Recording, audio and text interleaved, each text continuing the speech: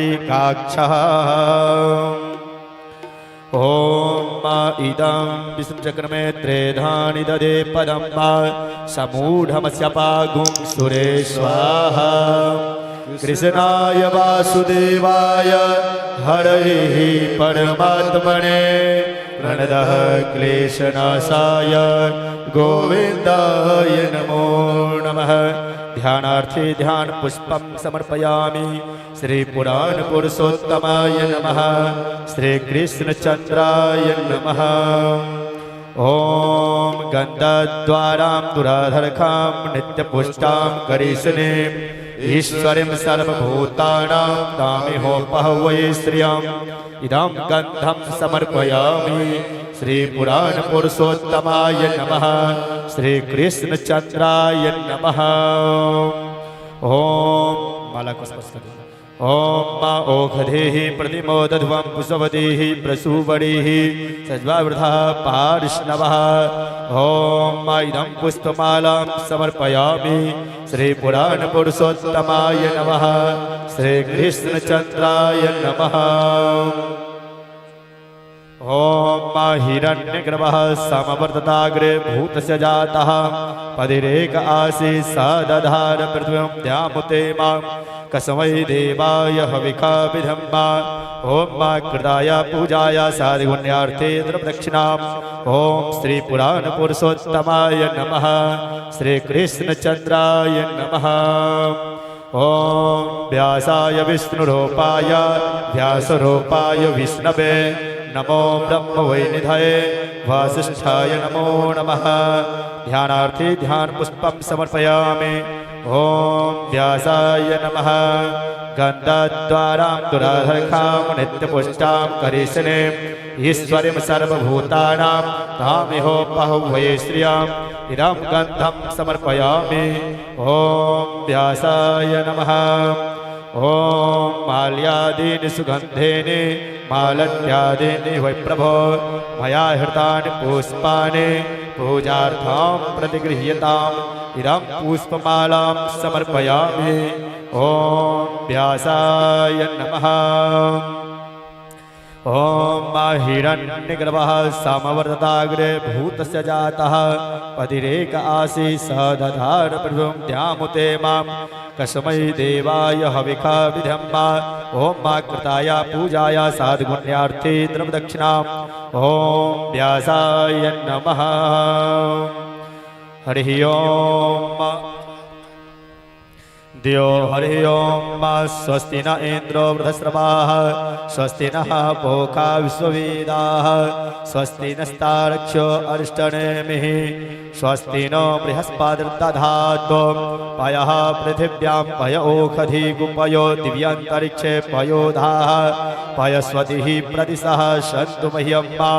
विष्णोराट्टमसि विष्णोः स्रप्तैस्थ विष्णोः स्योरसि विष्णो ध्रुवोऽसि वैष्णवमसि विष्णवे त्वा अग्निर्देवता वातो देवता सूर्यो देवता चंद्रमा देवता वसवो देवता रुद्रा देवता द्वितीया देवता मरुतो देवता विश्वे देवा देवता बृहस्पतिर्देवतेन्द्रो देवता वरुणो देवता द्योः शान्तिरन्तरिक्षगुं शान्तिः पृथिवी शान्तिरापः शान्तिरोषधयः शान्तिः वनस्पतयः शान्तिर्विश्वे देवाः शान्तिर्ब्रह्म शान्तिः सर्वगुं शान्तिः शान्तिरेव शान्तिः क्षमा शान्तिरेधिजतो यदः समीहसे ततो नो अभयं कुरु षण्णः कुरु प्रजाभ्यो भयन्नः पशुभ्यः गणानां त्वा गणपतिगुं हवामहे प्रियाणां त्वा प्रियपतिगुं हवामहे निधीनां त्वा निधिपतिगुं हवामहे वसो मम आहमजानि गर्भधमा त्वमजासि गर्भधमा अम्बे अम्बिके अम्बालिके नमानयति कश्चन सा सद्यस्वकः सुभद्रिकां काम्पि लवासनिम्मा श्रीश्चते लक्ष्मीक्षापदन्यां वहोरात्रे पार्श्वे नक्षत्रान्निरूपमसिनो व्यातम् स्नान्निखाणं होम इखाण सर्वलोकम् इखाणम् विश्वानि देव सवितर्दुरितानि पराशुव जद भद्रं तन्न आशुभ हरि ओम शांति शांति शांति। ओम चंद्रमा मनसो जात चक्षुः सूर्यो अजायत श्रोत्राद्वायुश्च प्राणश्च मुखा दग्निरजायत। ओम इदगुं हविः प्रजननं मे यस्तु दशवीरगुं सर्वगणगुं स्वस्तये आत्मसनि प्रजासनि पशुसनि लोक्यसन्यभयसनि अग्निः प्रजां बहुलां मे करो त्वन्नं पयोरेतो अस्मासु धत्ता।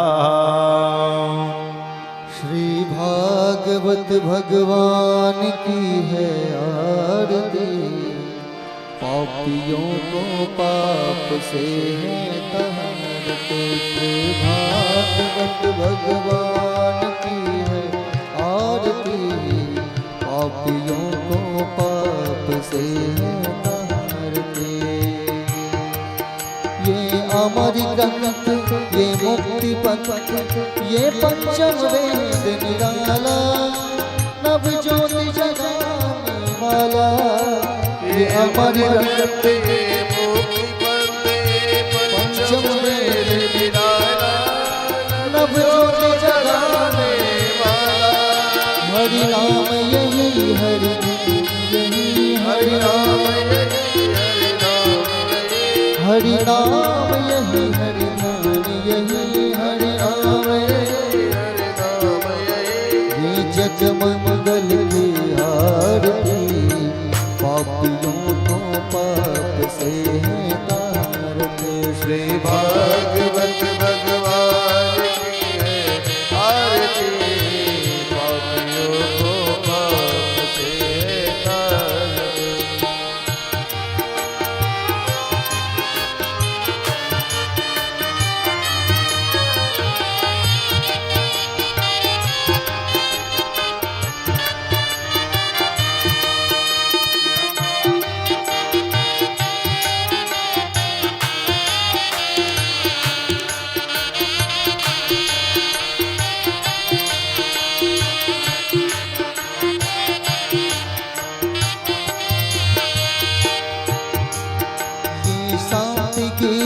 पावन पुण्य पापों को मिटाने वाला, हरि दर्श कराने वाला। ये शांति गीत पावन पुण्य पापों को मिटाने वाला, हरि दर्श कराने वाला। ये शांति गीत पावन पुनीत पापों को मिटाने वाला, हरि दर्श कराने वाला। ये शांति गीत पावन पुनीत पापों को मिटाने वाला, हरि दर्श कराने वाला। ये सुख करनी ये दुख हरणी, ये सुख करनी ये दुख हरणी, ये सुख करनी ये दुख हरणी, ये सुख करनी ये दुख हरणी। श्री मधुसूदन की आरती, पापियों को पाप से है तारते। श्री भागवत भगवान की है आरती, पापियों को पाप से है तारते।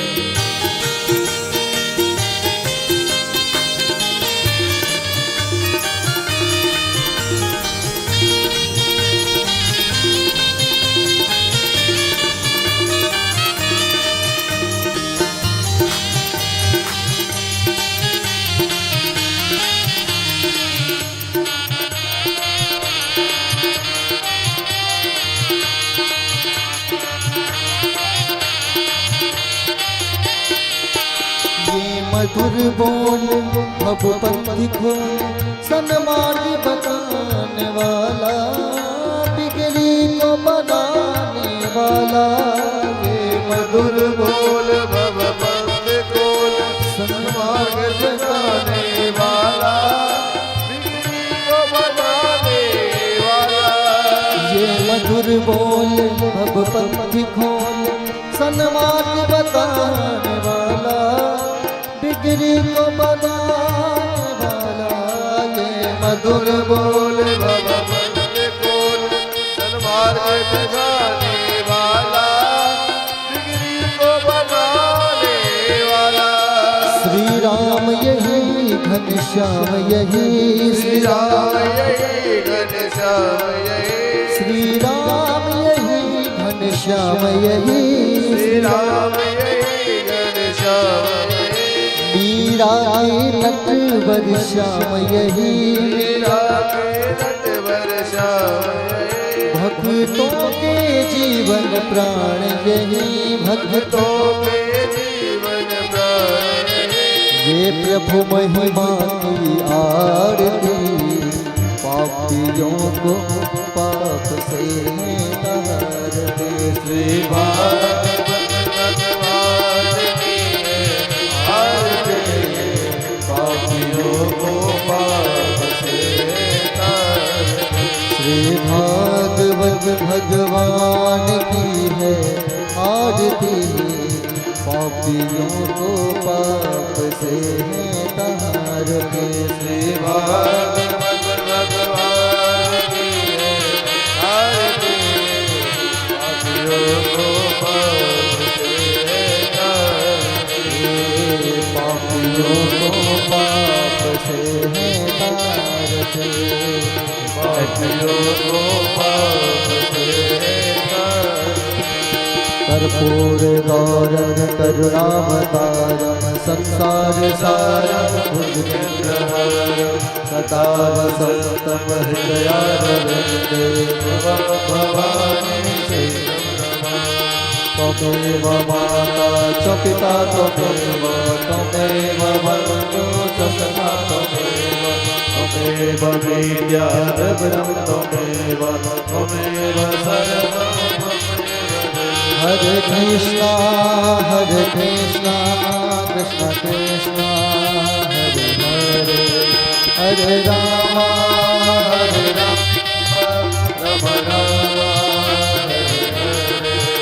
हरे कृष्ण कृष्ण कृष्ण हरे हरे कृष्ण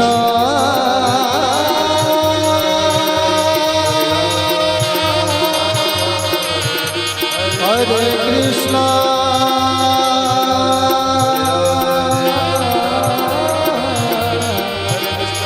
हरे हरे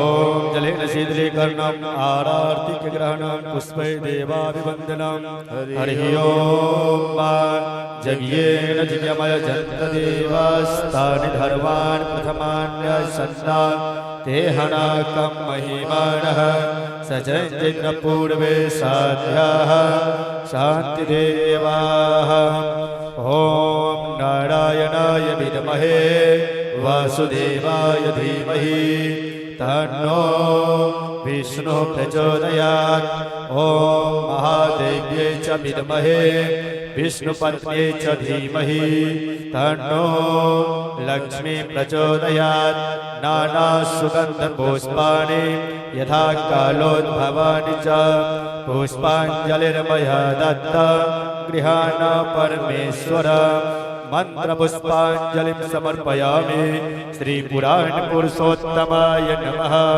श्री कृष्णचंद्राय नमः बोल श्री कृष्णचंद्र भगवान की व्यास जी महाराज की आइए सभी भक्तों अपने अपने स्थान पर बैठ जाएं और सप्तम दिवस की कथा पूज्य महाराज जी के द्वारा हम लोग श्रवण करेंगे। जय श्री राधे।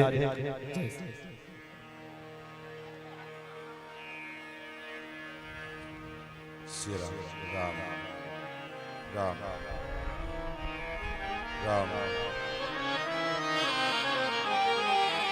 श्री राम राम नारायण नारायण श्री राम राम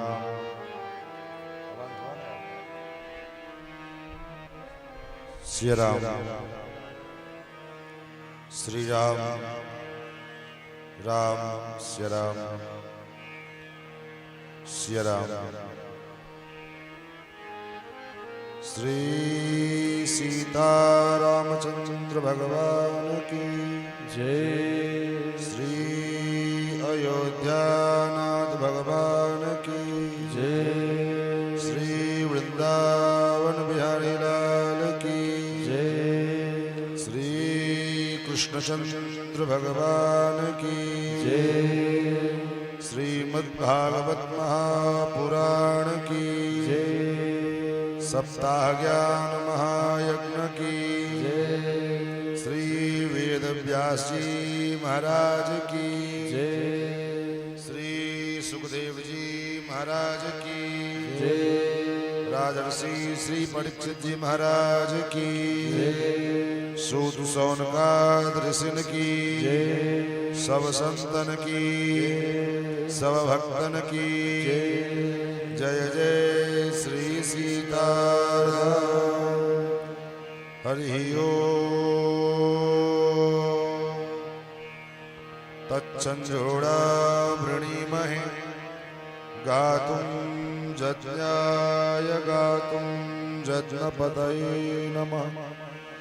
दैवी स्वस्तिरस्तु न स्वस्तिर्मानुषेभ्यः ऊर्ध्वं जिगातु भेषजं सन्नो अस्तु द्विपदेशं चतुष्पदे। विश्वानि देव सवितर्दुरितानि पराशुभं यद्भद्रं तन्नाशुभम्। सच्चिदानन्दरूपाय विश्वोत्पत्त्यादिहेतवे तापत्रयविनाशाय श्रीकृष्णाय वयं नमः। व्यासाय विष्णुरूपाय व्यासरूपाय विष्णवे नमो वै ब्रह्मनिधये वासिष्ठाय नमो नमः। अचतुर्वदनो ब्रह्मा द्विबाहुरपरो हरिः अभाललोचनः शम्भुर्भगवान् बादरायणः। योऽन्तः प्रविश्य मम वाचमिमां प्रसुप्तां सञ्जीवयत्यखिलशक्तिधरस्वधाम्ना अन्याश्च हस्तचरणश्रवणत्वगादीन् प्राणान्नमो भगवते पुरुषाय तुभ्यं। लक्ष्मीनाथसमारम्भां नाथयामुनमध्यमाम् अस्मदाचार्यपर्यन्तां वन्दे गुरुपरम्पराम्। यो नित्यमच्युतपदाम्बुजयुग्मरुग्म व्यामोहतस्तदितराणि तृणाय मेने। अस्मद्गुरोर्भगवतोऽस्य दयैकसिन्धो रामानुजस्य चरणौ शरणं प्रपद्ये। श्रीमत्काश्यपगोत्रलब्धजनुसंविद्याविभूषोन्नतं सच्छास्त्रार्णवपारगामि विदुषां मान्यं मनोज्ञस्त्रियं। स्वाचार्ये च जगद्गुरो बुधवरे श्रीवासुदेवे रतं वन्दे वन्दजगद्गुरुं मुनिवरं श्रीराघवार्यं गुरुम्। अस्मद्गुरुभ्यो नमः अस्मत्परमगुरुभ्यो नमः अस्मत्सर्वगुरुभ्यो नमः। श्रीमते रामानुजाय नमः। श्रीराधाकान्तस्मरणं श्रीसीताकान्तस्मरणं सन्तपूर्वाचार्या सहायाः सप्तपूर्वाचार्या सहायाः। श्री कृष्णचंद्र भगवान की जय। श्री वृंदावन बिहारी लाल की जय। श्री वेद व्यास भगवान की जय। सुखदेव जी महाराज की जय। भाष्यकार रामानु स्वामी जी महाराज की जय। पूज्यपाद श्रीमद् जगद्गुरु स्वामी जी महाराज की जय। जय जय श्री राधे।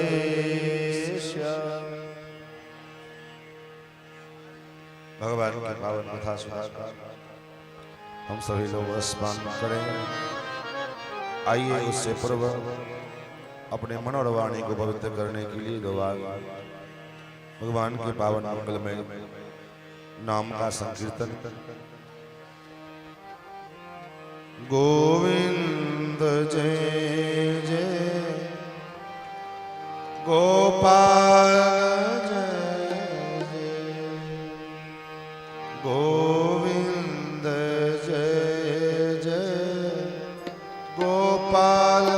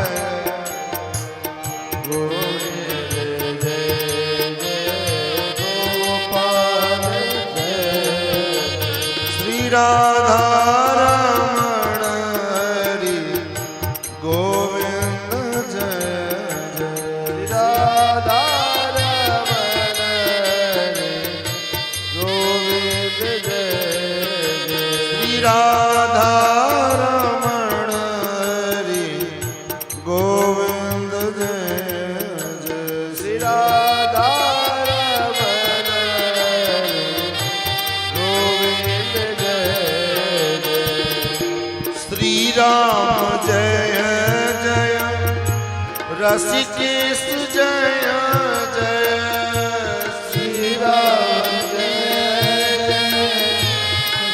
ऋषिकेश जय जय श्री राम जय जय ऋषिकेश जय जय श्री राम जय जय ऋषिकेश जय जय सीतारमण राम रघुनाथ जय जय सीतारमण रघुनाथ सीतारमण राम रघुनाथ जय जय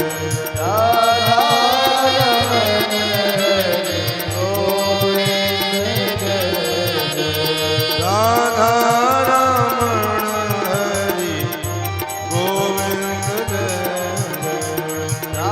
जय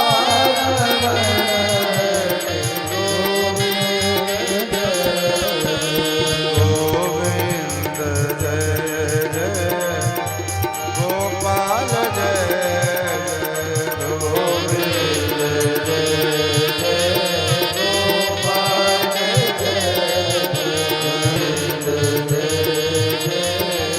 गोपाल श्री राधा गोविंद भगवान की जय श्री वृंदावन बिहारी लाल की जय श्रीमद्भागवत महापुराण की जय सप्ताह ज्ञान महायज्ञ की श्री जय जय श्री राधे श्याम। अनंत कोट ब्रह्मांडादि नायक भक्तवांछा कल्पतरु भक्तवत्सल शरणागत वत्सल सौशील्य वात्सल्य मार्दव आर्जव आदि गुणों के संधो भगवान नंद नंदन श्याम सुंदर श्री कृष्णचंद्र जिनकी ये वांगमयी शब्दमयी विग्रह श्रीमद् भागवत कथा के रूप में हम और आप विगत 7 दिनों से कथा सुन रहे हैं और सप्त दिवसीय ज्ञान महायज्ञ का आज विश्राम दिवस। कथा कभी समाप्त नहीं होती। क्यों? अंत उसका होता है जिसका आदि होता है, जिसका आरंभ होता है उसका अंत होता है। कोई ये कहे कि भगवान की कथा इतने है, यही भगवान की कथा है और जो बातें हैं वो असत्य है, ये संभव नहीं। क्यों? क्योंकि हर युगों में भगवान का अवतार होता है और इस हिसाब से विचार करें तो अभी वर्तमान में जो है ये 28वां कलयुग चल रहा है। वैवस्वत मनवंतर का ये 28वां कलयुग है। इससे पहले 28 बार सतयुग, 28 बार त्रेता द्वापर सब बीत चुके हैं। तो किस कल्प में, किस युग में, कब कौन सा अवतार भगवान का हुआ और किस अवतार में, किस कल्प में, कौन से युग में भगवान ने कौन सी लीला की, प्रत्येक युगों के प्रत्येक अवतार की अगर चर्चा होने लग जाए तो महाराज पूरी जिंदगी बीत जाएगी सुनते सुनते, लेकिन फिर भी पूरा। इसलिए गोस्वामी जी ने एक पंक्ति में समाधान दे दिया। भगवान की कथा को सुन करके मन में ये हो कि कथा क्या ये सही है क्या गलत है, तो एक पंक्ति में इसका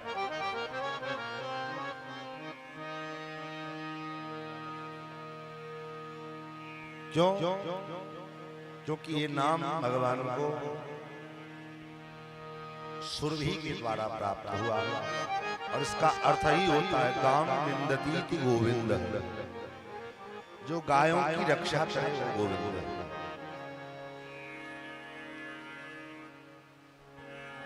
इसलिए गोविंद नाम से जितना जल्दी भगवान आते हैं, आते सभी नामों से, भगवान का सभी नाम प्रिय है, लेकिन गोविंद नाम सुनकर के जितना जल्दी भगवान प्रभावित होते हैं। इसलिए द्रौपदी ने जब दुशासन चीर खींच रहा था, 10,000 हाथी का बल रखने वाला दुशासन द्रौपदी के वस्त्र हरण कर रहा है, और जब चारों तरफ से द्रौपदी निराश हो गई, तब द्रौपदी ने भगवान को पुकारा, और भगवान को पुकारा तो कृष्ण कह करके नहीं पुकारा, कन्हैया कह करके नहीं पुकारा, तब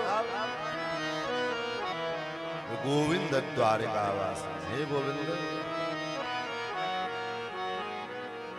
जो कहा गोविंद। इसलिए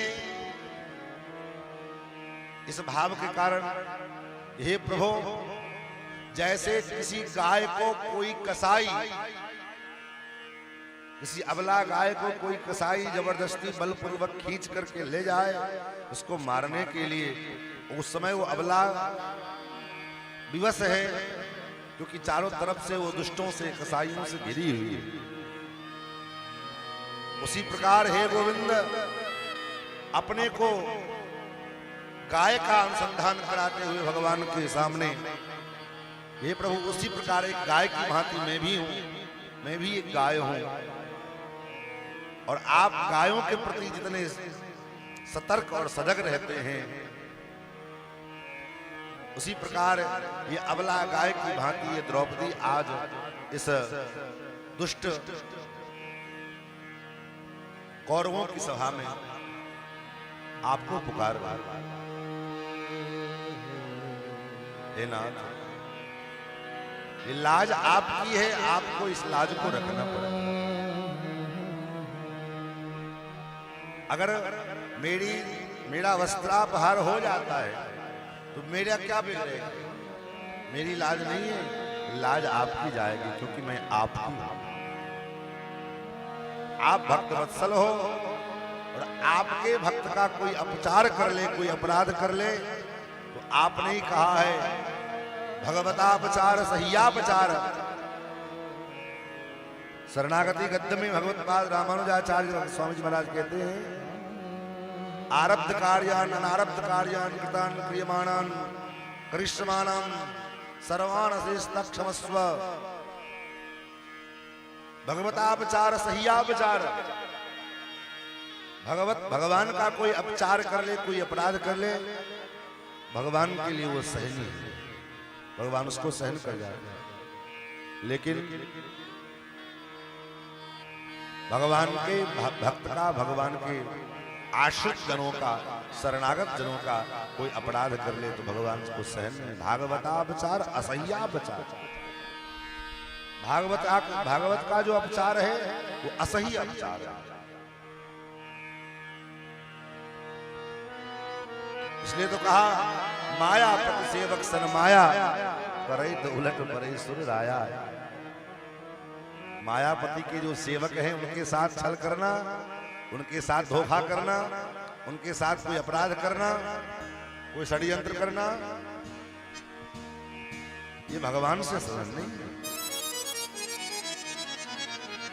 तो महाराज मेरा क्या जाएगा, आपकी लाज जाएगी। मेड़ो कहा बिगड़े लाज रखो कृष्ण मुरारी, लाज रखो कृष्ण मुरारी, लाज रखो कृष्ण मुरारी।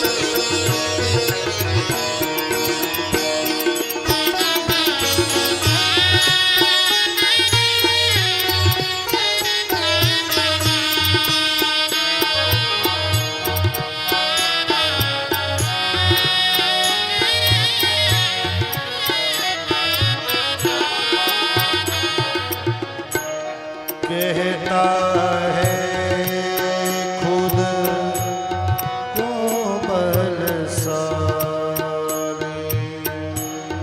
कहता है खुद को बलशाली, कहता है खुद को बलशाली, कहता है खुद को बलशाली, कहता है खुद को बलशाली,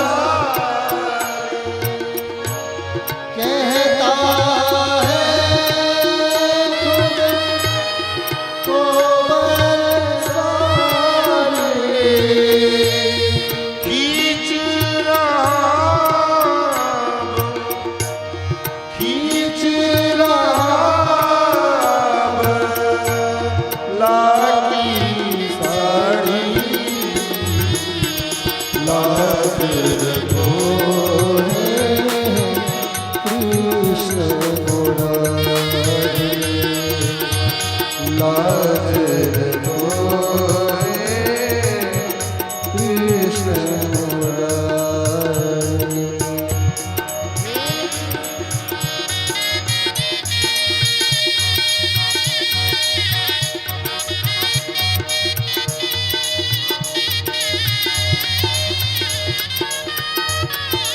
जय हो।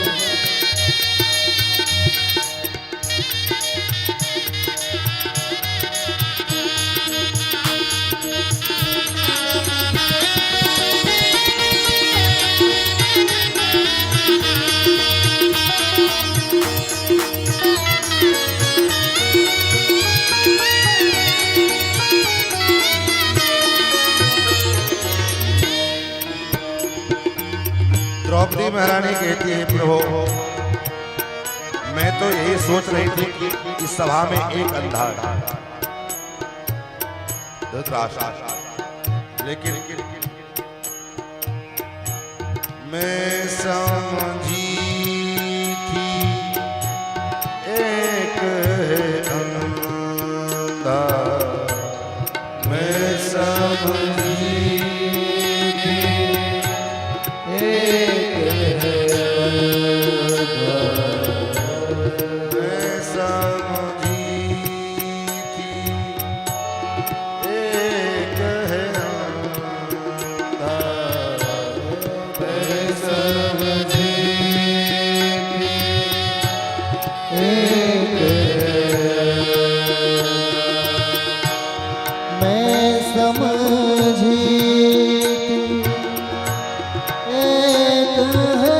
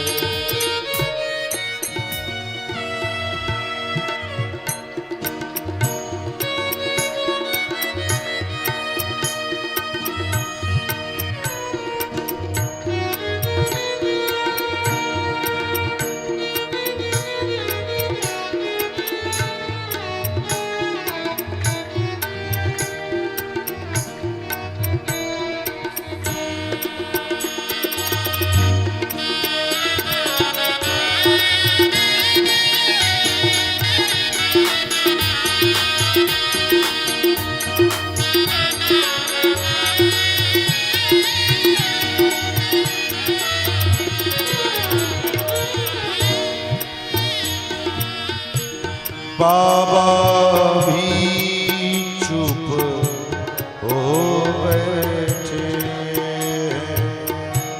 बाबा भी चुप हो बैठे, बाबा भी चुप हो बैठे, बाबा चुप हो बैठे। बाबा मतलब पितामह विष्णु, विष्णु पितामह भी चुपचाप सर नीचे करके बैठे। द्रौपदी कहती है अंतिम आशा था बाबा पितामह विष्णु का, लेकिन वो भी चुपचाप बैठे रहे। बाबा भी चुप हो बैठे, बाबा भी चुप हो बैठे, बाबा भी चुप हो बैठे, बाबा भी चुप हो बैठे हैं। ना जाने क्या, ना जाने क्या है लाचारी, लाज को है कृष्ण मुरारी, लाज को है कृष्ण मुरारी। हे गिरधारी, हे गिरधारी, कृष्ण मुरारी, कृष्ण मुरारी। हे बनवारी, लाज को है कृष्ण मुरारी, लाज को है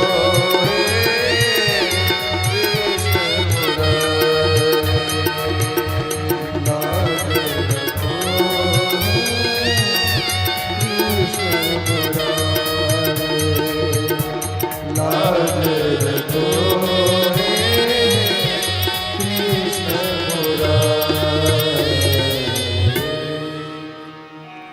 इसलिए गोविंद नाम, गोविंद नाम भगवान को अति प्रिय है, क्योंकि जिसका अर्थ ही होता है गाम विंदती, जो गायों की रक्षा करे। और ये नाम सुरभि कामधेनु के द्वारा प्राप्त भगवान को। भगवान का कृष्णावतार जो हुआ है, चाहे वो रामावतार हो, भगवान के अवतार के कुछ मुख्य प्रयोजन जो हैं, उसमें विप्र धेनु सुर संत हित लीन मनुज अवतार। ब्राह्मण गाय, तो मैंने कल निवेदन किया था, एक अभियान, गोरक्षा अभियान के तहत पूरे देश भर में हस्ताक्षर कार्यक्रम चल रहे हैं। जगह जगह से हस्ताक्षर करके और मुख्यमंत्री, प्रधानमंत्री, राज्यपाल, राष्ट्रपति सब जगह प्रेषित किया जा रहा है, ताकि लोगों के आह्वान पर एक चरण पूरा हुआ, जिसका परिणाम दिख रहा है। 27 मार्च का एक चरण पूरा हुआ, लगभग 1600-1700 दस्तखत लेकर के हम लोगों ने जमा कराए, और देश भर से लाखों दस्तखत जमा हुए, हस्ताक्षर। इसका परिणाम दिख रहा है कि आज जो गाय खाने वाले थे, आज वो भी कह रहे हैं कि नहीं, गाय को राष्ट्रमाता की दर्जा मिलना चाहिए। जो खाने वाले थे, जो इस बकरीद के नाम पर गाय की कुर्बानी देते थे, इस बार देखने को मिला है कि उन्होंने भी कहा कि जो पैसा गाय खरीद करके कत्ल करने में लगाते हो वो पैसा गौशाला में चाहे किसी ट्रस्ट में किसी गरीब बच्चों के सहयोग में लगा।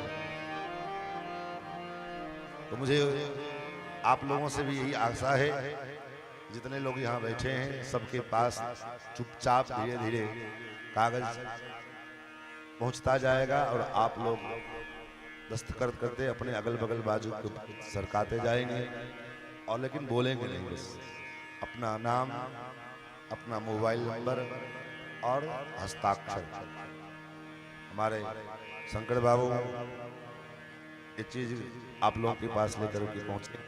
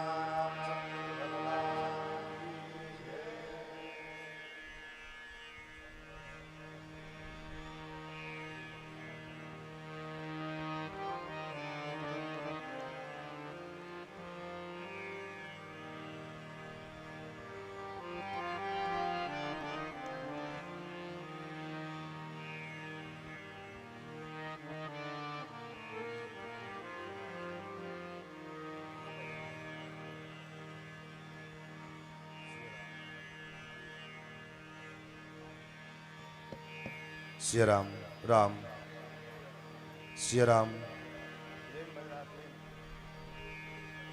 सिया राम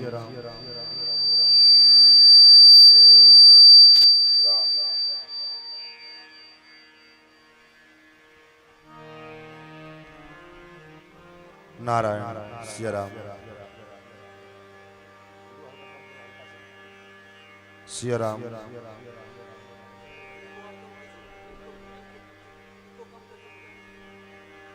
श्री सीतारामचंद्र भगवान की जय। श्री वृंदावन बिहारी लाल की जय।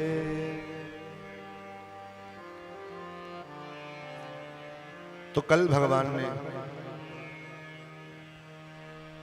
गायों की रक्षा के लिए गोवर्धन पर्वत उठाए और गोपियों के मनोरथ को पूर्ण करने के लिए भगवान ने रास किया और दुष्ट कंस का संहार करने के लिए भगवान वृंदावन से मथुरा पधारे और मथुरा में आकर के भगवान ने कंस का वध किया और वहां से भगवान जरासंध के आक्रमण पर 17 बार जरासंध ने आक्रमण किया और श्रीमद् भागवत में जरासंध की चर्चा श्रीमद् भागवत के उत्तरार्ध में शुरू होती है। 50वें अध्याय से जरासंध की कथा शुरू होती है, जरासंध की चर्चा आती है। कथा क्या, चर्चा आती है। कंस की पुत्री अस्ति और प्राप्ति, ये दो कन्या कंस के एक पत्नी, ये जरासंध की बेटी है। अपने पिता जरासंध के पास गई, कहा मेरे पति को कृष्ण ने मार डाला और जरासंध ने आक्रमण किया मथुरा के ऊपर। ये जरासंध के आक्रमण का तात्पर्य क्या है? मथुरा मतलब बोले मथुरा यानी मानव शरीर ही हमारी मथुरा है।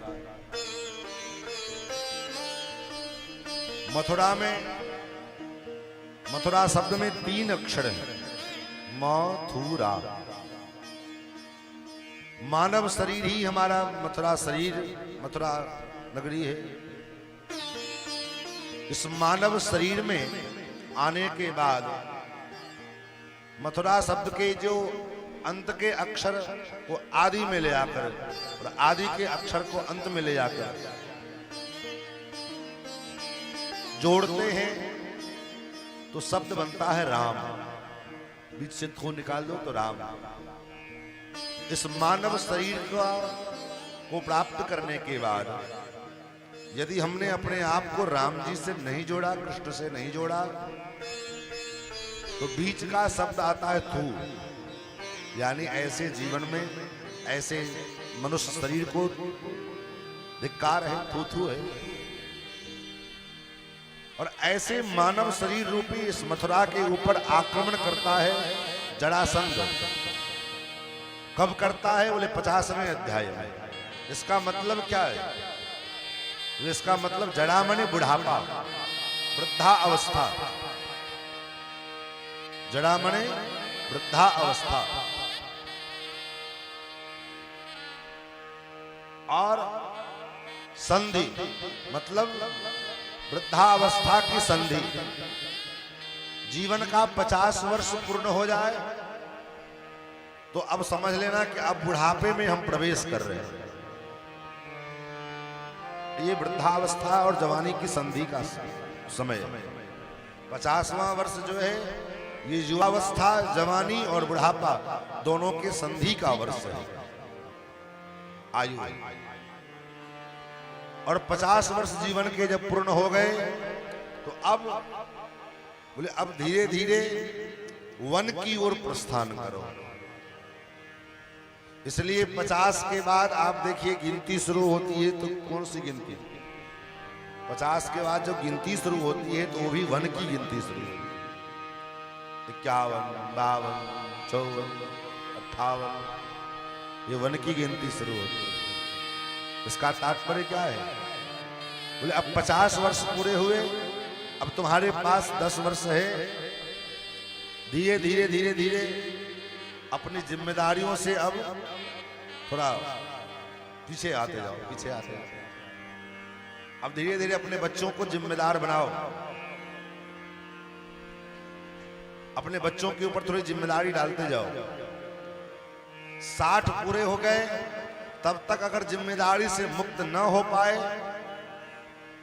तब गिनती शुरू होती है 60 की ना। 60, 61, 62, 64, 60। फिर बच्चे कहने लग जाएंगे बाबूजी सठिया गए।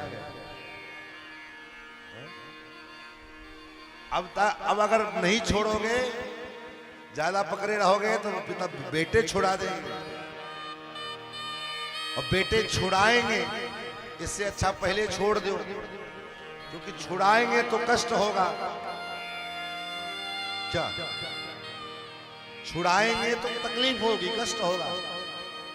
इससे अच्छा पहले छोड़ के बैठे रहो। वो कहे कि पिताजी लाओ अब ये काम मैं कर लूं। हाँ बेटा पहले, ये नहीं कि तुमसे नहीं होगा। ये बात तो कभी भी अपने बच्चों को कहना ही नहीं चाहिए कि ये काम, और वो भी कुएं में गिरा हुआ है, पूरा जोर लगा के खींचना। उस बच्चे ने उसको कैसे निकाल लिया? उसका उत्तर यही है कि उस जगह पर उस बच्चे को ये कहने वाला व्यक्ति कोई नहीं था कि बेटा ये काम तुमसे नहीं होगा। उसको लगा कि ये काम मुझे करना है और किसी भी प्रकार से मुझे अपने दोस्तों को बचाना है, अपने भाई साथी को बचाना है। जब हम कोई काम करने चलते हैं, चाहे हमारा बच्चा कुछ करना अच्छा करना चाहता है, तो पहले अरे तुमसे नहीं हो पाएगा, रहे दो, छोड़ो, हटाओ, हटाओ, हम करते हैं। क्यों? करने तो दो उसको।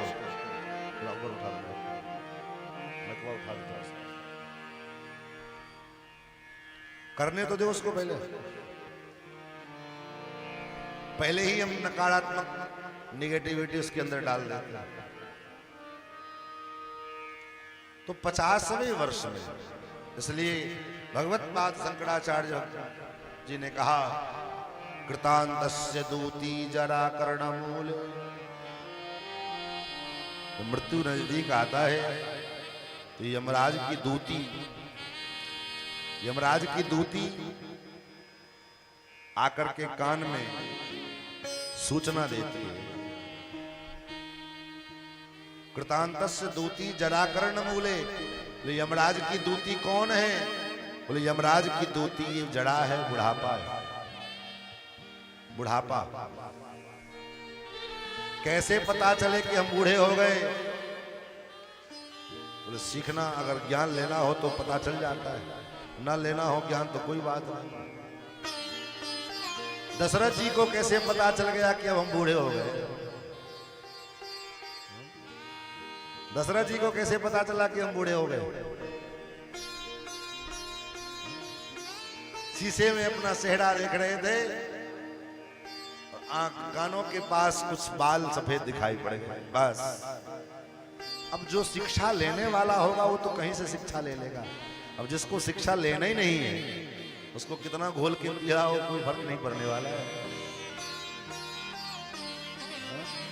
जो शिक्षा लेने वाला है वो हर जगह से शिक्षा ले लेता है। दशरथ जी को सफेद बाल से शिक्षा मिल गई, हम बूढ़े हो गए। और हम लोग बोले महाराज तक कान की कौन कहीं पूरी खोपड़ी की बाल पक जाती है, उसके बाद भी कहते नहीं अभी बूढ़े नहीं हुए। बोले क्यों बाल सफेद हो गए? बोले कोई बात नहीं, काला कर लेंगे।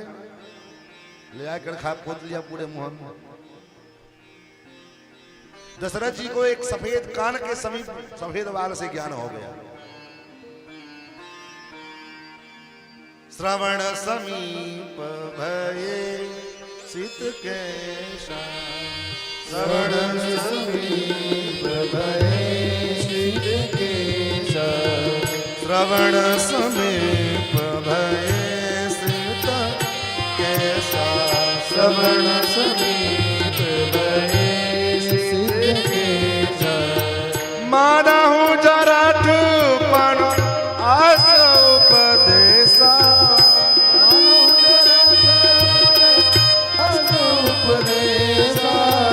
मानहु जराठपन आस उपदेशा।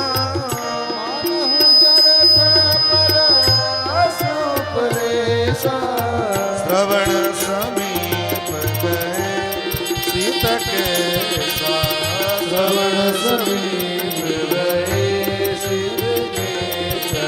श्रवण समीप गए सीत केशा।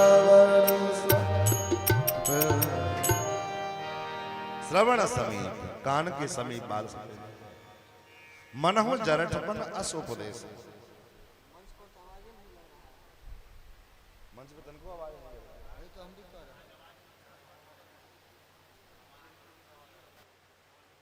महाराज ऐसा लग रहा है कि जो है बुढ़ापा आ गया। और जैसे पता लगा बुढ़ापा आ गया, दशरथ जी ने क्या किया? किसी ब्यूटी पार्लर गए, किसी केस को डाई करने वाले को बुलाया, मेरा काल बाल खराब लग रहा है सफेद कर दो। नहीं, तब तुरंत गुरुजी को बुलवाया। गुरुजी को बुलवाया, गुरुजी से कहा गुरुदेव अब मुझे लगता है मैं बूढ़ा हो गया। तो मैं चाहता हूं कि अपने राम को युवराज बना दूं। इसलिए बुढ़ापा, देखो दुनिया में हर चीज का एक डेट निर्धारित है। आपका बर्थडे कब है, आपने जो है 10वीं कक्षा में कब पास किया, मैरिज डे है, आप पिता कब बने, माँ कब बनी, कौन कौन से डेट में, सबका डेट है। लेकिन कोई पूछे कि आप बूढ़े कब हुए, इसका कोई डेट है? हम बूढ़े कब हुए, इसका कोई डेट है? नहीं है। दो चीज का कोई डेट नहीं पता है, कोई निर्धारित नहीं। एक हम बूढ़े कब हुए, दूसरा, शहरों में आप जाओ, हर जगह कुछ न कुछ जो है नोटिफिकेशन लिखा होता है, यहाँ थूकना मना है, यहाँ बैठना मना है, यहाँ सोना मना है, यहाँ गाड़ी खड़ी करना मना है। बड़े कोई न कोई नोटिफिकेशन लिखा होता है, दीवार पे चिपकी रहती नोटिस। लेकिन दुनिया के किसी कोने में आप चले जाओ, आपको ये नोटिस नहीं मिला होगा कि यहाँ मरना मना है। कहीं लिखा है मरने के लिए यही स्थान होता है, ऐसा कहीं लिखा है? बाथरूम में मर सकते हो, बेड पे मर सकते हो, ये नहीं कि जो है सोते हुए मर सकते हो। आदमी सोता हुआ मरेगा, चाहे गाड़ी पे मरेगा या फ्लाइट में मरेगा या जो है ट्रेन में मरेगा। खाते खाते आदमी मर सकता है।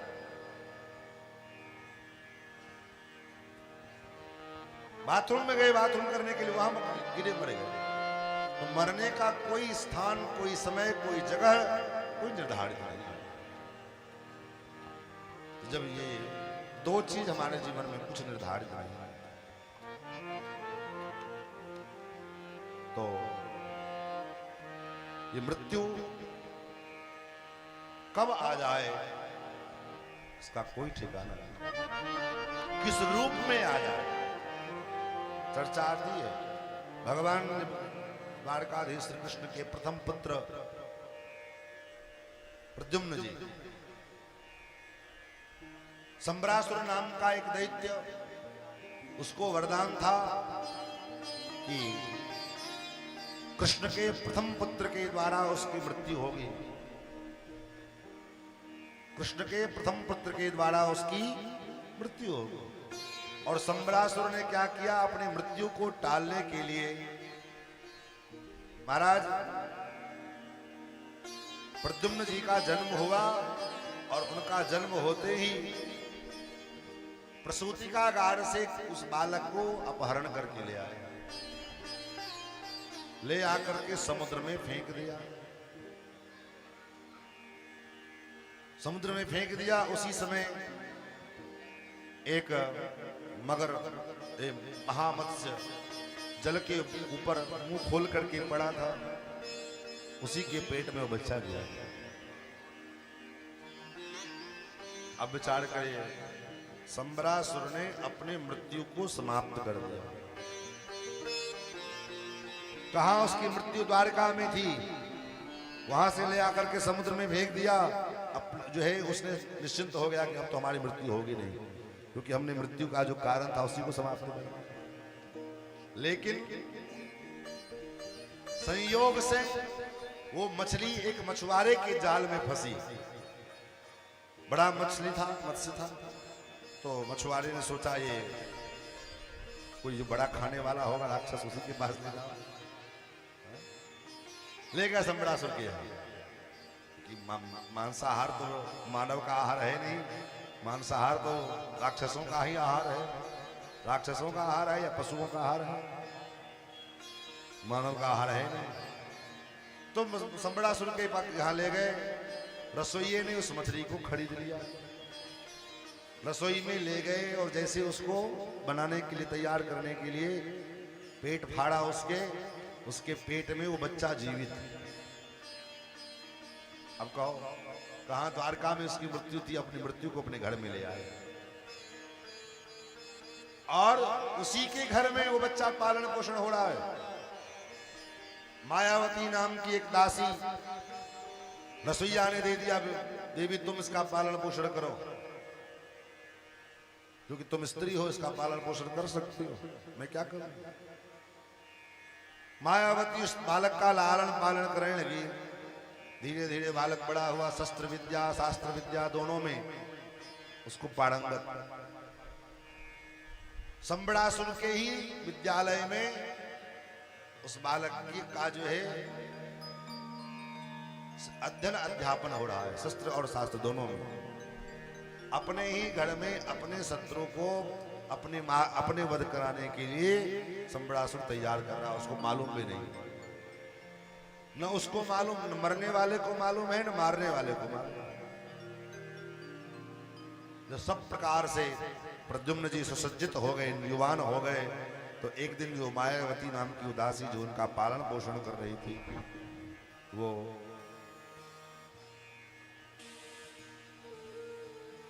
महाराज कामिनी भाव से इनके पास प्रस्तुत हुई। पत्नी के समान हाव भाव, प्रेयसी के समान हाव भाव करते हुए इनके पास प्रस्तुत हुई।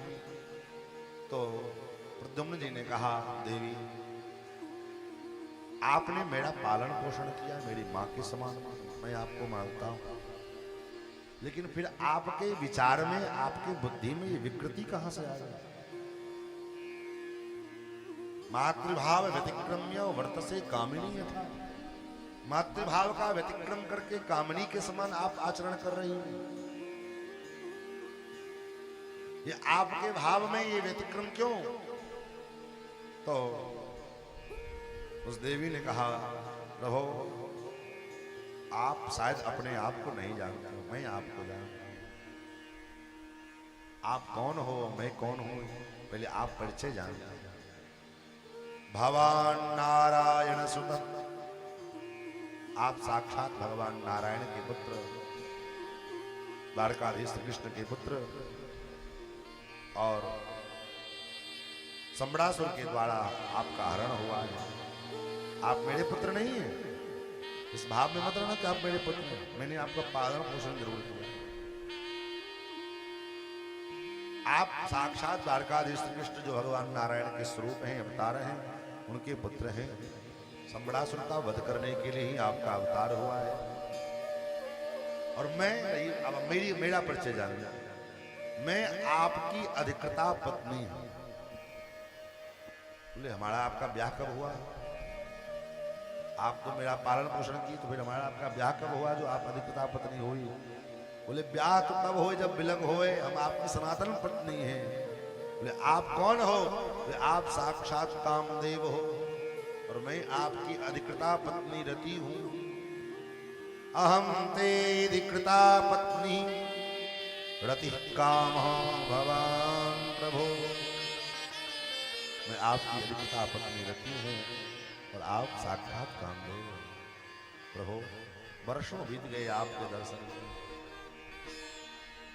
जब भगवान शंकर के तीसरे नेत्र के कोप से जब आप जल करके भस्म हो गए थे, तो मैं होती गाती उनके पास गई, उसे कहा मेरे पति को आपने जलाकर भस्म कर दिया। तब उन्होंने कहा था तुम्हारे पति का मिलन कब और कहां होगा, उस समय उन्होंने कहा था जब यदुवंश कृष्ण अवतार, जब यदुवंश कृष्ण अवतार, जब यदुवंश कृष्ण अवतार, जब यदुवंश कृष्ण अवतार, होई है हर महामहिमा, होई है हर महामहिमा। कृष्ण तन होई है पति तोरा, कृष्ण तन होई है पति तोरा, वचन अन्यथा कोई न वचन अन्यथा कोई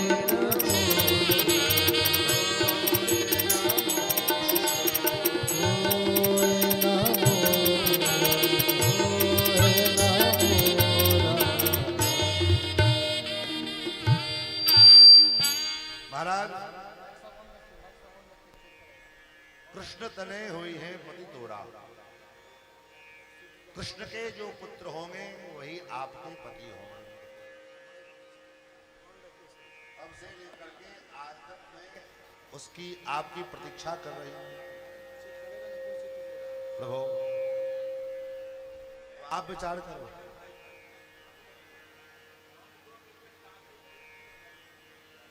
अब आप विचार करिए, संबरासुर ने अपनी मृत्यु को कहां छोड़ आया, लेकिन उस मृत्यु से जितना वो दूर गया, मृत्यु उसके नजदीक उतनी पहुंच गई। तो कहने का भाव ये है कि जीवन में मृत्यु है, ये सत्य है, ये सब जानते हैं। जातस्य ही ध्रुवो मृत्युर मृत्युर्जन्म ध्रुवस्य च, जिसका जन्म हुआ है उसकी मृत्यु है। और जब मृत्यु है तो ये बात से तय है कि आज नहीं तो कल हम मरेंगे। तो मरना तय है तो क्यों ना हम महाराज उस मृत्यु के आगमन से पहले अपने को हम परमात्मा के, भगवान के हवाले, भगवान की शरणागति करके और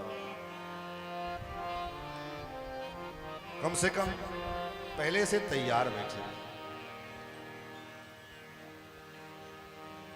क्योंकि तुलसी जस भवितव्यता तैसी बने सहाय, आप न आवे ताय पहिताय कहां ले जाए।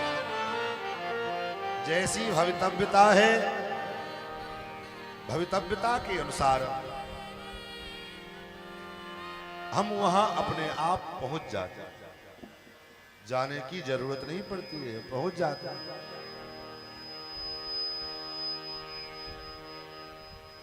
तो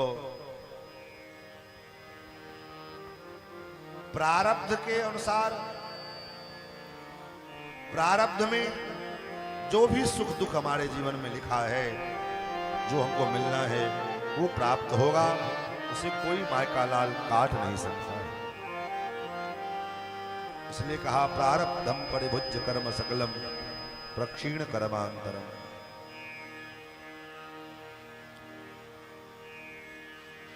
महाराज आगे भगवान के और विवाह हुए।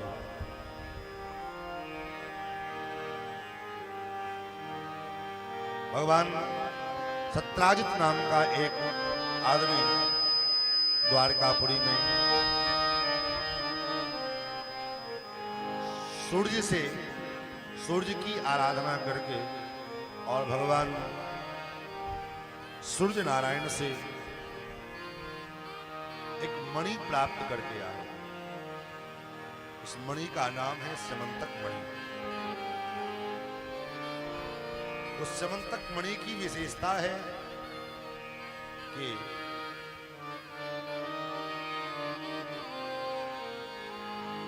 वो मणि रोज 8 तोला स्वर्ण उत्पन्न करता है। रोज भगवान द्वारकाधीश को पता चला। भगवान ने सत्राजित से कहा, आप ये मणि द्वारका के कोष में जमा करा दीजिए। इतना संपत्ति लेकर आप क्या करोगे? क्योंकि राजा का दायित्व होता है। क्या दायित्व है राजा का? प्रजा के पास जो है अधिक संपत्ति हो, ठीक है, लेकिन जितना संपत्ति है इसलिए टैक्स लिया जाता है। लेकिन ये टैक्स की परंपरा आज की नहीं है, पुरानी परंपरा। महाराज आय से अत्यधिक संपत्ति होना अगर किसी प्रजा के पास है तो वो राज सत्ता के लिए, राजा के लिए खतरनाक हो सकता है। इसलिए राजा, सरकार टैक्स वसूल करती है कि आप जितना कमाते हो उसका कुछ % टैक्स जमा करना। महाराज सत्राजित ने कहा, नहीं नहीं, मैं ये मणि नहीं दे सकता। क्यों? क्योंकि मेरे आराध्य भगवान सूर्य के द्वारा प्रदत्त ये मणि है और रोज मैं इसकी उपासना करता हूं, आराधना करता हूं। भगवान ने कहा, कोई बात नहीं, जाओ। बात खत्म हो गई। लेकिन एक दिन सत्राजित का भाई प्रसेन उस मणि को धारण करके जंगल में शिकार करने के लिए गया और वहां उसको एक सिंह ने मार डाला। एक सिंह ने जब मार डाला तो वहां से सिंह आगे बढ़ा, उस सिंह को एक रीछ ने मार दिया। बात खत्म हो गई। 2 दिन बीते, 4 दिन बीते, प्रसेन लौट करके नहीं आया। लौट करके नहीं आया तो सत्राजित के मन में संदेह पैदा हो न हो कृष्ण मुझसे वो मणि मांग रहा था, लगता है कृष्ण ने ही मेरे भाई को मार करके और वो मणि ले लिया। लेकिन बात संदेह के दायरे में थी, कंफर्म था नहीं। सो बात अपने घर में ही चर्चा करके रखा है। लेकिन जब बात कहीं न कहीं थोड़ी सी भी लीकेज हो तो महाराज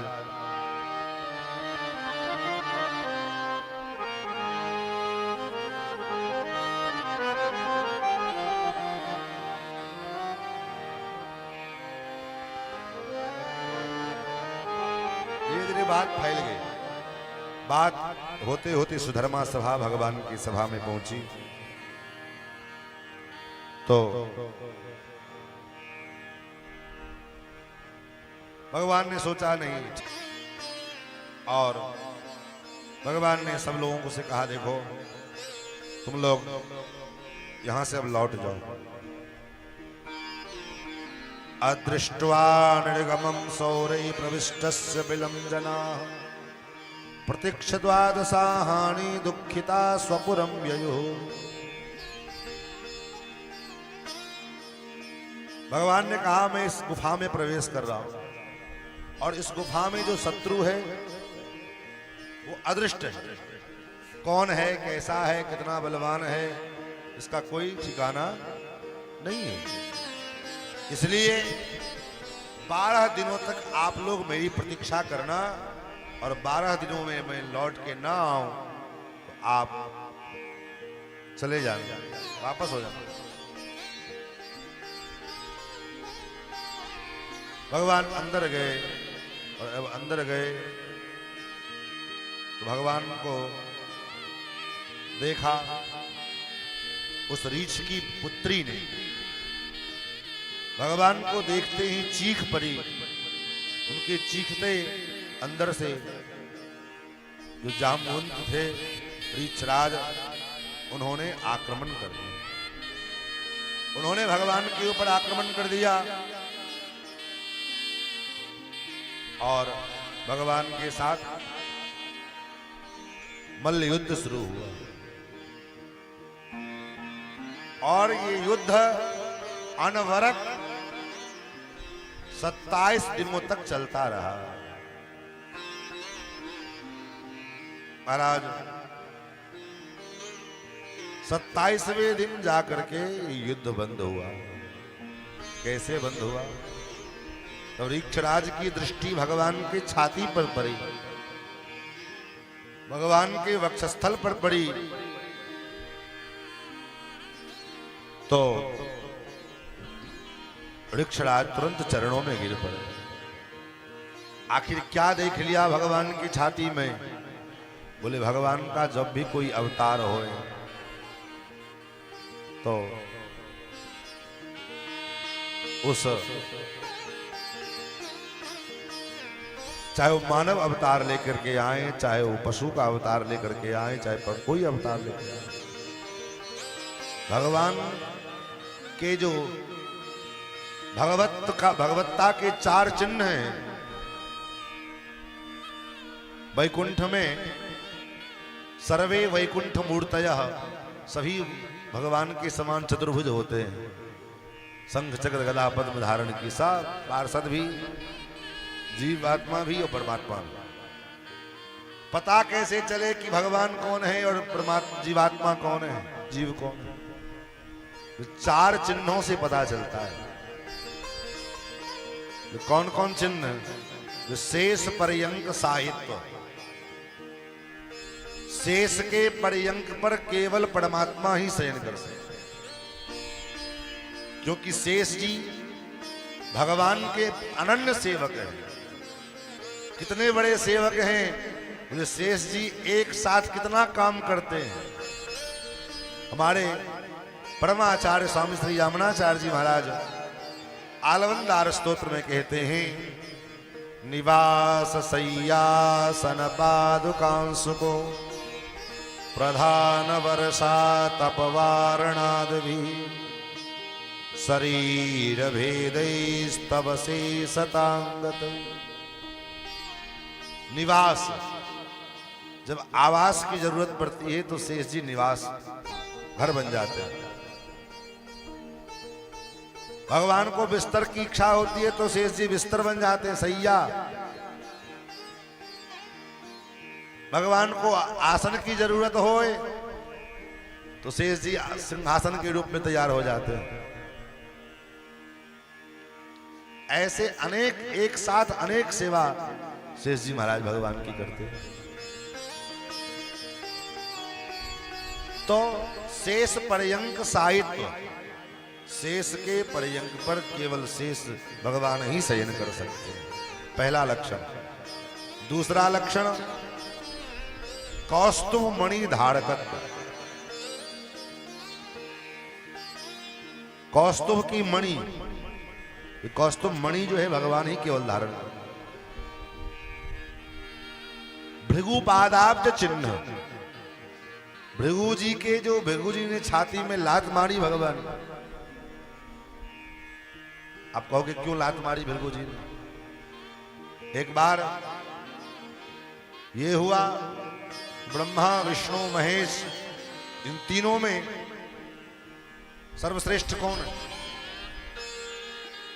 इसका निर्णय कैसे हो। भृगु जी ने कहा चलो कोई बात नहीं, ये जिम्मेदारी हम लेते हैं। और भृगु जी चले सबसे पहले ब्रह्मा जी के पास गए। ब्रह्मा जी के पास गए तो ब्रह्मा जी बैठे रहे अपने आसन पर में। क्यों उठेंगे भाई, वो पिता है ये पुत्र है।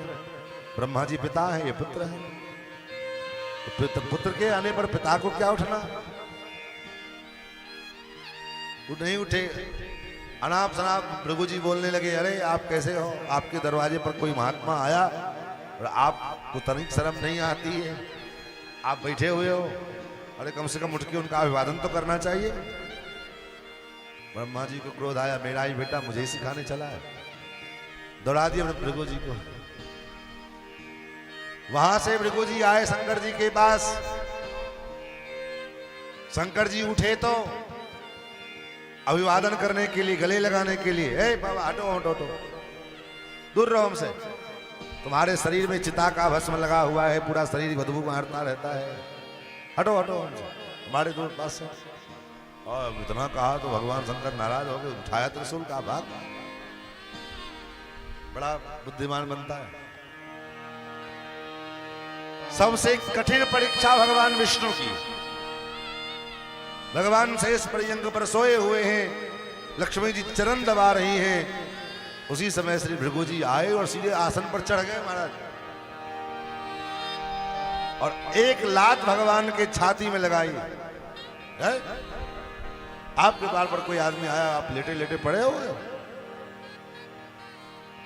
भगवान ने न दौड़ाया, न कोई अपशब्द कहा, न कोई सुदर्शन चक्र चलाया, कुछ नहीं, सीधे चरणों को पकड़ लिया। ब्रह्मन मुझसे भूल हो, मुझसे अपराध हो।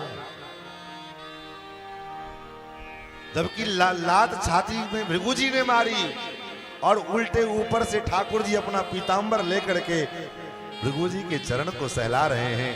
प्रभु, हे ब्राह्मण देव, हे ब्राह्मण देवता, कहीं मेरे छाती वज्र के समान, मेरी छाती के प्रहार से कहीं आपके चरणों में चोट तो नहीं लगा। भृगु जी के नेत्र सजल हो गए। धन्य है प्रभु आप, मैंने सबसे कठिन परीक्षा आपकी ली, आपके चरणों में, आपके छाती में प्रहार किया हमने, और आप नाराज होने की बजाय ऊपर से क्षमा याचना कर रहे हैं। उस भृगु जी के चरण चिन्ह को, पादाब्ज चिन्ह को भगवान निरंतर अपने वक्षस्थल पर धारण करते हैं, कभी और इसलिए तो भगवान स्वयं कहते हैं विप्र प्रसादात कमलावरोहम विप्र प्रसादात अजिताजितोहम।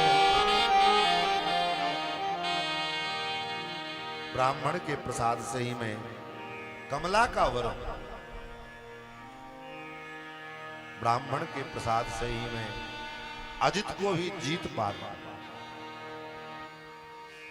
विप्र प्रसादात धरणी धरो हम, ब्राह्मण के प्रसाद से ही मैं धरणी धर हूं और विप्र प्रसादात मम नाम राम, एक ब्राह्मण के प्रसाद से ही मेरा नाम राम है। इसलिए भगवान का एक नाम ही है ब्रह्मण्य देव, नमो ब्रह्मण्य देवाय गो ब्राह्मण हिताय च। तो उन चिन्हों को ऋक्षराज ने देखा, पहचान गए तो साक्षात नारायण है। चरणों में गिर पड़े, प्रभु बोलो।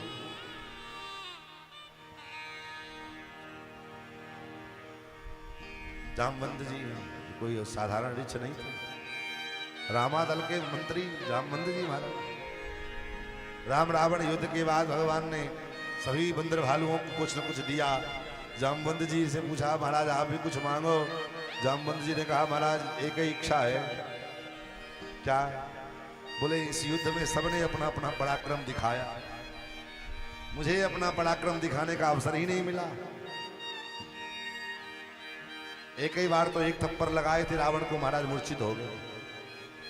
फिर उस दिन से हमने रावण के पास नहीं गए, कहीं कि रावण मर गया तो फिर आपका जो है आपका काम अधूरा हो जाएगा, आप इस कार्य के लिए आए हो। तो मेरे अंदर जो युद्ध की खुजली है ना, युद्ध का कीड़ा दौड़ रहा है, सो आप मेरे से युद्ध करो, आप मुझसे थोड़ा दो दो हाथ युद्ध कर लो, मेरी इच्छा पूरी हो जाए। भगवान ने कहा ऐसा कैसे करें, आप मेरे भक्त हो, ऊपर से मेरे जो है मंत्री हो, और आपने मेरा कुछ बिगाड़ा नहीं, तो फिर मैं आपके साथ युद्ध काहे को करूं? कुछ बिगाड़ो तो मैं कुछ कर दूं। महाराज हमारी इच्छा पूरी नहीं होगी, आप भक्तवत्सल हैं। भक्तवत्सल का मतलब ही है भक्त की मनोकामना को पूरा करना। भगवान ने कहा तो कोई बात नहीं, आपकी मनोकामना मैं पूरा करूंगा। कब? बोले अगले अवतार। और वही कृष्ण अवतार में जब भगवान पधारे तो भगवान ने मनोकामना पूरी की। भगवान ने कहा सत्राजित के द्वारा मेरे ऊपर एक झूठा आरोप लगा है, ये जो आपके पास ये मणि है ना, इस मणि को चुराने का आरोप मुझ पर आया है, इसलिए हे ऋक्षराज ये मणि आप मुझे प्रदान करें ताकि मैं अपने ऊपर का लगा हुआ ये कलंक समाप्त कर सकूं।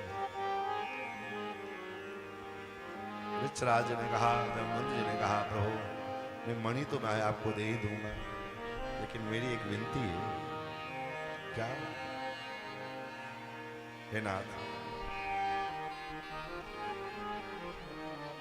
जैसे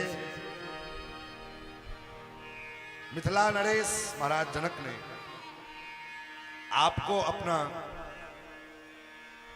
जमाता बना करके आपके चरण प्रक्षालन किए, तो उस अवतार में तो आप मर्यादा पुरुषोत्तम थे, आपका एक नाड़ी व्रत था, लेकिन तब से मेरी मन में लालसा है कि जैसे मिथिला नरेश जनक जी ने आपके जामाता के रूप में आपका पाद प्रक्षालन किया, उसी प्रकार मैं भी आपका पाद प्रक्षालन करूं।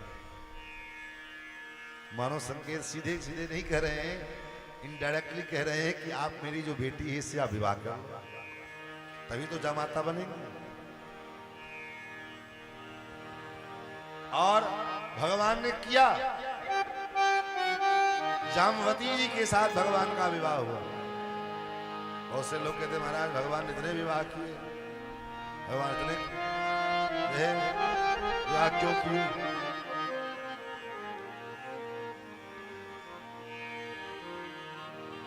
कोई काम ही ऐसा करेगा? अच्छा ये बताओ, कोई कितना भी बड़ा कामी पुरुष क्यों ना हो, लेकिन उस कामी पुरुष से कहा जाए तुम किसी कुतिया के साथ प्रेम करो, करेगा? अरे कुतिया तो दूर की बात है, मनुष्य शरीर में भी कोई स्त्री है और वो अगर काली कलोटी है, चाहे वो तो उतना सुंदर नहीं, उसके मन के अनुरूप, तो उसके प्रति वो आकर्षित नहीं हो। लेकिन भगवान जामवती के साथ विवाह किए। जामवती मतलब कौन? भालू की बेटी। भालू की बेटी कोई खूब बहुत सुंदर तो होगी नहीं, भालू की जैसी हो, लेकिन भगवान ने उनके साथ विवाह किया। क्यों? भगवान का उद्देश्य विवाह के से कोई लेना देना नहीं। तब भगवान का जो अपना विरध है, क्या विरध है? ये यथा माम प्रपद्यन्ते तास तथैव भजाम्यहम्। कोई भी पुरुष हो, भक्ति मार्ग में, भक्ति का जो मार्ग है ये केवल मानवों की बपोटी मार्ग है ऐसा नहीं है। भक्ति का मार्ग मनुष्य के लिए है ही, पशु के लिए भी है, पक्षियों के लिए भी है। भक्ति कोई कर सकता है, इसलिए तो कहा भक्ति स्वतंत्र सकल सुख खानी। भक्ति महारानी का मार्ग जो है ये स्वतंत्र है। इस मार्ग पर ज्ञान मार्ग में अधिकार का निरूपण, कर्म मार्ग में अधिकार का निरूपण, भक्ति मार्ग में, प्रपत्ति मार्ग में कोई अधिकार नहीं। भगवान की शरणागति करने के लिए कोई अधिकारी का निरूपण नहीं। मनुष्य हो, पशु हो, पक्षी हो, दिन का कोई नियम होगा? बोले कोई नियम नहीं। किसी दिन कभी भी किसी भी परिस्थिति में भगवान की शरणागति की जा सकती है। महाराज, तो इस भाव को, इस वाक्य की पुष्टि के लिए भगवान ने जामवती के साथ जामवती को लेकर के आए और द्वारका के कमरे में, कक्ष में बंद कर दिया। रुक्मिणी जी से कहा, देवी मैंने आपके लिए एक बड़ा सुंदर उपहार लेकर के आया। रुक्मिणी जी ने कहा, कौन है, कैसी है, क्या है उपहार? बोले जो भी है बड़ा सुंदर है। अरे कितना सुंदर है? बोले बहुत सुंदर है। जैसी भी है, जो भी है, बड़ा सुंदर है। तो रुक्मिणी जी के मुंह से निकल गया, जो भी हो, जैसी भी हो, मेरे समान हो जाए, मेरे बराबर का हो जाए। बस यही तो कहलवाना था भगवान को, क्योंकि भगवती रुक्मिणी साक्षात महालक्ष्मी है और इनकी वाणी से जब निकलेगा तो वाक्य सत्य होंगे। और जब रुक्मिणी जी ने दरवाजा खोला तो जामवती को देखा, परम सुंदरी है। थी तो जामवती भालू की बेटी, लेकिन रुक्मिणी जी की कृपा से परम सुंदरी है। भगवान ने मणि लाकर सत्यभामा को, सत्राजित को दिया। सत्राजित के मन में अब गिलानी शुरू हो गई। सत्राजित ने सोचा, अब किस मुंह से मैं इनके पास रहूं, कैसे मैं इनके सामने जाऊं। तो अपने उस ग्लानि को दूर करने के लिए सत्राजित ने अपनी बेटी सत्यभामा का विवाह भगवान के साथ कर दिया। चौथा विवाह भगवान का कालिंदी यमुना जी के साथ। पांचवा विवाह भगवान का मृत्रवृंदा के साथ हुआ है। छठवां विवाह भगवान का नागनजती के साथ हुआ है।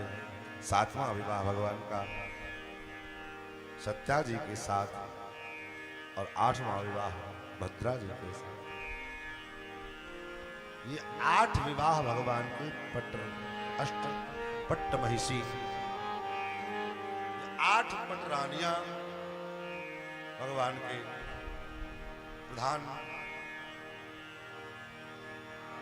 और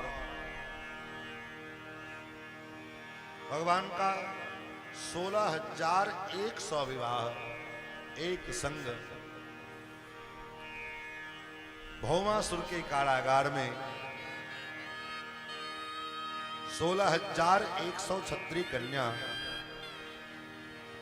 महाराज भगवान के पास पत्र लिखी है और भगवान ने जाकर के भौमासुर का वध किया है और उन 16,100 उन राजकुमारियों को भौमासुर के कारागार से मुक्त किया।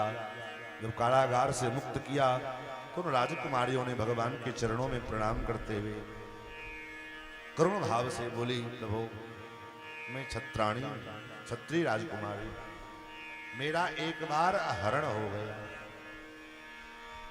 अब कोई भी राजकुमार या राजा मुझे अपने पत्नी के रूप में स्वीकारेगा नहीं।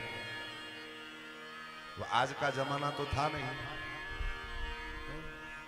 5 साल का 10 साल का बच्चा हो जाए फिर भी घर पतिदेव को छोड़ के चले जाओ, कोई न कोई तो मिल ही जाएगा।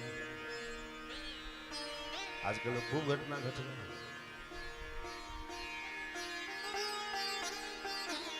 मर्यादा हमारी है, मैंने कहा ना, भारतीय सनातन परंपरा सनातन संस्कृति की मर्यादा ये है, काय वचन मन पद पद प्रेमा, एक धर्म एक व्रत नेमा। नारी के लिए धर्म दिया है, न स्त्री स्वातंत्र मरहसी, और इसका मूल कारण है स्त्री की स्वतंत्रता। जिम स्वतंत्र भई बिगड़ ही नारी, स्त्री की स्वतंत्रता, स्वतंत्र होते ही उसका स्वभाव, उसकी शील बिगड़ना आरंभ हुआ। इसलिए कहा नारियों को कभी भी स्वतंत्र नहीं, पराधीन सुख सपने उनाही। नारी, अब यहां पर मैं आप ये ना सोचें क्या नारी को जो है घर का जो है कैदी बना दिया जाए और उससे केवल घर का काम कराया जाए इसीलिए नारी है, बोले नहीं, ऐसा भी नहीं। मैंने कहा ना पहले, ये सनातन का वैशिष्ट्य है। सनातन धर्म को छोड़कर और किसी पंथ मजहब में चले जाओ, वहां नारियों की पूजा की बात नहीं कही जाती, वहां तो नारी को भोग्या कहा जाता है। वहां विवाह एक कॉन्ट्रैक्ट मात्र होता है कि चलो जब तक तुमसे पटा पटा मिला मन मिला मिला ठीक है, नहीं तो 3 अक्षर का मंत्र पढ़ दिया, तलाक तलाक तलाक, कहानी खत्म। अब दोबारा अगर उस पति के साथ रहना भी चाहे तो पहले अब क्या कहते हैं, हलाला करवा। लेकिन ये सनातन धर्म का ये वैशिष्ट्य है। सनातन धर्म में कहा जाता है यत्र नार्यस्तु पूज्यन्ते रमन्ते तत्र देव, जहां नारी की पूजा होती है, सम्मान होता है। इसलिए चाहे कोई भी पुरुष कितना भी बड़ा महान क्यों ना हो जाए, लेकिन उसके नाम के आगे देवता शब्द नहीं लगाया जाता। लेकिन माताएं, उनके नाम के आगे देवी लिखी जाती है, अमुक देवी। ये बात अलग है कि आजकल देवी लिखाने में लोगों को शर्म लगता है, पता नहीं क्या क्या टाइटल लगा लेंगे, देवी लिखाने में शर्म हो। ये भारतीय संस्कृति की परंपरा का वैशिष्ट्य है। महाराज, उन क्षत्रिय राजकुमारियों ने कहा, प्रभु मेरा एक बार हरण हो गया, कोई भी पुरुष मुझे स्वीकार नहीं करेगा, फिर तो आपने इस कारागार से मुक्त किया है, अब आप ही जीवन प्रदान करें। भगवान ने कहा ठीक है चलो, और उन 16,100 क्षत्रिय कन्याओं को लेकर के भगवान आए और एक मंडप में एक साथ भगवान का विवाह संपन्न हो। ये भगवान का दिव्य ऐश्वर्य है। 6 प्रकार से भगवान, 6 गुणों से जो युक्त हो भगवान, ऐश्वर्य, वीर्य, तेज, धर्म, यश और श्री, इन 6 चीजों से जो संपन्न हो वो भगवान।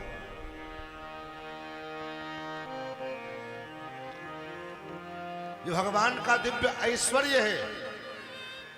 16,100 उन छत्राणियों को एक साथ भगवान ने एक मंडप में विवाह करके स्वीकार किया।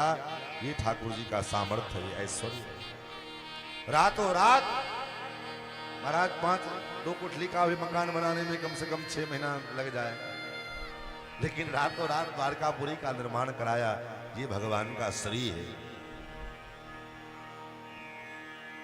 और वही द्वारका कोई ईटे पत्थर की नहीं, सोने की द्वारका। साधारण ईटा पत्थर का मकान नहीं बनाया, सोने की द्वारकापुरी का निर्माण कराया। और एक रात में ये भगवान का श्री है। वीर्य कितना भगवान का, उन 16,108 पत्नियों से एक पत्नियों से 10 पुत्र, एक बेटी। ये भगवान का। बहुत से लोग कहते महाराज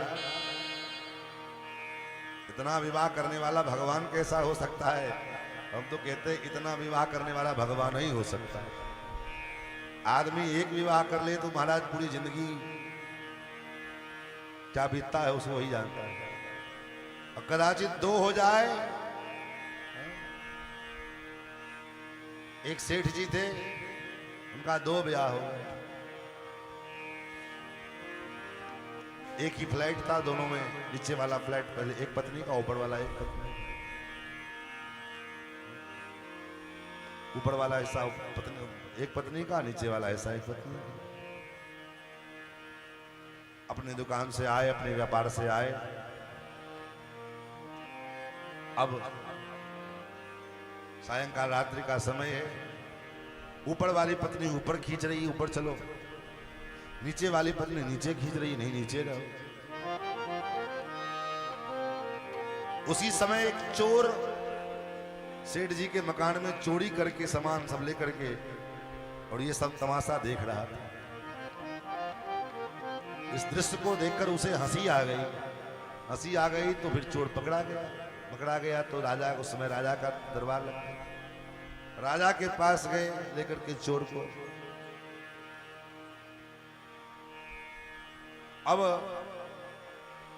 चोर का चोरी साबित हो गया, तो अब दंड देने की बात आई, जिसको दंड मिलेगा। तो सेठ जी ने कहा महाराज दंड हमारे हिसाब से मिले, हम इसको जो कहते हो दंड दो। अब चोर कहता नहीं महाराज आप हमको फांसी दे दो, लेकिन इसका ये जो दंड देगा वो स्वीकार नहीं। बोले क्यों, तुम फांसी पे क्यों चढ़ना चाहते हो? इसका भी दंड तो सुन लो। बोले इसका दंड मुझको मालूम है। बोले क्या है? सेठ जी से पूछा क्या दंड दोगे? बोले महाराज इसके 2 विवाह करवा दो। चोर ने कहा फांसी दे दो हमको। दूसरा विवाह मंजूर नहीं है, फांसी दे दो चलेगा, लेकिन 2 विवाह मंजूर नहीं। तो कदाचित अगर 2 विवाह हो जाए कहना ही क्या है महाराज, और 3 हो जाए तो पूरी राम कथा आप सुनते ही जानते हैं। तो विचार करो, कदाचित दशरथ जी के एक ही विवाह भय होते और एक ही माता जी से 4 पुत्र पैदा हुए होते। यद्यपि वहां पर में भगवान की इच्छा है, लीला ठाकुर जी की है, लेकिन फिर भी तो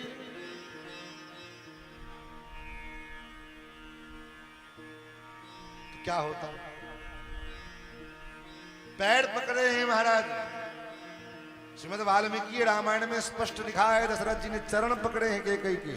कैकेयी मैं तुम्हारा चरण पकड़ता हूं, अपनी ये बात, अपना ये वचन वापस ले, अन्यथा मैं मर जाऊंगा तो विधवा हो जाएगी। लेकिन कैकेयी जी ने बात नहीं मानी। लेकिन 16,108 विवाह करने के बाद भी भगवान आनंद पूर्वक जीवन जी रहे हैं।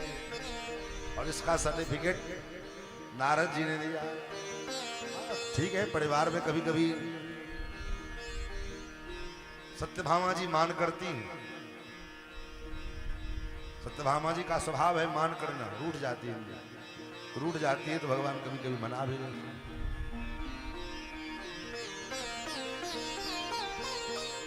एक बार नारद जी ने लीला रची।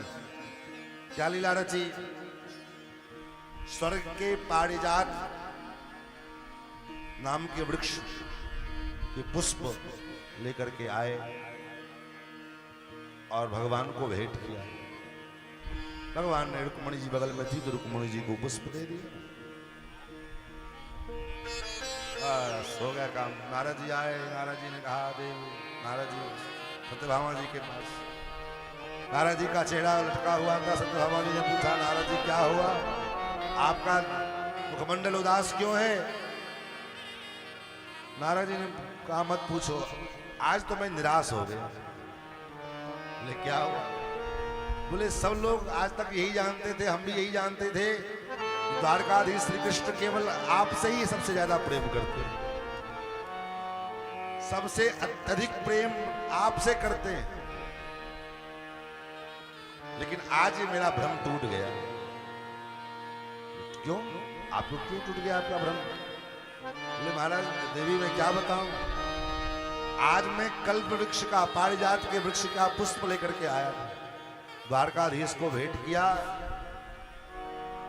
तो मुझे लगा वो पुष्प आपको भेंट करेंगे, लेकिन आपको तो कहा तक नहीं और वो पुष्प तो रुक्मणी जी को भेंट कर दिया। बस लग गई आग। आप सत्यभामा जी मान करके उठ गई। भगवान पधारे। भगवान ने देखा सत्यभामा जी, क्या हुआ देवी? बोले हटो मेरे पास से। मैं जान गई अब आप मुझसे नहीं प्रेम करते। मैं जानता हूं मेरा कोई नहीं है, मेरे पिता भी नहीं है। मेरे में क्योंकि उनके पिता जो है सत्राजित को तो मार दिया था, मणि के आरोप, झूठा आरोप लगाने के बदले। भगवान इंद्रप्रस्थ में थे, उसी समय मार दिया द्वारका के किसी व्यक्ति ने। सत्यभामा जी कहती है, मैं जानती हूं मेरे पिता भी नहीं है, मेरे भाई भी नहीं है।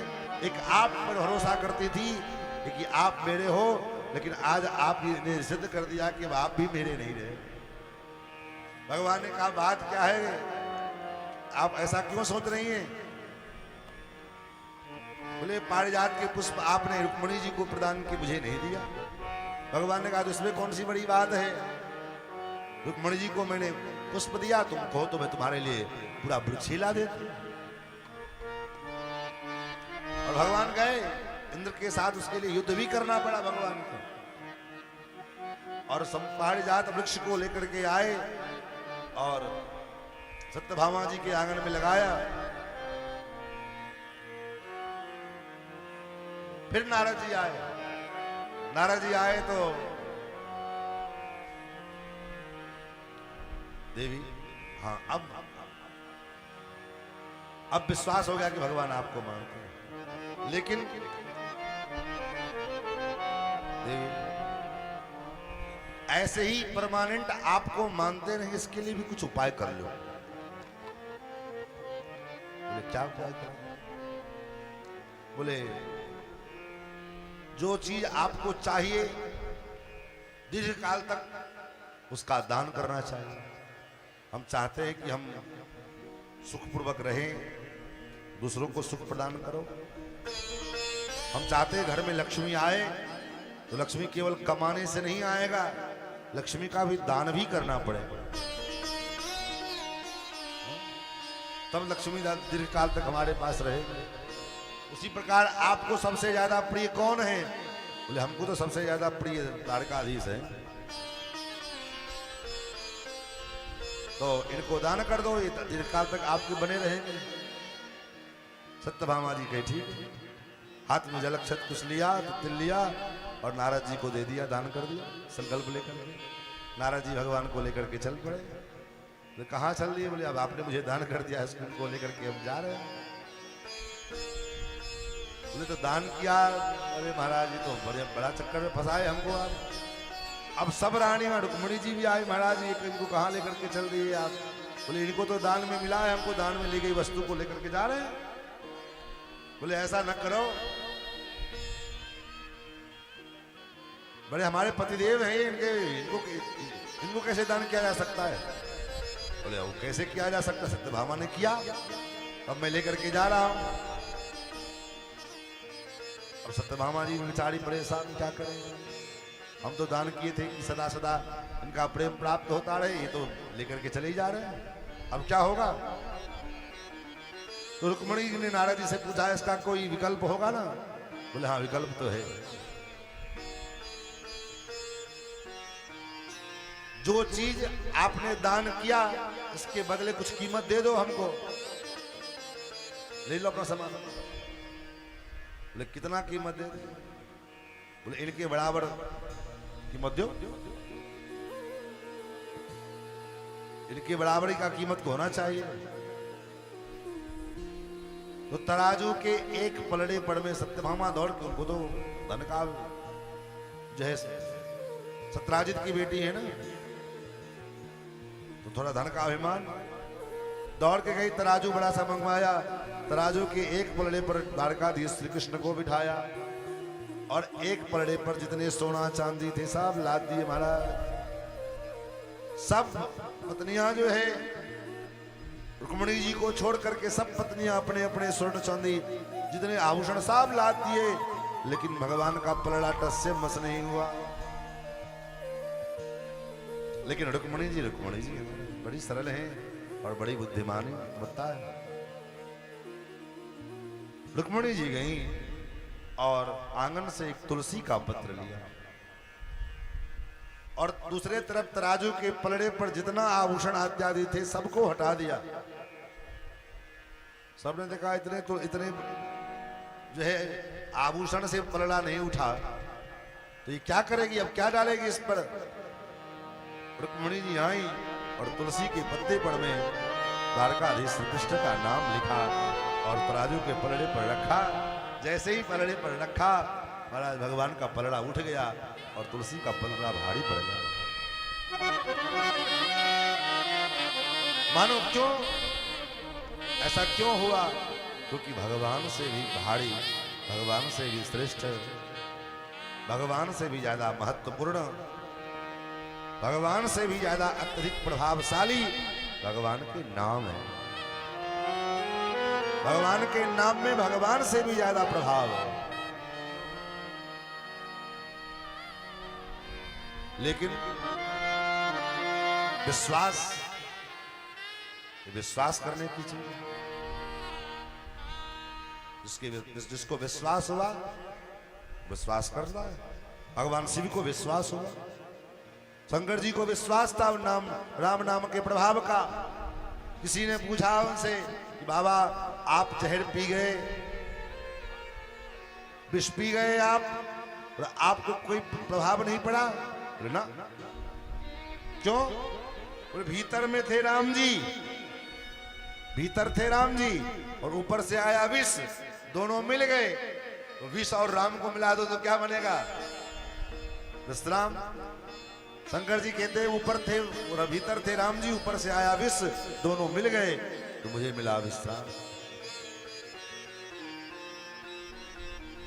नाम प्रभाव जान शिव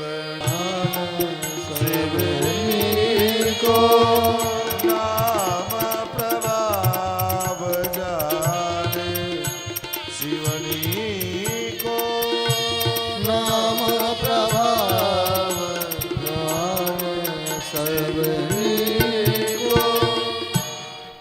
नाम के प्रभाव को भगवान शंकर ने जाना। जरा भैया थोड़ा ठीक करो ना यार, क्यों अंतिम दिन जाते जाते कथा बिगाड़ रहे हो हमारी। मंच पे आके थोड़ा सुनो आके। राम राम, कथा लाइव चल रही है भाई, ऐसा ना करो। राम, मॉनिटर का बाजू उठाइए ना। सिया राम, सिया राम, सिया राम राम राधे। और उठा दो आवाज पतला करो। सिया राम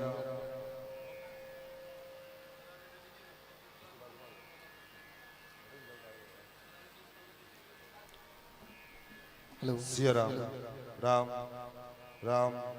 इस मीटर का आवाज ही नहीं आ रहा है।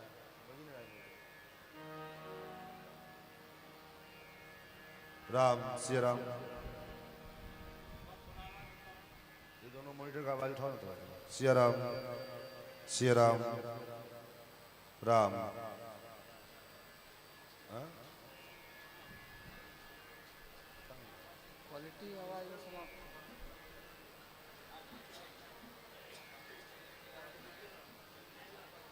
श्री सीता रामचंद्र भगवान की जय श्री वृंदावन बिहारी लाल की जय।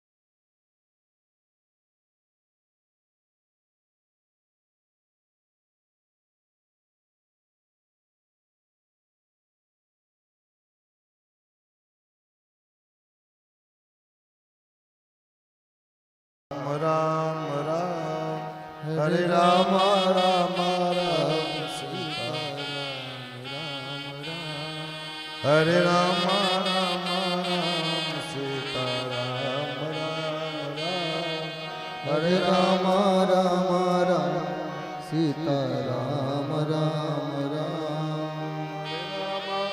राम राम सीता राम राम राम हरे राम राम राम सीता राम राम राम हरे राम राम राम सीता राम राम राम हरे राम राम राम सीता राम राम राम हरे राम राम राम सीता राम राम राम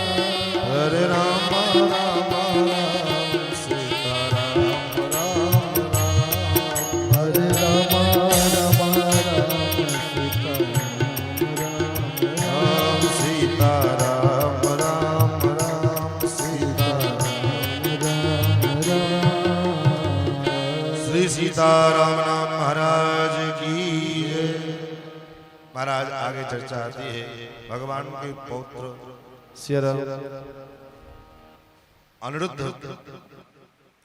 अनिरुद्ध के विवाह में भगवान शंकर के साथ द्वारकाधीश श्री कृष्ण का युद्ध हुआ।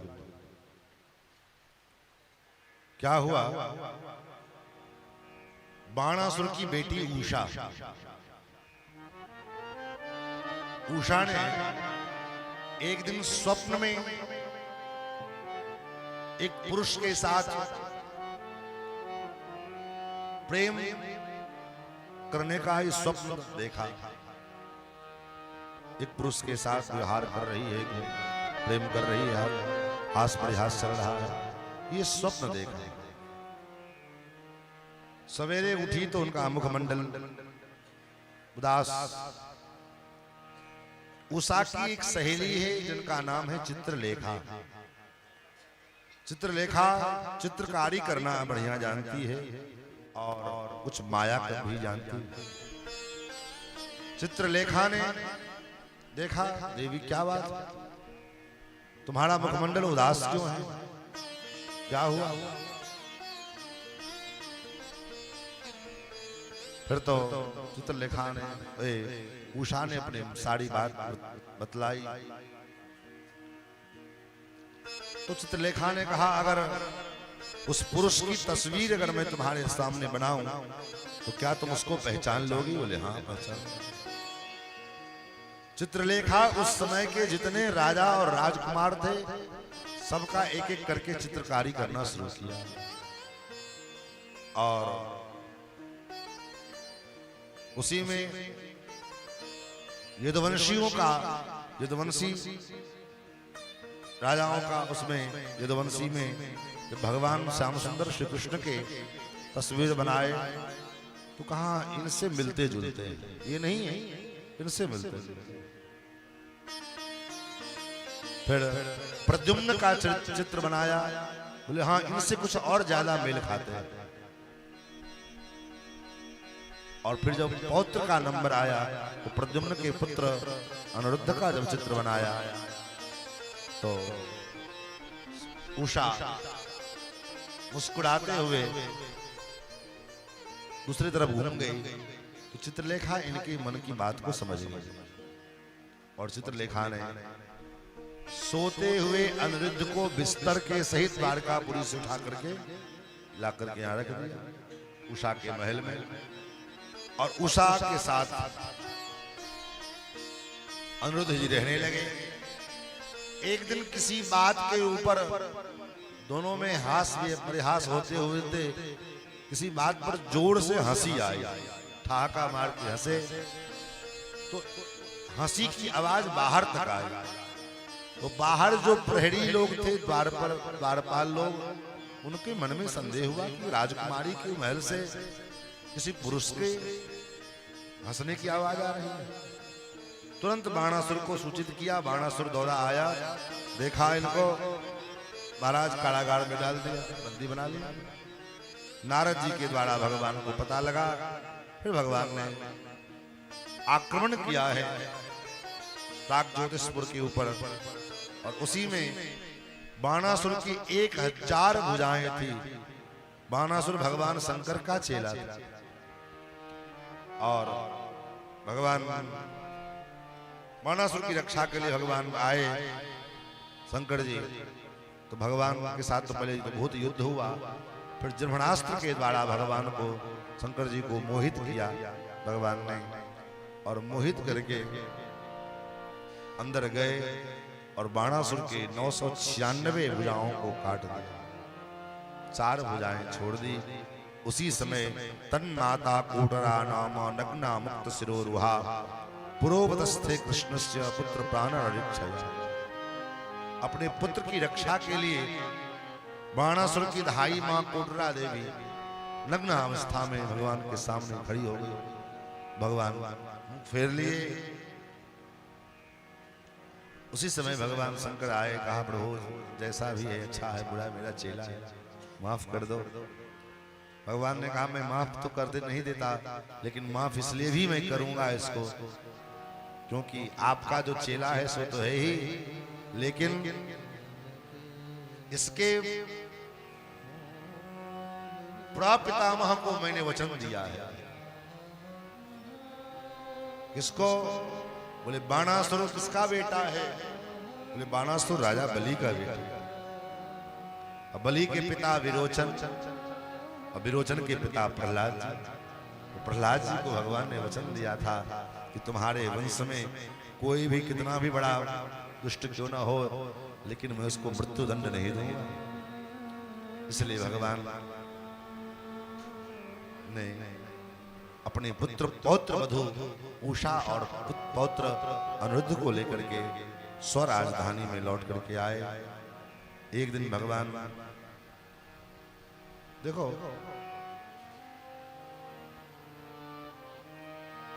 महाराज, माता पिता का केवल इतना ही कर्तव्य नहीं है कि बच्चों को जन्म दे देना और जन्म दे करके बच्चों को बढ़िया जो है खूब उसके नाम पर खेत मकान दुकान बैंक बैलेंस खड़ी बना करके छोड़ देना, इतने ही मात्र माता पिता की जिम्मेदारी नहीं है। तब बोले माता पिता की जिम्मेदारी ये भी है कि बच्चों के अंदर शिक्षा और दीक्षा दोनों से उसको युक्त करना। आजकल विडंबना क्या है, बोले हम बच्चे को शिक्षित तो कर रहे हैं लेकिन दीक्षित नहीं कर पा रहे। शिक्षा हमारी बुद्धि को तीव्र बनाती है और दीक्षा हमारे अवचेतन मन को संस्कारवान बना करके भगवान और भक्तों के चरणों से जोड़ने का काम करती है। इसलिए जीवन में शिक्षा हो तो दीक्षा भी हो। शिक्षा आपको इंटेलिजेंट बनाएगी, ब्रिलियंट बनाएगी, लेकिन बुद्धिमान नहीं बनाएगी। बोले बुद्धिमान का मतलब क्या होता है? बोले बुद्धिमान का मतलब होता है जिसके पास सत असत का ज्ञान हो, वो बुद्धिमान। क्या असत है क्या सत है, क्या कर्तव्य है क्या अकर्तव्य है, क्या धर्म है क्या अधर्म है, इन सब चीजों का ज्ञान दीक्षा में मिलेगा। वो आपको किसी भी कॉन्वेंट स्कूल में नहीं मिलेगा, वो तो आपको देना पड़ेगा। वो काम माता पिता का है। हम ये सोचे कि ये संस्कार भी हमारे बच्चे स्कूल में प्राप्त कर लेंगे, वो संभव नहीं है। उसके लिए आपको कॉन्शियस रहना पड़ेगा और ये दीक्षा घर में बच्चे को प्राप्त होती है। आज ही मैं इन भैया के पास घर गया था, तो छोटा सा बच्चा है, कितना 4-5 साल का होगा, 6 साल 5 साल, और इतना सुंदर। मैंने उससे कहा कुछ सुनाओगे? बोले हाँ सुनाएंगे। मैंने कहा क्या सुनाओगे? उन्होंने लगभग 1.5 मिनट तक हमको लगभग 8-10 श्लोक प्रातः काल उठ करके, हम लोग बचपन में जब अध्ययन में थे अड़मौली विद्यालय में, तो सवेरे सवेरे प्रातः स्मरामी होता, प्रातः अनुसंधेय श्लोक, प्रातः भजामि भवभीत, ये श्लोक जो है 3-4 श्लोक 5 श्लोक लगभग उसने मुझे 1.5 मिनट तक सुनाया। मैंने उसकी वीडियो बनाई। ऐसा बड़ा गजब, एक तो बच्चा है तो तोतला करके बोलता है, और फिर मैंने उसकी वीडियो बनाई, वीडियो बना करके अपने फेसबुक पे अपलोड किया। कम से कम इससे लोग इंस्पायर होकर के अपने बच्चों को शिक्षा दें। बताइए, फेसबुक सोशल मीडिया का इस्तेमाल करिए, लेकिन उससे कुछ अच्छी चीजें भी लीजिए अपने घर के लिए। खाली बस जो है रील बना करके और जो है वायरल होने के लिए फेसबुक सोशल मीडिया का प्रयोग मत कीजिए। अपने बच्चों को भी वो संस्कार देने का हम प्रयास करें। 6 साल 7 साल की बच्ची कल कितना सुंदर क्या क्लासिकल गीत गा रही थी। कहाँ से आता है? क्या किसी कॉन्वेंट स्कूल में उसको मिला होगा? नहीं, वो उसको अपने पिता से मिला है, माता से मिला है। इसलिए शास्त्र में पहला नंबर जो है, वेदों ने कहा पहला देवता कौन? मातृदेवो भव। पहला देवता कौन? माँ। पहला देवता माँ होती है। मातृदेवो भव तब पितृदेवो भव। और तीसरे नंबर पे आचार्य। तो माँ बाप संतान के प्रथम गुरु होते। तो ये हमारा धर्म है। शिक्षा के साथ साथ दीक्षा भी होनी चाहिए। हाँ, शिक्षित तो रहे। और सबसे बड़ी विडंबना यह है, अगर हमारा बच्चा दीक्षित होना भी चाहता है तो अपने घर के लोग उसको दीक्षित नहीं होना देना चाहिए। घर के ही लोग उसको पहले रोकते हैं। उसमें हम लोग देखते हैं ना, बच्चे तिलक लगाएंगे, थोड़ा संस्कार में रहने लग जाएंगे तो माता पिता, अरे बेटा अभी तुम्हारा ये उम्र थोड़ी है, तुम खेलो खाओ। और खेलो खाओ के चक्कर में उतना खेलने खाने लगता है कि बाद में जब वही बच्चा हाथ से निकल जाता है तब सोचते अरे तो बच्चा हाथ से निकल गया। शास्त्र कहता है लालयत पंचवर्षाणि दशवर्षाणि ताड़े, बच्चों का लालन पालन 5 वर्षों तक कीजिए, लेकिन 5 वर्षों के बाद बच्चों को ताड़यत मतलब लाठी से पीटना नहीं होता है। ताड़यत मतलब शिक्षाएं, उसको शिक्षा दीजिए, उसको समझाइए, और जब जरूरत पड़े तो 2-4 बार ताड़िए भी, ठोकिए, आवश्यकता पड़े तो। और जब ये 10 वर्ष बीत जाए तो 15 वर्ष पूरा हो गया जीवन का बच्चे का, तो 15 साल के बाद जब बच्चा हो जाए 15 वर्ष का, उसके बाद फिर बोले उसके बाद मित्रवत समाज, मित्र के समान उसके साथ व्यवहार करें, तब वो बच्चा सही मार्ग पर हो। तो भगवान ने भी यही किया, अपने बच्चों को लेकर के गुरु एक बगीचा में गए खेलने के लिए, और भगवान एक पीपल के वृक्ष के नीचे विराजमान हुए। बच्चे सब गेंद खेल रहे, कंदुक क्रीड़ा, और गेंद खेलते खेलते क्या हुआ, क्रीडित्वा सुचिरम तत्र विचिन्वन्तः पिपासिता जलम निरोध के कूपे ददृशुः सत्तमद्भुतम्। महाराज खेलते खेलते प्यास लगी, सो पानी पीने के लिए एक कुएं पड़ गए। सो उस कुएं में एक क्रिकलास को देखा। क्रिकलास मतलब छिपकली। छिपकली देखा तो कौन सा आश्चर्य हो गया, लेकिन आश्चर्य ये था कि छिपकली जो आकार जो सामान्यतः होता है उससे कई गुना ज्यादा बड़ी वो छिपकली थी। एक सामान्य छिपकली होती है तो होती है, लेकिन सामान्य आकार के अपेक्षा वो ज्यादा बड़ी आकार की छिपकली थी। उस क्रिकलास को देखा, बच्चे घबरा गए। तो चर्मजय स्तान्तवै पाशै बद्धा पतितमर्भका न शक्नुवन् समद्भर्तुं कृष्णा चक्षुरुरुत्सुका। आपस में कोलाहल करने लगे। उसी समय महाराज भगवान आया, भगवान देखे, भगवान आए और अपने बाएं भुजा से, बाएं हाथ से उस क्रिकलास को, छिपकली को बाहर निकाला। भगवान का संस्पर्श प्राप्त करते ही वह छिपकली स उत्तम श्लोक कणाभिमृष्टो विहाय सत्य क्रिकलास्य रूपम संतप्त चामी कर चारु वर्णः स्वर्गद्भुतालंकरणांबरस्रत।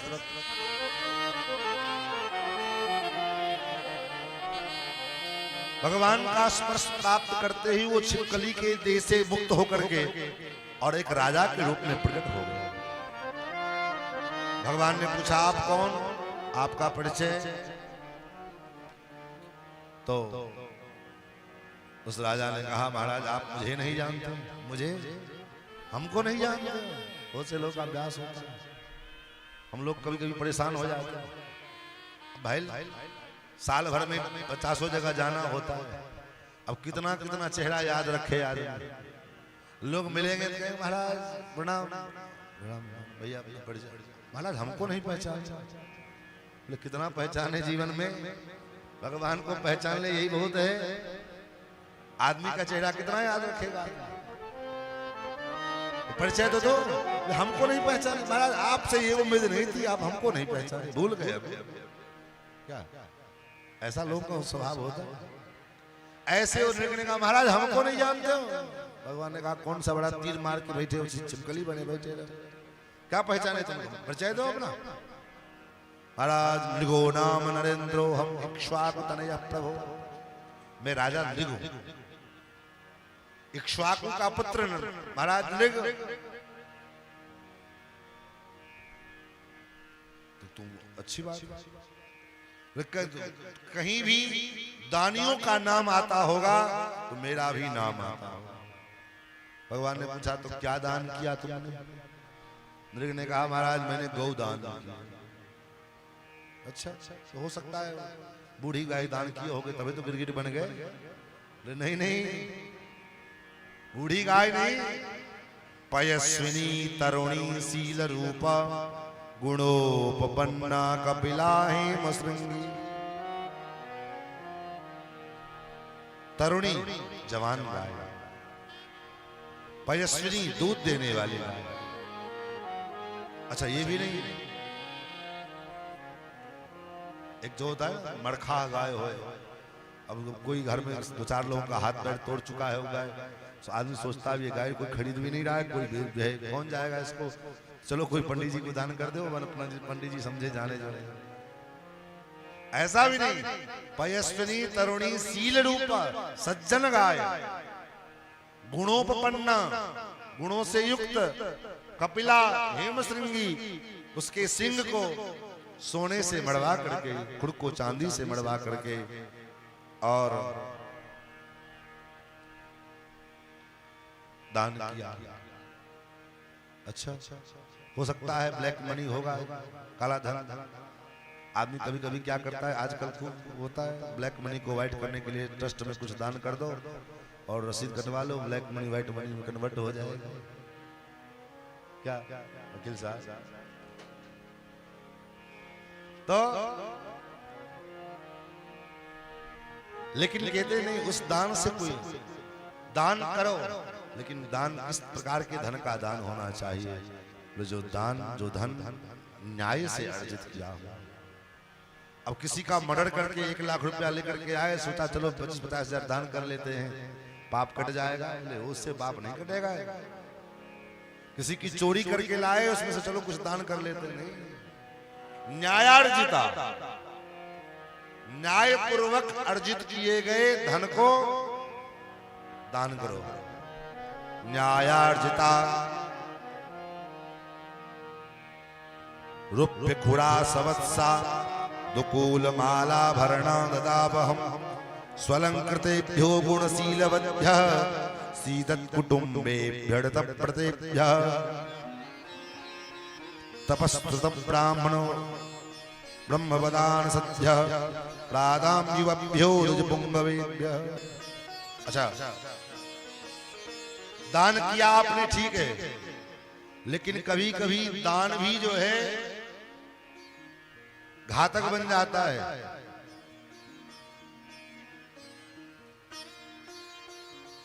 कब कब आपके द्वारा दिया गया जो दान है वह किसी कुपात्र के हाथों लग गया, अपात्र व्यक्ति के हाथों लग गया, तो आपका दान भी आपका कल्याण नहीं कराएगा बल्कि आपका विनाश करा देगा। दान कभी भी सत्पात्र को करिए, अपात्र को नहीं। जो दान लेने का योग्य उत्तराधिकारी हो। दान लेने का उत्तराधिकारी कौन है? महाराज एक बार काशी में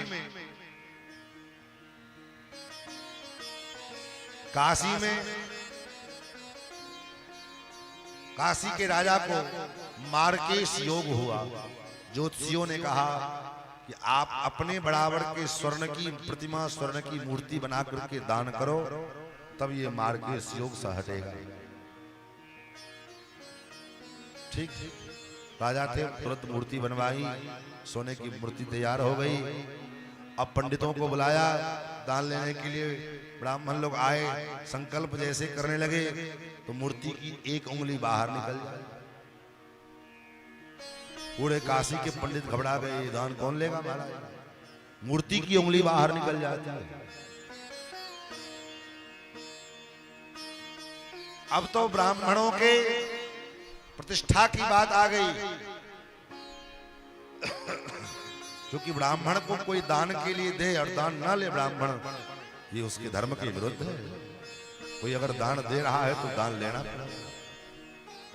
ब्राह्मण का धर्म है दान लेना। बात प्रतिष्ठा की आ गई, अब क्या किया जाए। उसी समय महाप्रभु वल्लभाचार्य जी काशी पधारे। लोगों ने उनसे कहा प्रभु ऐसी ऐसी बात है। महाप्रभु वल्लभाचार्य ने कहा चलो ठीक है देखते हैं। गए, संकल्प करने लगे तो फिर वैसे ही एक उंगली बाहर निकल आई। तो मूर्ति की एक उंगली बाहर निकली तो महाप्रभु जी ने 3 उंगली दिखाया। 3 उंगली दिखाया। मूर्ति की उंगली मुड़ गई। मूर्ति को दान लिया तो तोड़ ताड़ करके उसको ब्राह्मणों में बांट दिया। लोगों ने पूछा महाप्रभु से, प्रभु उसने एक उंगली दिखाया, आपने 3 उंगली दिखाया, इसका कुछ तात्पर्य समझ में नहीं आया।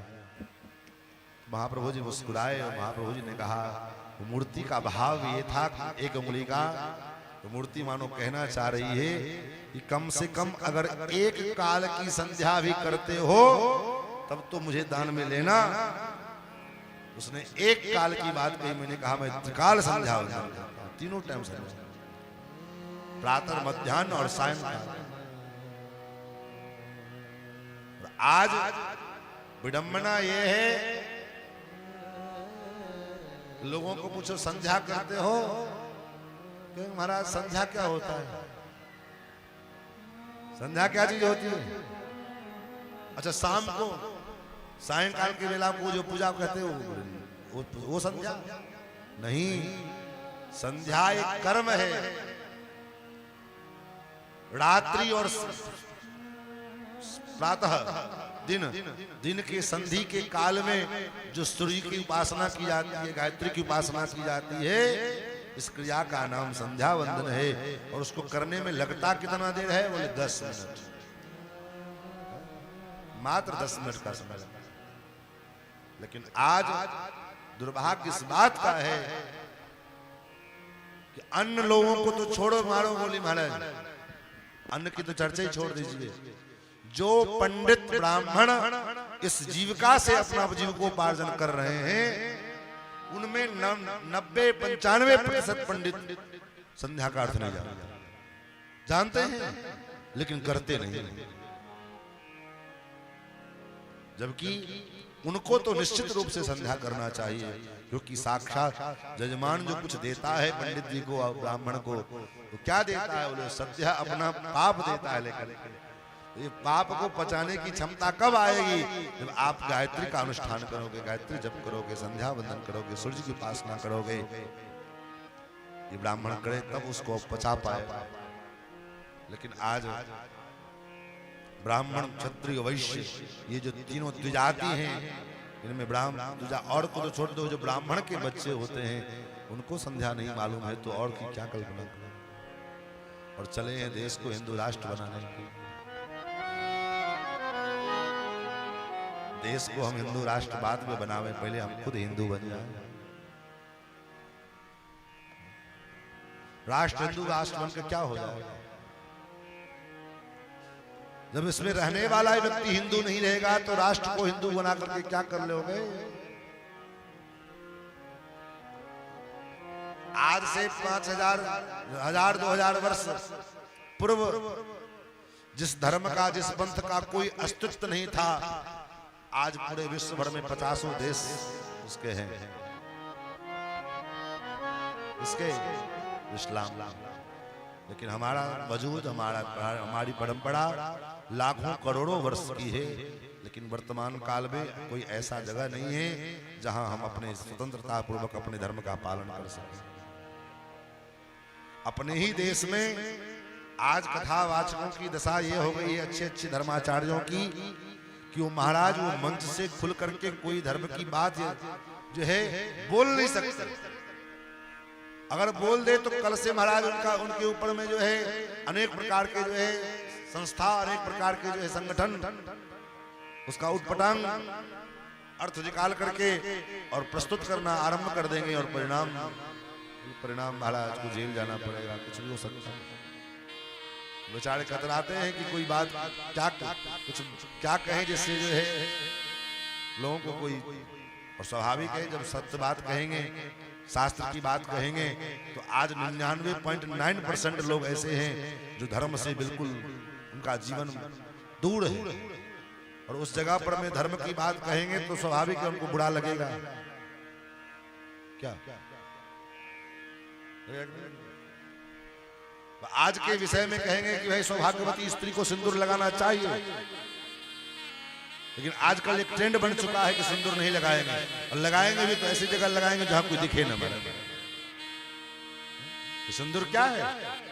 ये सौभाग्य का सूचक है, और ये आपकी रक्षा का कवच है।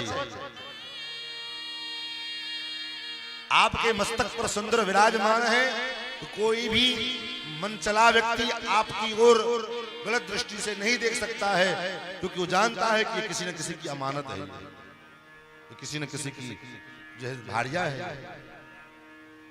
लेकिन सिंदूर करेंगे भी तो ऐसी जगह छिपा करके करेंगे महाराज, कोई देखने न। सिंदूर लगाने में, चूड़ी पहनने में, कंगन पहनने में, मंगलसूत्र धारण करने में लोगों को शर्म लगने लगी। ब्राह्मण पुरुषों को चोटी रखाने में शर्म लगने लगी, तिलक लगाने में शर्म लगती है। तिलक याद आती है, ऐसी बात नहीं आती है, तिलक की भी याद आती है। कब? केवल जब 9 दिन नवरात्रा दुर्गा पूजा होगा, तो फिर देखो महाराज यहाँ से लेके यहाँ तक महाराज सिंदूर पोते रहेंगे, हाथ में झुआ और कलावा बांधे रहेंगे, और उसके बाद मंदिर में 5-5 घंटा ओढ़ा रहेंगे। पता लगा उससे बड़ा कोई भक्त है ही नहीं। और 10वें दिन भर दुर्गा विसर्जन हुआ, फिर जय जय सीताराम ठन ठन गोपाल।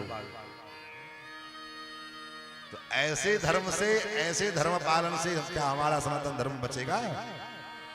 नहीं, धर्म बचेगा दृढ़ता पूर्वक अपने स्वधर्म का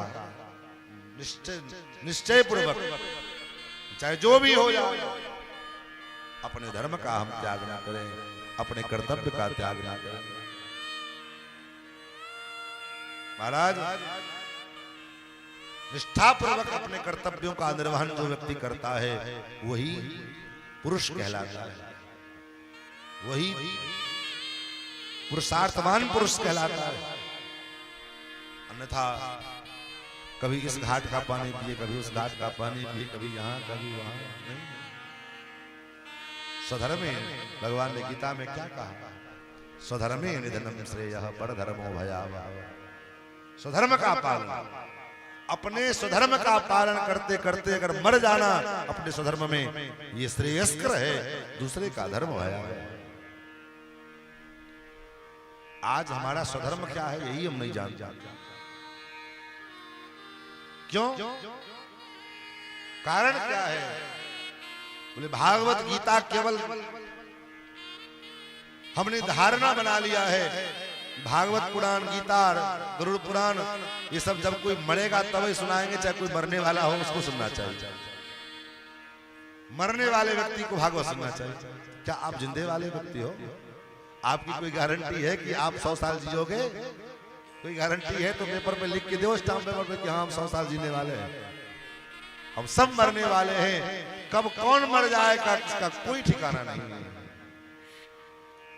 इसलिए बंधुओं, अपने स्वधर्म को जानिए। हमारा स्वधर्म क्या है? बोले हम अमृतस्व वै पुत्राः, वेद भगवान कहते हैं हम अमृत उस परमात्मा के पुत्र हैं, और चेतन है, अमल है, सहज सुख के राशि है।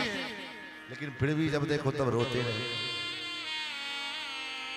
जब देखो तब रोते रहते हैं। क्यों रो रहे हो? बोले क्या करें, बड़ी टेंशन है, बड़ी दिक्कत है। क्या बात की दिक्कत है भाई? है तो परमात्मा के अंश, लेकिन रो रहे हैं क्यों? अपने स्वरूप का ज्ञान नहीं, अपने स्वरूप का बोध नहीं। न स्वधर्म का ज्ञान है, न स्वरूप का बोध है। आज प्रत्येक व्यक्ति अपने स्वरूप का बोध हो जाए जिसको, और अपने स्वरूप के अनुसार वो जीवन जीने लग जाए, तब भी महाराज कहीं कोई टेंशन नहीं, कोई दिक्कत नहीं। शिक्षक अपने स्वरूपानुरूप काम करने लग जाए, डॉक्टर अपने स्वरूपानुरूप काम करने लग जाए, विधायक अपने स्वरूपानुरूप काम करने लग जाए, हर व्यक्ति अपने स्वरूप के अनुरूप अगर काम करने लग जाए तो समाज में कहीं किसी प्रकार की कोई अराजकता नहीं हो सकती। कारण डॉक्टर का स्वरूप है मरीज की जान बचाना, और अपने अंतिम प्रयास तक वो मरीज की जान बचाने का प्रयास करे, न कि उसको खून चूसने का प्रयास करे। लेकिन हम उस डॉक्टर की उस पेशा को डॉक्टर जैसे बने, अब लाख करोड़ों रुपया खर्च करके डॉक्टर बने हैं तो स्वाभाविक है पहले उसको रिकवरी करेंगे ना, उसको पहले बाहर निकालेंगे तब ना रहे। तो कैसे निकालेंगे? बोले छोटा सा सर दर्द हो रहा है, अरे ये जांच करा लाओ, ये जांच करा लाओ, वो जांच करा लाओ, ये करा लेके आओ, ये करा लेके आओ। बोले हो गया। एक छोटे से सिर दर्द के लिए इतना जांच करा करके ले आएगा। वही दशा शिक्षक की। पूरे देश भर में हम तो कहते हैं कथाओं में, ये दो कानून लागू हो जाए, पूरे भारत की शिक्षा व्यवस्था और स्वास्थ्य व्यवस्था सुदुरुस्त हो जाए। तो क्या बोले, एक भी सरकारी कर्मचारी, चाहे वो चपरासी हो चाहे वो मुख्य सचिव हो, चपरासी से लेकर मुख्य सचिव तक और पार्षद से लेकर के राष्ट्रपति तक, इनका बच्चा सरकारी स्कूल में ही पढ़े और इनके इलाज सरकारी अस्पताल में ही हो। ये कानून हो जाए, अगर ऐसा कानून आ जाए देश में तो स्वास्थ्य व्यवस्था और शिक्षा व्यवस्था बदलने में कितना देर लगेगी। लेकिन वो नहीं होगा। क्यों नहीं होगा? जिसको हम एक कानून बनाने के लिए बिठा के भेजे हैं वो महाराज महाबेईमान लोग बैठे हैं। इसलिए आज के समय में नेता या अभिनेता या किसी अधिकारी के भरोसे अपने स्वधर्म का पालन सोचे कर लेंगे, ये संभव नहीं है। प्रत्येक मानव अपने अपने स्वधर्म का पालन करे, यही समाज में शांति व्यवस्था का सूत्र है। भगवान ने बच्चों को शिक्षा दी। मृग ने कहा, महाराज एक बार मैंने गोदान किया था, वो गाय जिस ब्राह्मण को मैंने दिया, उस ब्राह्मण के गोष्ठ से गौशाला से खुल करके पुनः मेरे गौशाला में आ गई, और वही गाय दूसरे दिन मैंने दूसरे ब्राह्मण को दे दी। एक ही गाय दो बार हमसे दान हो गई। इस पाप के कारण मुझे छिपकली बनना पड़ा। भगवान ने कहा ठीक है, चलो तुम्हारा कल्याण। राजा नृप तो चला गया, लेकिन भगवान ने अपने बच्चों को समझाया। देखो बच्चों, क्यों? क्योंकि भगवान जानते हैं हमारी यदुवंश की सेना को विश्व की कोई सेना परास्त नहीं कर सकती है। 56 करोड़ यदुवंशी महाराज केवल भगवान के नाती पोता लड़का बेटा बेटी सब मिला करके, अकेले ठाकुर जी का और तो द्वारकावासी जो है सोई। विश्व की कोई सेना हमारी सेना को परास्त नहीं कर सकती है। तो ये युद्ध में तो हारेंगे नहीं, इनका नाश नहीं होगा। हाँ, एक बात का खतरा है, किस बात का? इनका नाश जब भी होगा तो ब्राह्मणों के द्वारा। इसलिए भगवान सिखा रहे हैं, उपदेश कर रहे हैं, बेटा जो कुछ करना सब चलेगा, लेकिन कभी भी किसी ब्राह्मण का तिरस्कार मत करना। क्यों? किसी ब्राह्मण का तिरस्कार मत कर देना,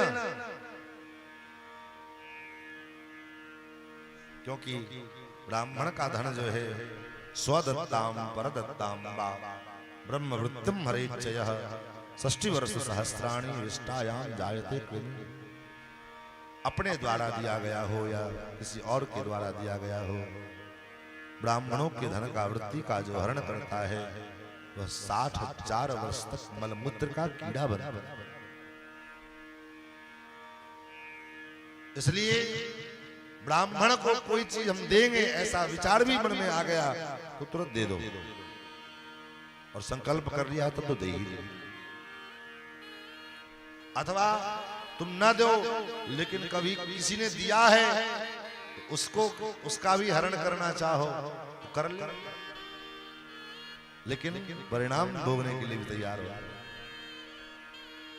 ब्राह्मण के पास आप कहो महाराज हम सामर्थ्यवान हैं, देख लेंगे जो कोर्ट कचहरी देख लेंगे।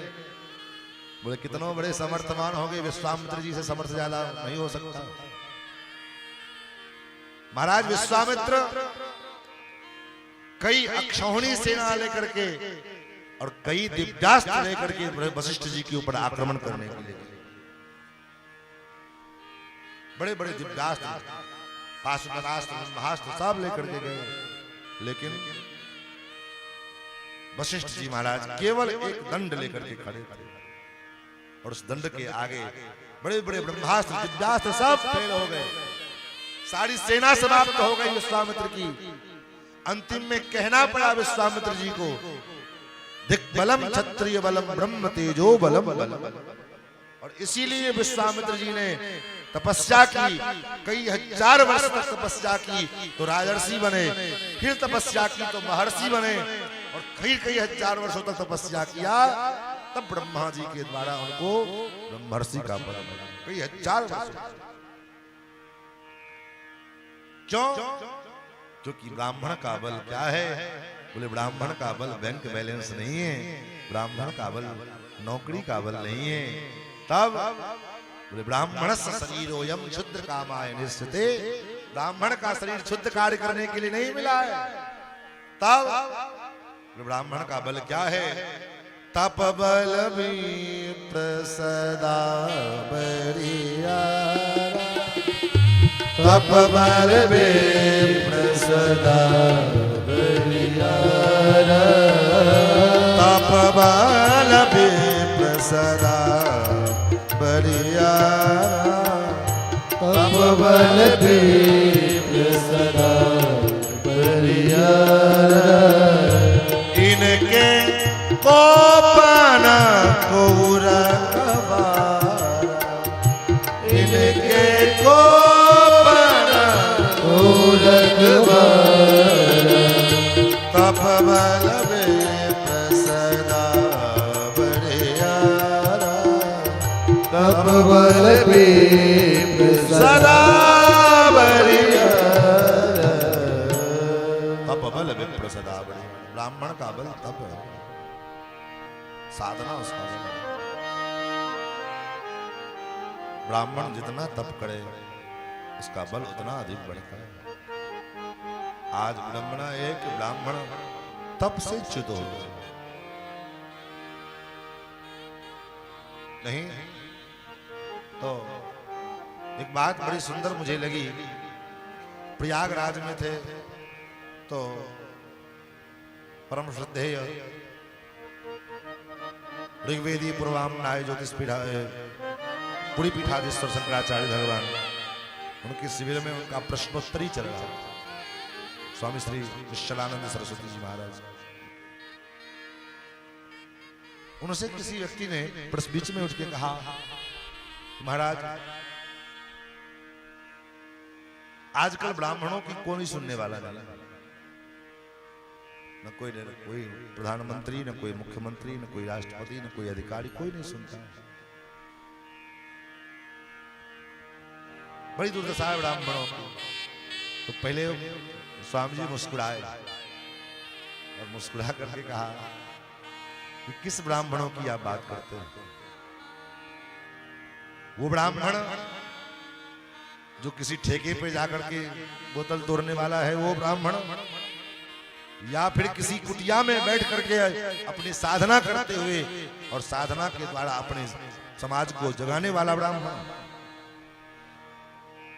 महाराज जिन ब्राह्मण के पास तपस्या रूपी धन है उस ब्राह्मण के डर से तो परमात्मा डरते हैं, और अंतरी मंत्री संतरी विधायक में सांसद की कौन कहे? उन ब्राह्मणों को किसी की जरूरत ही नहीं। महाराज कोई मंत्री सपोर्ट करे, चाहे विधायक सपोर्ट करे, चाहे सांसद सपोर्ट करे, चाहे न करे, जिसने अपने को परमात्मा के हवाले कर दिया और अपना जीवन तप में बिताया है, ऐसे ब्राह्मणों को किसी की क्या अपेक्षा है? उसकी अपेक्षा भगवान पूरी करने वाले हैं, उसको संसार से कोई अपेक्षा नहीं। और इतनी अच्छे ढंग से अपेक्षा पूरी करते हैं। अगर जीवन में साधना है, तपस्या है, तो महाराज ब्राह्मण समाज के लिए कुछ भी कर सकता है।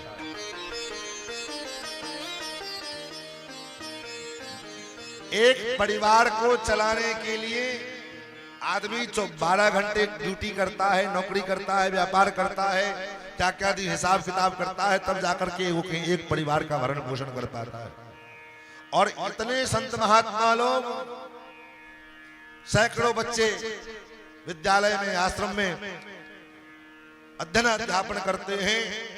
उनके रहने की व्यवस्था, खाने की व्यवस्था, पीने की व्यवस्था, सब व्यवस्था महात्मा महापुरुष करते हैं।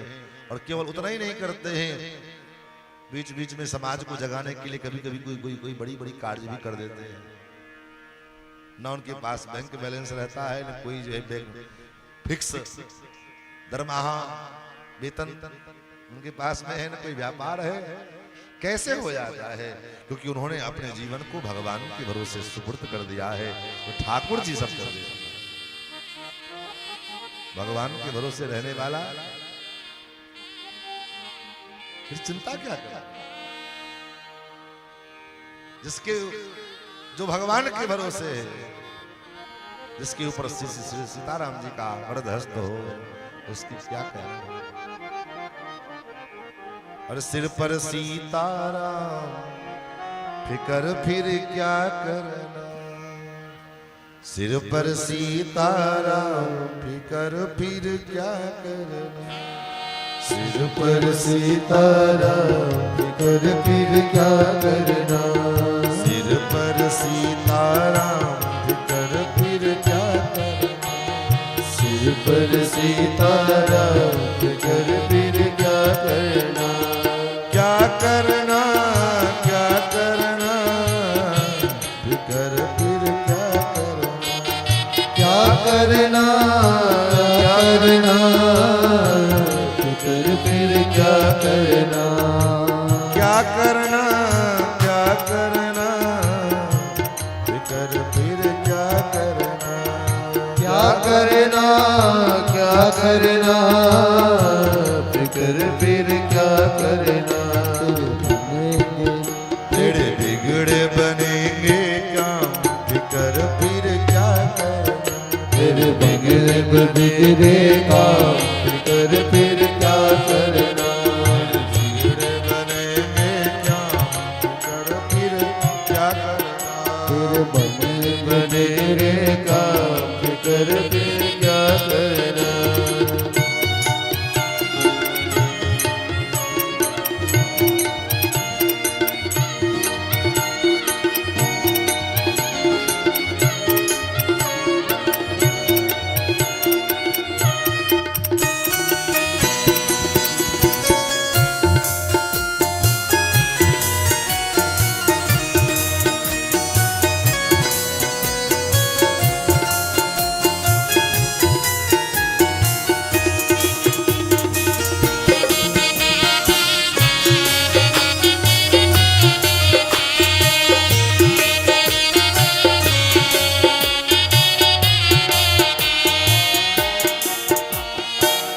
रघुवर श्री जानकी मैया, पितु रघुवर से जानकी मैया, फिर क्यों परेशान हो भैया, फिर क्यों परेशान हो भैया, पितु रघुवर श्री जानकी मैया, पितु रघुवर से जानकी मैया, फिर क्यों परेशान हो भैया, फिर क्यों परेशान हो भैया।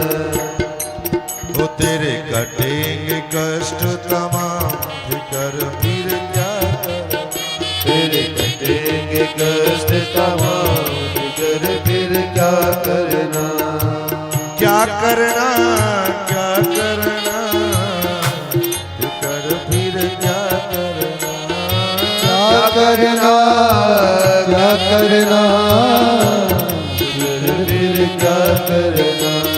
सिर पर सीताराम फिकर फिर क्या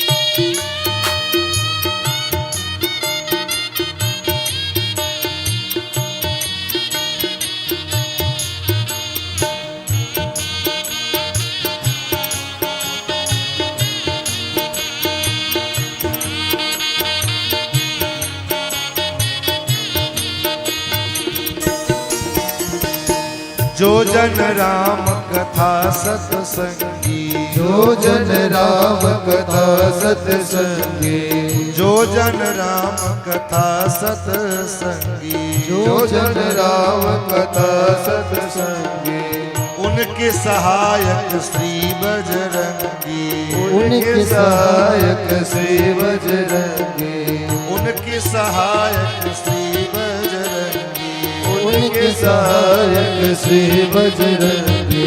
अतुलित बल के धाम कर फिर क्या करना, अतुलित बल के धाम कर फिर क्या करना, क्या करना, क्या करना, कर फिर क्या करना, क्या करना, क्या करना, कर फिर क्या करना। फिर सिर पर सीताराम कर फिर क्या करना, सिर पर सीताराम कर फिर क्या करना। अगर प्रभु मन मानी करेंगे, अगर प्रभु मन मान करेंगे, अगर प्रभु मन मानी करेंगे, अगर प्रभु मन मान करेंगे, अगर प्रभु मन मानी करेंगे, नहीं शरणागत पीर हरेंगे, अगर प्रभु मन मान करेंगे, नहीं शरणागत पीर हरेंगे।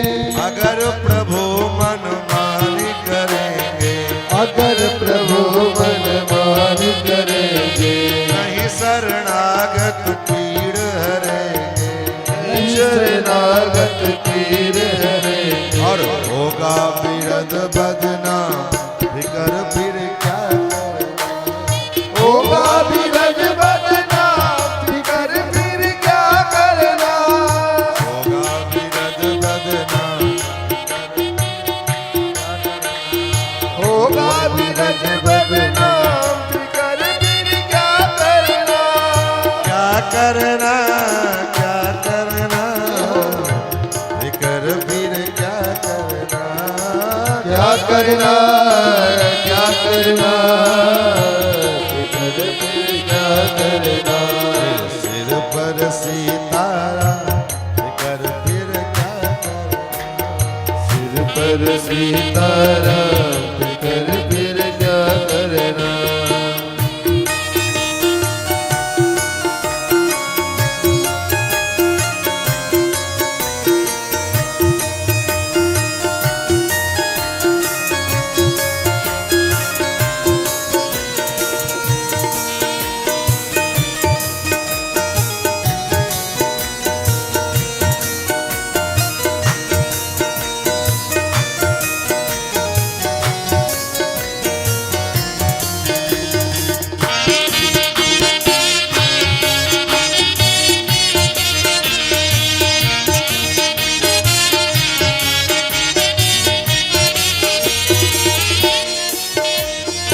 अब राजेश न आवरो तुम, अब राजेश ना भरो तुम, नहीं व्यर्थ परवाह करो तुम, नहीं व्यर्थ परवाह करो तुम। अब राजेश न आवरो तुम, अब राजेश ना भरो तुम, नहीं व्यर्थ परवाह करो तुम, नहीं व्यर्थ परवाह करो तुम।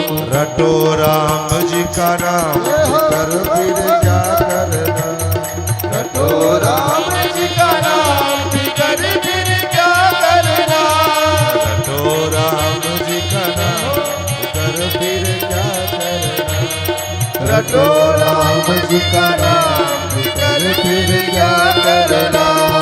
क्या करना, क्या करना, फिकर फिर क्या करना, ओह क्या करना, क्या करना, फिकर फिर क्या करना।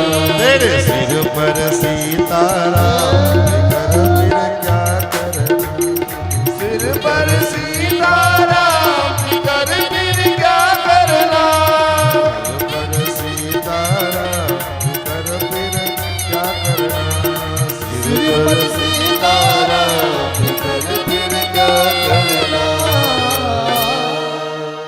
महाराज भगवान सिर पर विराजमान हो तो किस बात का फिक्र करना।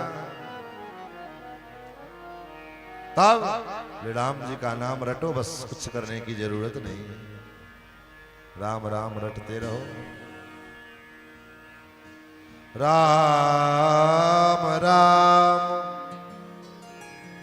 रटते रहो,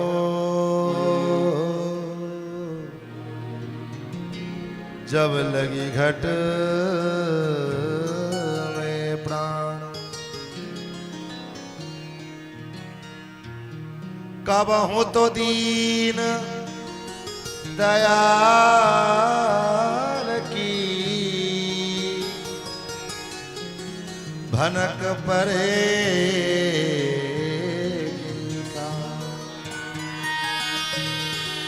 राम राम रटते रहो, जब लगी घट में प्राण। कभी न कभी तो ठाकुर के कान में भनक पड़ेगी, कभी न कभी कृपा जरूर होगी। माई बाप आगे भगवान ने पौंड्रक का उद्धार किया, फिर काशी राज का भगवान ने उद्धार किया है, फिर द्विविध नाम के बांदर उसको बलराम जी ने उनका काम तमाम किया। फिर एक दिन भगवान के दरबार में एक दूत पत्र लेकर के आया कि महाराज युधिष्ठिर जी राजस्व यज्ञ करना चाहते हैं, तो आपको बुलाया है। वो दूत गया, तब तक दूसरा दूत आया। जरासंध के दरबार में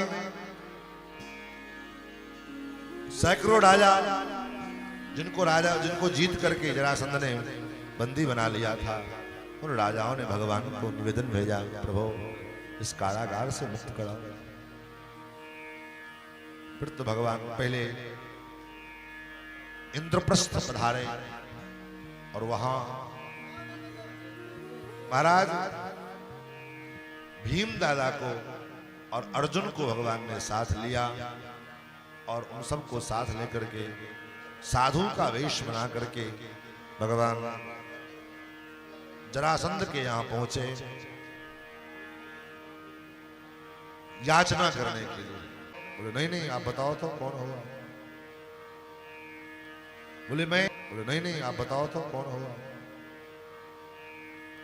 बोले मैं, ये भीम है, ये अर्जुन है, और मैं इन दोनों का मातुले मामा का बेटा कृष्ण हूं, तुम्हारा शत्रु। भीम के साथ जरासंध ने युद्ध करने के लिए राजी हुआ और महाराज एवं तयोर्महाराज युध्यतो सप्तविंशतिः दिनानि निर्गंस्तत्र सुहद्वन्सि तिष्ठतो। युद्ध करते करते 27 दिन बीत गए। युद्ध करते करते 27 दिन बीत गए और महाराज कोई निर्णय ना हो पाया। अंत में भीम ने भगवान से कहा, कन्हैया मेरे से कोई दुश्मनी है। भगवान ने कहा क्यों दादा। बोले आज 27 दिन व्यतीत हो गए लेकिन कोई निर्णय नहीं हो पा रहा, तुम कुछ करते क्यों नहीं हो। भगवान ने कहा दादा मैं कुछ करूं लेकिन आप करने दो तब ना। मतलब बोले आप तो सब काम अपने भरोसे कर रहे हो, हमारे भरोसे तो आप कर नहीं रहे हो, तो मैं क्या करूं। करने वाले आप खुद बन जाते हो तो मैं क्या कर सकता हूं। मनोसंकेत क्या है। जब हम जीवन में अपने को ही कर्ता मान करके और उसके अनुसार जीवन जीने लगते हैं तो जीवन में प्रायः दुख मिलता है, सुख कम ही मिलता है। लेकिन हम अपने को केवल निमित्त मान लें, करने कराने वाले ठाकुर को बना लें तो जीवन में तो केवल सुख ही सुख।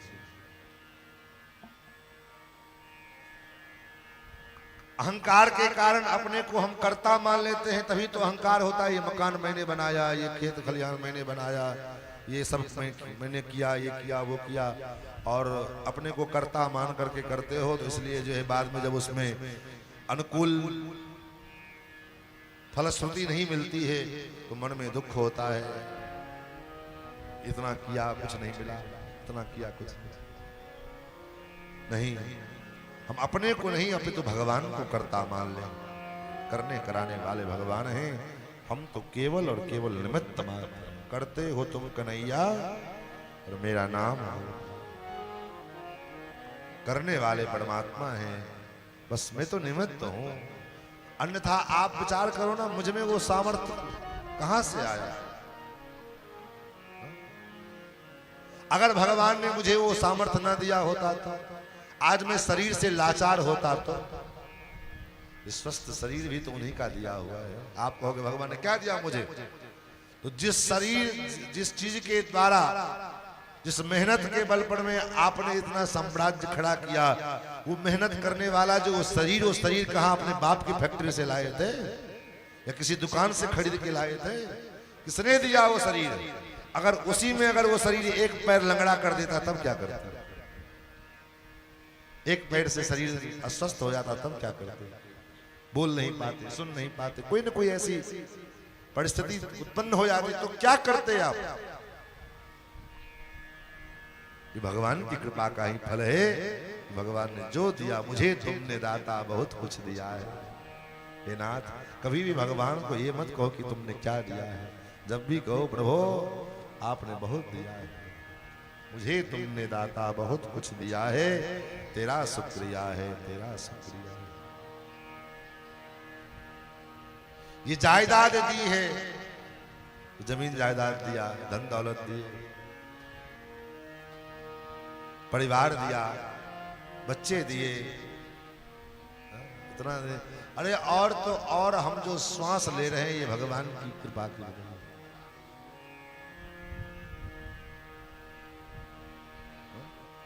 हम श्वास जो ले रहे हैं किसकी बदौलत? हम सांस ले रहे हैं श्री राम की बदौलत। तो परमात्मा को हमेशा, ठाकुर जी आपने जो दिया, तो मेरे पास जो है मेरा अपना कुछ नहीं, सब आपका दिया है। महाराज भीम ने भी यही किया। आज 27वां दिन चल रहा है और भीम आज तक अपने भरोसे युद्ध, अपने बल पर युद्ध कर रहे थे। भगवान चुपचाप तमाशा देख रहे हैं, गदा की चोट खा रहे हैं। शरीर के एक एक पुर्जा जब हिल गया और आज जब भीम दादा ने समर्पण किया कि गोविंद अब मुझसे ये युद्ध नहीं लड़ा जाता, अब तुम कुछ करो, तो भीम दादा ने भगवान की शरणागति की। तब भगवान ने क्या किया? युद्ध के समय एक तिनके को उठाया और तिनके को महाराज जैसे भीम जी ने देखा, दादा ने बस तुरंत तिनके को बीच से दो भाग में चीर करके, एक भाग इधर एक भाग इधर, इशारे को समझ गए। पटक करके भीम ने जरासंध को और पैरों पर पैर रख करके दो भाग में, जैसे बांस के बल्ले को फाड़ा जाता है, दो भाग में बीच से फाड़ दिया। फाड़ तो दिया, लेकिन फिर जीव का जो स्वभाव है वो स्वभाव घुस गया। कुछ देर पहले ही शरणागति की थी, लेकिन फिर जीव का स्वभाव जो है वो घुस गया। जैसे जरासंध को दो भाग में विभक्त किया, दोनों हाथ खड़े करके मैंने जरासंध को मार दिया, मैंने जरासंध को मार दिया, ये अहंकार आ गया। और जैसे अहंकार आया महाराज, फिर जरासंध उठ के खड़ा हो गया। जरासंध फिर उठ के खड़ा हो गया। भीम दादा ने कहा, भाई कन्हैया ये क्या है? भगवान ने कहा, आपने मारा है, आप जानो, हमको क्या पूछते हो? आपने ही तो मारा है, हम तुम्हारे नहीं, तो आप समझो। भीम समझ गए, हे नाथ भूल हो गई, गलती हो गई। क्या गलती हुई? अहंकार वश आकर के मैंने सोच लिया कि मैंने ये काम किया है, मैंने ये काम किया है, बस गलती हो गई, मत हो, क्षमा करें। मैं कौन होता हूं करने वाला? फिर जब इस प्रकार हृदय से समर्पण किया भीम दादा ने तो फिर तिनके उठाए और बीच से दो भाग में फाड़ करके दाएं वाले भाग को बाएं तरफ, बाएं वाले भाग को दाएं तरफ, क्योंकि उसको वरदान था शरीर के दो भाग होंगे और जब दोनों एक दूसरे के विपक्ष में विपरीत दिशा में दोनों भाग रहेगा तभी वो मरेगा। और एक ही दिशा में रहेंगे दोनों, एक भाग इधर एक भाग इधर, तो फिर दोनों चिपक करके फिर खड़ा हो जाएगा। लेकिन दोनों अलग अलग दिशा में हो, बाएं वाला भाग दाहिने में, दाहिने वाला भाग बाएं। इस प्रकार जरासंध का उद्धार किया। फिर जरासंध को के राज से, कारागार से उन राजाओं को मुक्त करा करके भगवान लेकर के इंद्रप्रस्थ आए और इंद्रप्रस्थ में भगवान ने युधिष्ठिर के राजसू यज्ञ को संपादित करवाया और उसी राज यज्ञ में भगवान ने शिशुपाल का उद्धार किया, साल्व का उद्धार किया। वहां प्रश्न था कि सबसे अग्र पूजा किसकी हो, तो सभी राजाओं ने एक स्वर में कहा कृष्ण की पूजा हो। फिर तो शिशुपाल ने विरोध किया। 100 गालियां तो शिशुपाल रोज भगवान को देता था, लेकिन आज जोश में होश हो बैठा और नित्य तो 100 देता था, आज 100 से अधिक हो गया। इसकी मां भगवान की बुआ लगती थी। शिशुपाल जब पैदा हुआ था तो 4 हाथ लेके आया और एक आंख इसके ऊपर थे मस्तक पर। लेकिन एक दिन बचपन में ही भगवान जब बुआ से मिलने के लिए गए तो इस शिशुपाल को गोद में उठाया। गोद में उठाते ही 2 हाथ और एक आंख गायब हो गए। इनकी मां जान गई कि इसी के हाथ में मेरे पुत्र का वध होगा। फिर तो बुआ ने भगवान से कहा कृष्ण तुम ये वचन दो कि मेरे बेटे को तुम नहीं मारोगे। भगवान ने कहा मां बुआ मैं वचन तो दे रहा हूं, लेकिन 100 अपराध था, इसके 100 अपराध मैं क्षमा करूंगा, लेकिन जिस दिन ये 100 से अधिक जाएगा इसको मैं मारूंगा। तो किसी ने शिशुपाल को भड़का दिया कि तुम भी चतुर्भुज थे, लेकिन कृष्ण ने तुम्हारे 2 हाथ गायब कर दिए। इस दिन से शिशुपाल ईर्ष्या करने लगा भगवान से।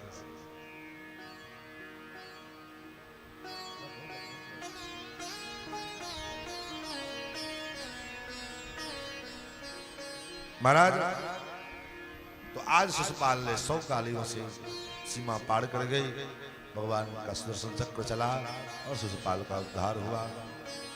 राजा परीक्षित ने कहा गुरुदेव तब से आप द्विविध को का उद्धार हुआ, साल्व का उद्धार हुआ, इसका उद्धार हुआ, शिशुपाल का उद्धार ये हुआ, आप कोई ऐसा कथा भी सुनाओ ना जिसमें भगवान का वो परम भक्त हो, दीनहीन हो, लेकिन भगवान का परम भक्त हो। किसी भक्त का चरित्र सुनाओ ना। ये क्या इन राजाओं की, दुष्ट राजाओं की चर्चा आप सुना रहे हो? किसी भक्त की कथा सुनाओ जो भगवान का परम भागवत भक्त हो।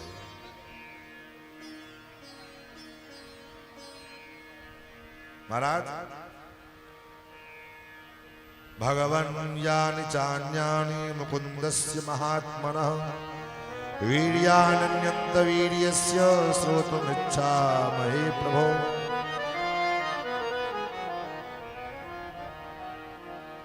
गुरुदेव ऐसे भक्त का चरित्र सुनाओ जो निरंतर अपने वाणी के द्वारा जो निरंतर श्याम सुंदर के गीतों का गुणगान करता है।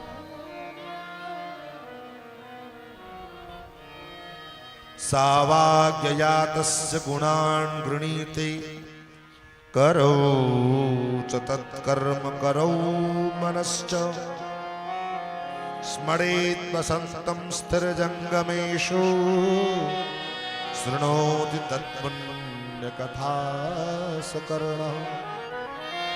हे गुरुदेव ऐसे किसी भक्त का चरित्र आप सुनाओ जो निरंतर अपनी वाणी के द्वारा गोविंद के नामों का गुणगान करता रहता है और हाथों के द्वारा निरंतर उन्हीं परमात्मा के श्याम सुंदर के कर्म को करता रहे और मन से हमेशा ठाकुर का स्मरण करे। स्मरेत वसंतम स्थिर जंगमेशु शृणोति तत्पुण्य कथा सकर्ण। निरंतर उन कानों के द्वारा उन गोविंद की चरणार विंद की कथा गाथा इसका रसास्वादन करता रहे। ऐसा जो कोई भक्त हो उन भक्त का चरित्र मुझे सुनाओ। शिरस्तु तप्तस्यो भयलिंगमानमे त्वदेव यत्पश्यति तद्विचक्षुः अंगानि विष्णोरत्तज्जनानां पादोदकं यानि भजन्ति नित्यम्। महाराज जिनका सिर निरंतर श्याम सुंदर के चरणों में ही केवल झुकता हो और जिनकी दृष्टि जो अपने दृष्टि के द्वारा केवल और केवल भगवान का अवलोकन करे, जिन दृष्टि से भगवान का माधुर जो है मधुर जोड़ी मधुर छवि का अवलोकन नहीं हुआ वो आंख आंख नहीं हो सकता। आंख तभी है जिन आंखों के द्वारा निरंतर श्याम सुंदर के मुखारविंद का के अनुपम छटा का अवलोकन किया जा सके, वही नेत्र नेत्र है। अन्यथा मोर लोचन मोर पंख समलेखा। नेत्र जो है जैसे मोर के पंख में आंख बना होता है ना, तो ऐसे ही वो आंख हमारा आंख है जिस आंखों से हमने गोविंद का दर्शन नहीं किया। महाराज कौन ऐसे भक्त हैं? विष्णुरातेन संप्रष्टो भगवान बादरायणे वासुदेवी भगवती निमग्न हृदयो ब्रवीत। परीक्षित के इस प्रश्न को सुन करके महाराज भगवान वासुदेव के उस भक्त का चिंतन करते हुए महाराज सुखदेव जी विह्वल हो। सुखदेव जी भाव सभ्यता में भाव सागर में डूब गए, भाव सिंधु में गोते लगाने लगे और इस कदर भाव में डूब गए भगवान कि उस पात्र का उस भक्त का नाम लेना भूल गए। उस भक्त का भगवान ने सुखदेव जी ने नाम तक नहीं लिया। क्यों? क्योंकि उसके चरित्र में उसके जो है गाथा में सुखदेव भगवान इतना डूब गए, उसके गुणों में इतने भगवान सुखदेव रीझ गए, उसके नाम क्या है उससे जानने की इनको फुर्सत ही नहीं थी। महाराज आजकल ट्रेंड चला है, आजकल एक ट्रेंड चला है। उस दिन हम लोग कथा से यहाँ आ रहे थे पटना के लिए, तो इनके पास हमारे पंडित जी के पास एक फोन आया, कहाँ है तो महाराज जी के साथ में पटना जा रहे हैं। कहाँ? महाराज जी से पूछिए ना, थोड़ा जिज्ञासा है। बोले क्या? बोले श्रवण कुमार की पत्नी का क्या नाम था? पत्नी का नाम। हमने पूछा उनसे, पूछो क्यों? उसका वंशावली बनाना है या आधार कार्ड बनाना है? करना क्या है उसे? उससे कुछ उनको लेना काम हो तो बताएं, खोजें फिर हम। यद्यपि श्रवण कुमार के का कहीं विवाह की चर्चा और या उनकी पत्नी के नाम की चर्चा कहीं नहीं आई। वो तो अकेले थे, माता पिता को कंधे पर ले जाकर के जो है तीर्थाटन करा रहे थे, अकेले थे इसलिए करा रहे थे। कदाचित पत्नी होती तो शायद न हो पाता। क्या? कदाचित पत्नी होती तो शायद अपने कंधे पर अपने माता पिता को न ले जा पाते। पत्नी न थी इसलिए बेचारे ले जा रहे थे। इससे सिद्ध होता है कि उनकी पत्नी का कोई नाम ही नहीं है, क्योंकि पत्नी उनकी थी नहीं। लेकिन हम ये समझ में नहीं पाते हैं कि श्रवण कुमार की पत्नी का क्या नाम था, उनके साथ हमने कहा क्यों उनके ससुराल का पता लगाना होता है, उसके सास ससुर का नाम बताओ, फिर उनके सरहद का नाम बताओ, फिर सरहद का नाम बताओ, साली का नाम बताओ। अजीब वो गरीब प्रश्न। एक बार एक महात्मा से किसी ने पूछा, महाराज हनुमान जी जब लंका गए तो साथ में मुद्रिका लेकर के गए, तो जानकी जी की मुद्रिका थी, तो मुद्रिका हाँ जानकी जी की मुद्रिका थी, राम नाम अंकित अति सुंदर।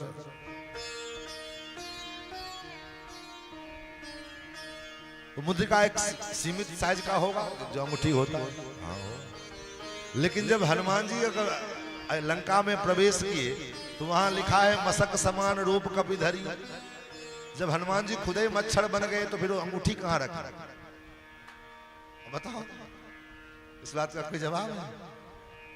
भाई हनुमान जी जब मच्छर बन सकते हैं तो राम जी की मुद्रिका है, वो भी कोई साधारण मुद्रिका थी नहीं, मुद्रिका भी चेतन मुद्रिका। राम जी की मुद्रिका, राम जी का तो महाराज एक बाल भी जो है वो भी कोई वो चेतन जीव है। भगवान के शरीर पर जो कोई वस्त्र है वो वस्त्र भी किसी साधारण धागे का वस्त्र तो होगा नहीं, कोई न कोई ऐसा पुण्यात्मा ही वस्त्र का अवतार लेकर उनके भगवान के वस्त्र शरीर पे होगा। तो जैसे हनुमान जी छोटे बन गए वैसे अंगूठी भी छोटी बन गई। लेकिन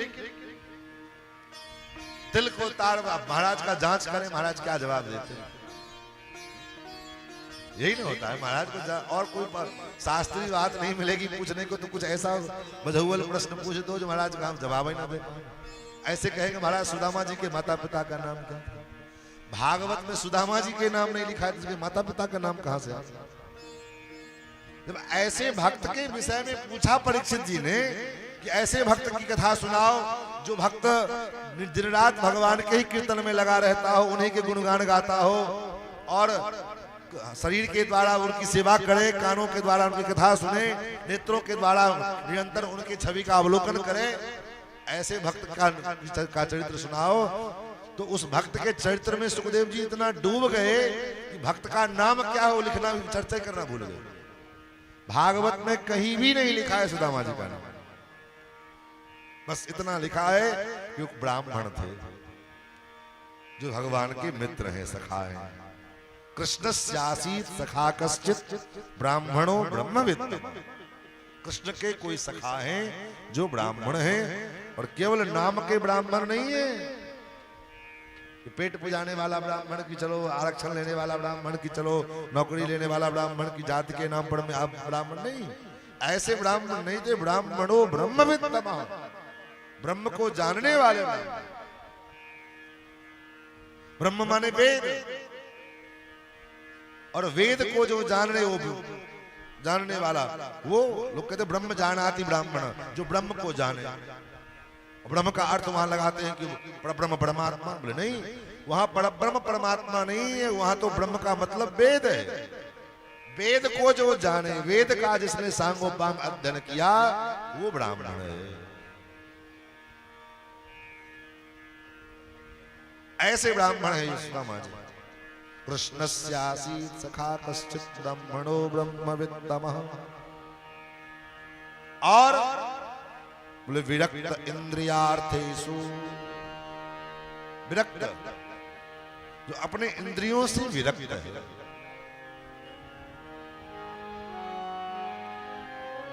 जो अपने इंद्रियों से विरक्त है। ललित बाबू, विरक्त का मतलब हम सोचते हैं जो ब्याह न करे वो विरक्त, यही हम प्रथा मानते हैं, जो ब्याह न करे वो विरक्त। तो ब्याह तो जो है हिजड़ों का भी नहीं होता तो वो भी विरक्त है, जो नपुंसक है उसका भी विवाह नहीं होता वो भी विरक्त है। विरक्त का मतलब अविवाहित नहीं। अब कोई, अब आज के समय में महाराज इतना डिमांड बढ़ गया है लड़कियों का, या तो कोई जल्दी से विवाह करना नहीं चाहता है डर के मारे, अथवा किसी का होता भी नहीं है। तो ऐसे अवस्था में क्या वो विरक्त हो गया? नहीं। विरक्त का मतलब जो इंद्रियों से विरक्त। क्या सुदामा जी के विवाह नहीं हुए थे? हुए थे, उनके बच्चे भी हैं। लेकिन इनको विरक्त कहा। विरक्त इंद्रियार्थेषु प्रशांतात्मा जितेंद्रियः। और यदृच्छयोपपन्नेन वर्तमानो गृहाश्रमी तस्य भार्या कुचैलस्य छुक्षामा तथा विधा। उनकी जो भार्या है वह मैली कुचैली कपड़ा पहने और एक विशेष बात, अकिंचन है सुदामा। सुदामा जी अकिंचन है, इसमें कोई दो मत नहीं। सुदामा जी गरीब हैं, इसमें कोई दो राय नहीं। लेकिन एक भ्रम क्या होता है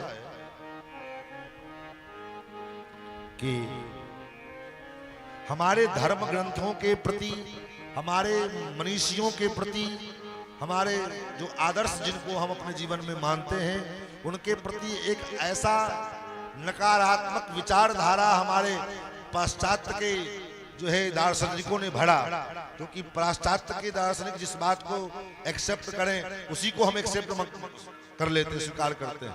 हमारे महापुरुषों ने जो लिखा उस बात से हमको कोई मतलब नहीं है।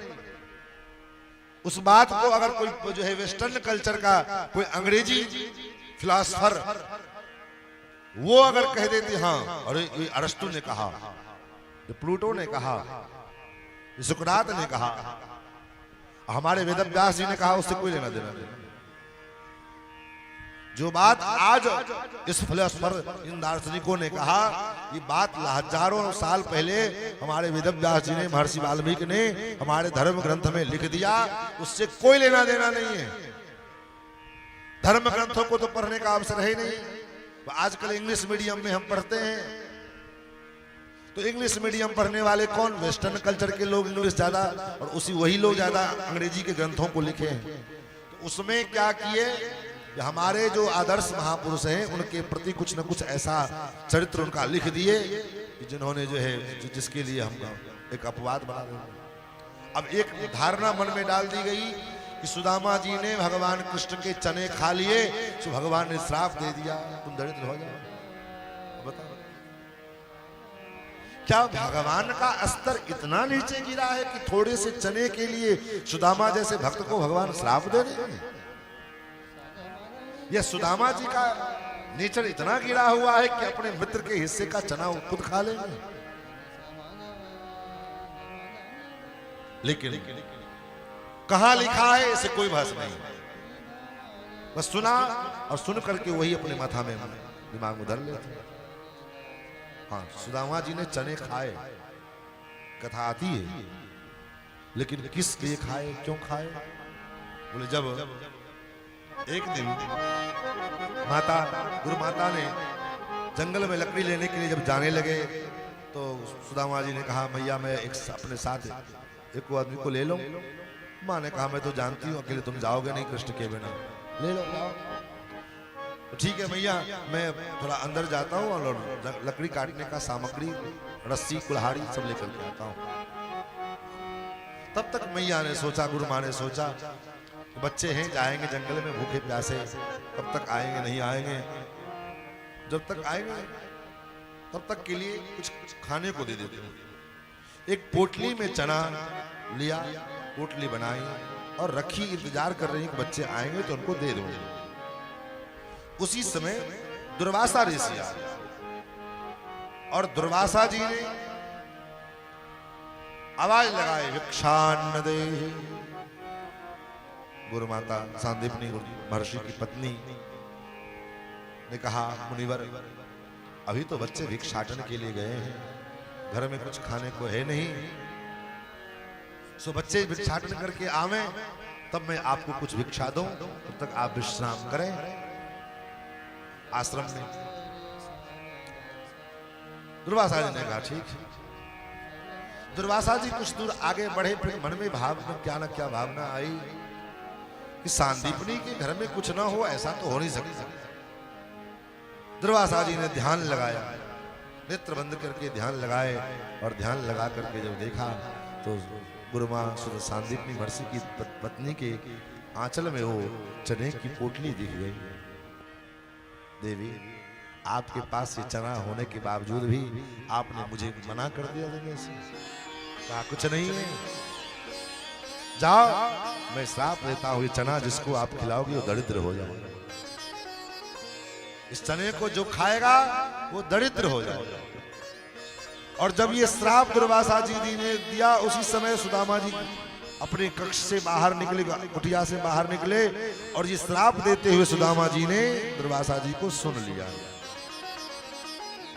और सुदामा जी विचार करते हैं, ये चना अगर मैया फेंकती हैं तो कहीं न कहीं अंकुरेगी, नष्ट तो होगी नहीं, जमीन में पड़ेगी तो अंकुरित होगी, उसमें फिर चना आएंगे और जो खाएगा वो दरिद्र होगा। चना ले लिया गुरु माता से, जंगल में गए। फिर विचार में आया, मैं तो ब्राह्मण हूं, मैं अगर दरिद्र हो भी जाऊं तो मुझे कोई बात नहीं, मैं तो, मेरा काम है, लेकिन मेरा श्याम सुंदर ये द्वारकाधीश बनने वाला है, ये आगे जाएगा, ये छत्री है, द्वारकाधीश बनेगा, और इसके अंदर अगर दरिद्रता आएगी ये मैं सहन नहीं। भले ही मुझे ये श्रापित चना मुझे खाना पड़े, जन्म भर मुझे दरिद्र रहना पड़े, मंजूर है, लेकिन ये चना मैं कृष्ण को नहीं दूंगा। और आज कई वर्ष बीत गए दुर्वासा ऋषि के श्राप को ढोते ढोते, लेकिन आज भगवान से रहा नहीं गया। भगवान ने कहा, विचार किया, नहीं तो आप विचार करो ना, आपका पति, आपके घर में, आपका मान लो घर में कोई किसी का विवाह हुआ, तो किसी का विवाह होता है तो उसका जो पति के जो मित्र होते हैं, 2 4 5, वो कन्या लड़की या तो विवाह की रात में मिल लेती है, या विवाह के बाद उस दिन ना आ पाए, 2 दिन 4 दिन 5 दिन 7 दिन 10 दिन के अंदर उसके सभी मित्रों को, पति देव के सभी लगभग मित्रों को पत्नी जान जाती है। लेकिन द्वारकाधीश सुदामा श्री कृष्ण के मित्र हैं। ये बात कई वर्षों के बाद हम उनकी धर्मपत्नी को आज पता चला है, जब उनके बच्चे बड़े बड़े बड़े हो गए, और भी सुदामा जी के द्वारा नहीं। हमारा मित्र अगर थोड़ा कोई जो है एसओ बन जाए, दरोगा बन जाए, एसआई हो जाए, तो महाराज ढिंढोरा पीटते, अरे मेरा मित्र है, मेरी दरोगा है, ये कांस्टेबल है, ये डीएम है, एसडीएम है। और जिनका मित्र साक्षात द्वारकाधीश श्री कृष्ण होवे, लेकिन आज तक सुदामा जी ने धर्मपत्नी के सामने चर्चा नहीं किया। इस द्वारकाधीश श्री कृष्ण हमारे मित्र हैं, उनको हमेशा यही कि ये हमारे आराध्य हैं, हमारे इष्ट हैं। आज परमात्मा ने जो है अपने ऐश्वर्य के बल पर में दुर्वासा ऋषि के श्राप को बाधित कर दिया, और स्वयं एक ब्राह्मण बनकर के आए देवी सुशीला के पास। भिक्षान देहि, महाराज मैं क्या भिक्षा दूं, मैं भिक्षा नहीं दे सकती। बोले क्यों? बोले मेरे घर में अशौच लगा है। किस बात का अशौच है? बोले जन्मा अशौच। कब तक रहेगा? बोले आजीवन रहेगा। बोले अशौच भी 12 दिन 14 दिन रहता है, 12 दिन का। बोले मेरे घर में रोज एक कन्या का जन्म होता है। वो कौन है? बोले वो दरिद्रा। दरिद्रा रोज मेरे घर में आती है, इसलिए मैं आपको कुछ नहीं दे सकती। देवी आपको पता है आपके जो मित्र हैं, पति देव हैं सुदामा? बोले हाँ, उनके मित्र द्वारकाधीश श्री कृष्ण। अच्छा, तो आप एक बार उनको उनके पास कहीं नहीं भेजते? मित्र हैं, ब्राह्मण्य हैं, शरणागत वत्सल हैं, उनको भेजो एक बार। भगवान चले गए। सुदामा जी सायंकाल लौटे। प्रभु मैंने सुना है ननु ब्रह्मन् भगवत सखा साक्षात् श्रियपति। विचार करो क्या धर्म है, क्या धर्म की निष्ठा है। आज पत्नी अगर एक जो है छोटा सा डिमांड करे और पतिदेव उसको पूरा करने में ना सक्षम हो, तो पत्नी कहेगी हमारा तो नसीब फूटा था, तुमसे शादी हो गई। कहेंगे ना, पता नहीं हमारे बाप की आंख में कौन सा रोग धर लिया था कि तुम्हारे साथ मेरा विवाह करा। लेकिन इतनी विपत्ति पति इतने कष्टों को रोज सुदामा की पत्नी झेलती है। बच्चे जब अन्न का दाना मांगते हैं तो कहती आज उपवास है। ये दशा है घर में। घर में रहने को छप्पर नहीं महाराज, पानी बारिश हो तो सारा पानी घर में गिरता है। पहनने को ठीक ठाक कपड़े नहीं, क्योंकि सुदामा जी अयाचक ब्राह्मण है। अयाचक ब्राह्मण का मतलब किसी से कोई याचना नहीं करते। ये ब्राह्मण का त्याग है, ये ब्राह्मण का तप है, तब वो ब्राह्मण श्रेष्ठ बनता है। हमारे मिथिलांचल में एक ब्राह्मण हुए आयाची मिश्र, उनका नाम तो कुछ और था, बाद में आयाची मिश्र पड़ा। बेटे का जन्म हुआ घर में, दाई आई, महाराज बेटे का जन्म हुआ है, कुछ निछावर दो। देवी मेरे पास देने के लिए तुम्हारे पास अभी वर्तमान में कुछ नहीं है, लेकिन मैं तुमको वचन देता हूं, मेरा बेटा जिस दिन जो है अपने बलपड़ में कमाएगा, इसकी पहली कमाई मैं तुमको दूंगा। 5 साल का बेटा बच्चा धूल में लेटा हुआ, राजा की सवारी निकली, सैनिकों ने कहा ए बच्चे साइड हो, किनारे हो जाओ। तो राजा साहब ने कहा अरे बच्चा है रहने दो। बालक ने कहा 5 वर्ष का वो बालक, बालो हम जगदानंद नमे बाला सरस्वती। मेरी उम्र जरूर बाला है, मैं जरूर बालक हूं, लेकिन मेरी सरस्वती बाला नहीं है। राजा प्रसन्न हो गए और राजा प्रसन्न होकर के गए उनको लेकर के अपने दरबार में, और 1000 स्वर्ण मुद्राएं एक थैले में करके बालक को दिया, और साथ में सेवक लेकर के आए पंडित जी के पास। ये बालक आपके बालक ने इनाम में पुरस्कार में जीता है। जैसे वो 1000 स्वर्ण मुद्राएं लेकर के वो सेवक आया था, तुरंत महाराज अयाची मिश्र पंडित जी गए उस दाई के पास, देवी चलो मेरा पुत्र कमा करके लाया। और जैसे वो झोला 1000 स्वर्ण मुद्राएं उठाया और यूं दे दिया उस दाई को। महाराज ये क्यों दे रहे हो? बोले मैंने आपसे कहा था कि मेरे पुत्र की पहली जो भी कमाई होगी सो तुमको दूंगा। ये संतोष आज कहां है? और यही असंतोष जीवन में है, इसलिए जीवन में हम दुखी हो। जीवन में संतोष आ जाए, ब्राह्मण असंतोषी हो जाए तो उसका धन नष्ट हो जाए। गोधन गजधन बाजधन और रतन खान, सारा धन हो लेकिन अगर संतोष नहीं है तो फिर भी आप दुखी हो। और कुछ नहीं है, एक फटी पुरानी कपड़े में आप जी रहे हो, और जीवन में संतोष है तो सब कुछ है। जब आवे संतोष धन सब धन दूरी से। प्रभु मैंने सुना है आपके पतिदेव, आपके मित्र द्वारकाधीश श्री कृष्ण तो एक बार उनके पास जाते, ब्रह्मण्यश्च शरण्यश्च भगवान सात्वतर्षभ, ब्रह्मण्य देव हैं, शरणागत वत्सल हैं। दास्यति द्रविणम भूरि सीदते ते कुटुम्बिने, अगर वो प्रसन्न हो जाएगा कुछ धन देंगे जिससे अपने कुटुंबियों का भरण पोषण बड़े सरलता से हो जाए। देवी तब तो नहीं जाऊंगा, कुछ याचना के उद्देश्य से अगर भेज रही हो तब तो नहीं जाऊंगा। अरे नहीं महाराज गलती हो गई, जाओ कम से कम आप उनको अपना आराध्य मानते हो, कम से कम दर्शन तो कर जाओ। हाँ, अयम ही परमो लाभो उत्तम श्लोक दर्शन, ये परम लाभ, ये परम लाभ मिलेगा। उत्तम श्लोक नंद नंदन श्याम सुंदर द्वारकाधीश श्री कृष्ण का दर्शन हो, ये परम लाभ। हाँ अब तो जाऊंगा, लेकिन देवी मेरे बचपन को यार सखा, खाली हाथ कैसे जाऊं, कछु है घर में? पंडितानी जी ने कहा प्रभु है तो कछु ना, घर में तो कुछ नहीं, लेकिन मैं बंदोबस्त करती हूँ। और आप विचार करो, भक्ति कोई यूं ही नहीं कर लेता महाराज, भक्ति के लिए बड़ा त्याग, बड़ा बहुत साधना, बहुत जो है कुछ सहना पड़ता, तब इतिहास उसका नाम पढ़ा जाए। पत्नी को भेजा, पत्नी गई और 4 घर से 4 मुट्ठी पृथक तंडुल मांग करके लाए। या चित्वा चतुरो मुष्टिन विप्रान पृथक तंडुलान, मांग के तो ले आए, लेकिन देंगे किसमें? घर में एक झोला भी नहीं है देने को। एक बहुत पुराने फटे चिथड़े कपड़े को लपेट सपेट के पुटली बनाई और उसी में तंडुल को रखा, पुटली बना करके और सुदामा जी को दिया। सुदामा जी महाराज चल पड़े। जब चल पड़े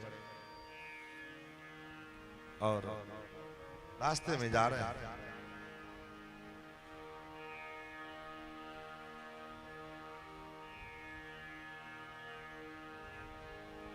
लालसा किस बात की है? बोले एक ही लालसा। लालसा एक ही चीज की है। मेरे प्राणेश मनमोहन तुम्हें ढूंढूं कहाँ जाकर। मेरे प्राणेश मनमोहन तुम्हें ढूंढूं कहाँ जाकर। मेरे प्राणेश मनमोहन तुम्हें ढूंढूं कहाँ जाकर। मेरे प्राणेश मनमोहन तुम्हें ढूंढूं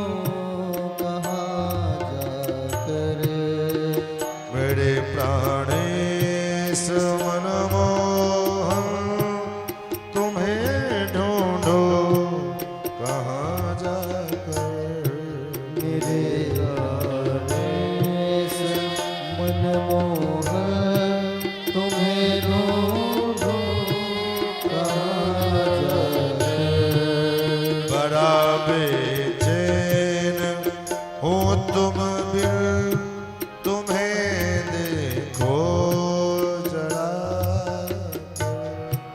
बड़ा बेचैन हूँ तुम बिन मुझे देखो जरा। मेरे प्राणेश मनमोहन तुम्हें ढूंढो कहाँ जाकर।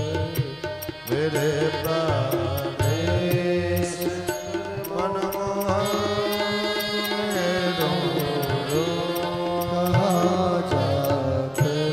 हे प्राणेश, मैं आपको कहाँ ढूंढूं? दर्शन को नैना तपे, वचन सुनन को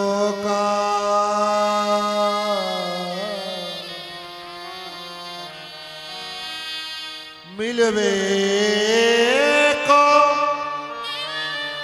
हियरा तपे। जिय के जीवन प्राण, जिय के जीवन प्राण।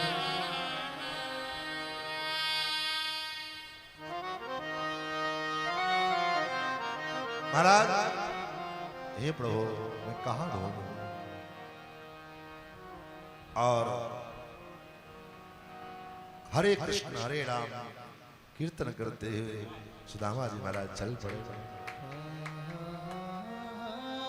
चले श्याम सुंदर से मिलने सुदामा। चले श्याम सुंदर से मिलने सुदामा।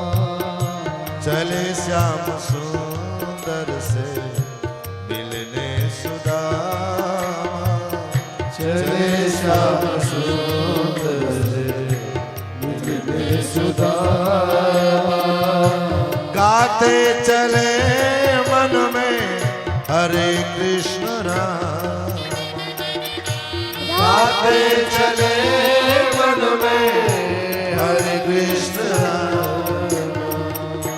गाते चले मन में हरे कृष्ण रामा गाते चले मन में हरे कृष्ण रामा चले श्याम सुंदर से मिलने सुदामा चले श्याम सुंदर से मिलने सुदामा लोटा डोरी कांधे लटकाई लोटा डोरी कांधे लटकाई तंडुल की पोटली बगल में दबाई तंडुल की पोटली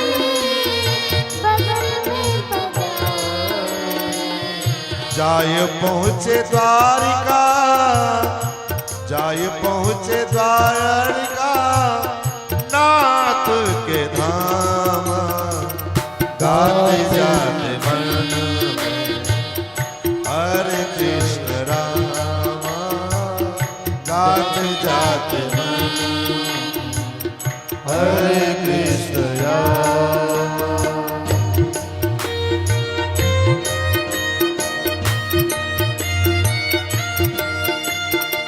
जय हो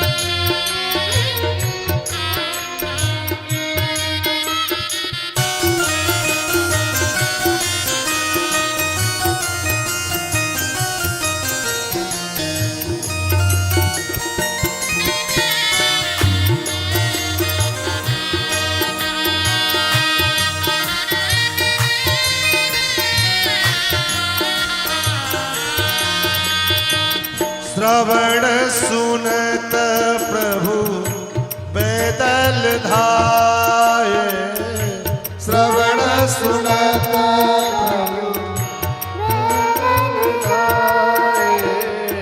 हे श्रवण सुनत प्रभु पैदल धाये श्रवण सुनत प्रभु पैदल आए सोन के सिंहासन पे लाकर बिठाए सोने के सिंहासन पे लाके बैठाए चरण पखारन ओ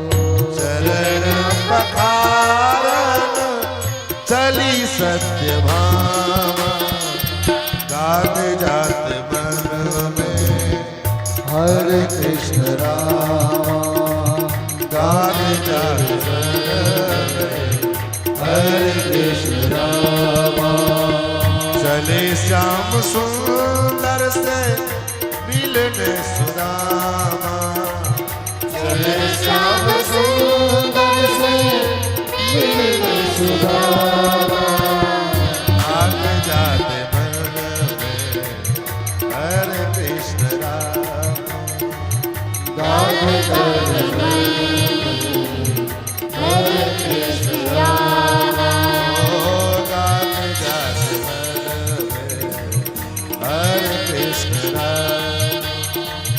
गाते जाते मन में हरे कृष्ण रामा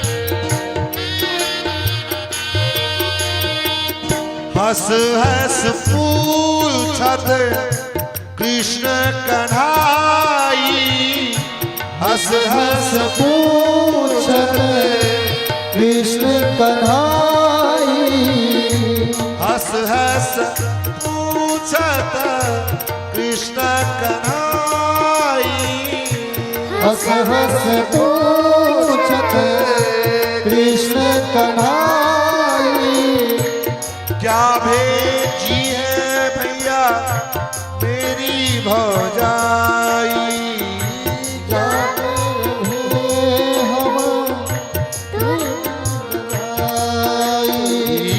क्या भेजी है भैया मेरी भौजाई, क्या भेजी मुझे भौजाई। तंडुल चबाय प्रभु ओ,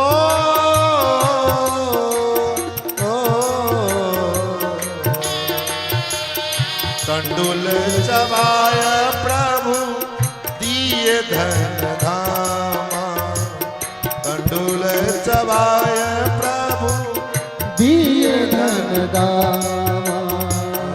गाते चले मन में हरे कृष्ण रामा, गाते चले मन में हरे कृष्ण रामा, चले श्याम सुंदर से मिलने सुदामा, चले श्याम सुंदर से मिलने सुदामा, गाते चले मन में हरे कृष्ण रामा, गाते चले मन में हरे कृष्ण रामा, गाते चले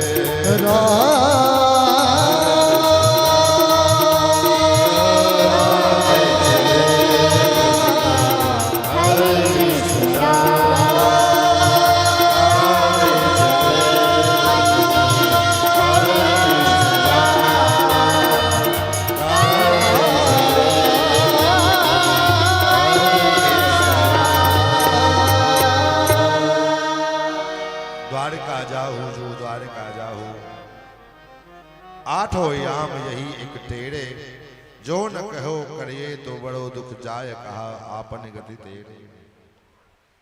लठिया टेकते टेकते शरीर पे न बल है न शरीर पर में, न जूते है न चप्पल। लठिया टेकते टेकते महाराज कई गांव क्रॉस करके एक लोगों से पूछा भैया द्वारका जानो है कितनी दूर है। वाह ने कहो महाराज आपके शरीर को देख करके तो ना लगे कि आज इस जन्म में आप द्वारका पहुंच पाओ, भगवान की कृपा है जाए तब ही आप द्वारका पहुंच सके हो। और चलते चलते थक गए महाराज, एक वृक्ष के नीचे लेट गए। सो गए। भगवान ने गरुड़ जी को भेजा। सोते हुए अवस्था में ही गरुड़ जी ने सुदामा जी को उठाया पंख में और ले आकर के द्वारका के नगर के बाहर रख दिया। मानो संकेत क्या है? संकेत यही है भगवान का शर्त है, स्वभाव है। क्या स्वभाव है? भगवान कहते हैं मैं तुझे स्वीकार कर लूंगा, लेकिन तुझे मेरी ओर एक कदम बढ़ाना पड़ेगा। पहला कदम तुमको बढ़ाना पड़ेगा। जो तू आवे एक पग मैं आऊं पग 60। अगर तुम मेरी ओर एक कदम बढ़ोगे तो मैं तुम्हारी ओर 60 कदम आगे आकर के तुम्हारा स्वागत करूंगा, तुमको स्वीकार करूंगा। लेकिन जो तू कर्रो काठ है, तू कर्रो काठ बनो रहे तो मैं लोहे की लाठ। फिर मुझे कोई फर्क नहीं पड़ता है, तो जैसे तैसे बना रहे, कोई लेना देना नहीं। एक कदम तो आगे बढ़ाना, पहले तो स्वीकार तो करना पड़ेगा, कहना तो पड़ेगा प्रभो मैं आपका हूं, सकृदेव प्रपन्नाय तवास्मीति च याचते अभयम सर्वभूतेभ्यो ददामि तद्व्रतम मम। पहले कहना तो पड़े महाराज। द्वार पर में, दरवाजे पर में आए, द्वार पर में वैसे तो भागवत में सीधे अंदर प्रवेश कर गए, लेकिन संतों के भाव, संत नरोत्तम दास जी महाराज का भाव है कि द्वार पर में जब पधारे तो द्वारपालों ने रोका, बाबा कहाँ से आए? बोले भैया मैं तो एक ब्राह्मण हूं और द्वारकाधीश श्याम सुंदर मेरो मित्र हो। द्वारकाधीश श्याम सुंदर श्री कृष्ण हमारो मित्र हो। सो भैया मैं आया हूं अपने बचपन के यार से मिलवे कुताएं, बचपन के सखा से मिलवे कुताएं आयो। और वह मित्र की दशा, ब्राह्मण की दशा द्वारपाल भगवान के पास गए। प्रभु हे नाथ, हे स्वामी, आपकी सेवा में सेवा करते करते वर्षों बीत गए, बहुत सी विभूतियां इस द्वार पर में आई, लेकिन आज जो विभूति द्वार पर में आई है बड़ी विचित्र विभूति। क्या विचित्रता है? क्या वैचित्र है उस विभूति की? द्वारपाल कहता है प्रभु हे नाथ, उस विभूति की विशेषता यही है, उसके मस्तक पर में न पगड़ी है। शीस पगान जगह तन पे प्रभु जान को आय बसे कही ग्रामा। धोती फटी सिलटी दुपटी और पाय उपान को नहीं सामा। प्रभु सर पे न पगड़ी है न धोती है, धोती भी है सो कई जगह से फटी पूरा, उसको बांध बांध करके गांठ लगा लगा करके पहन के आए।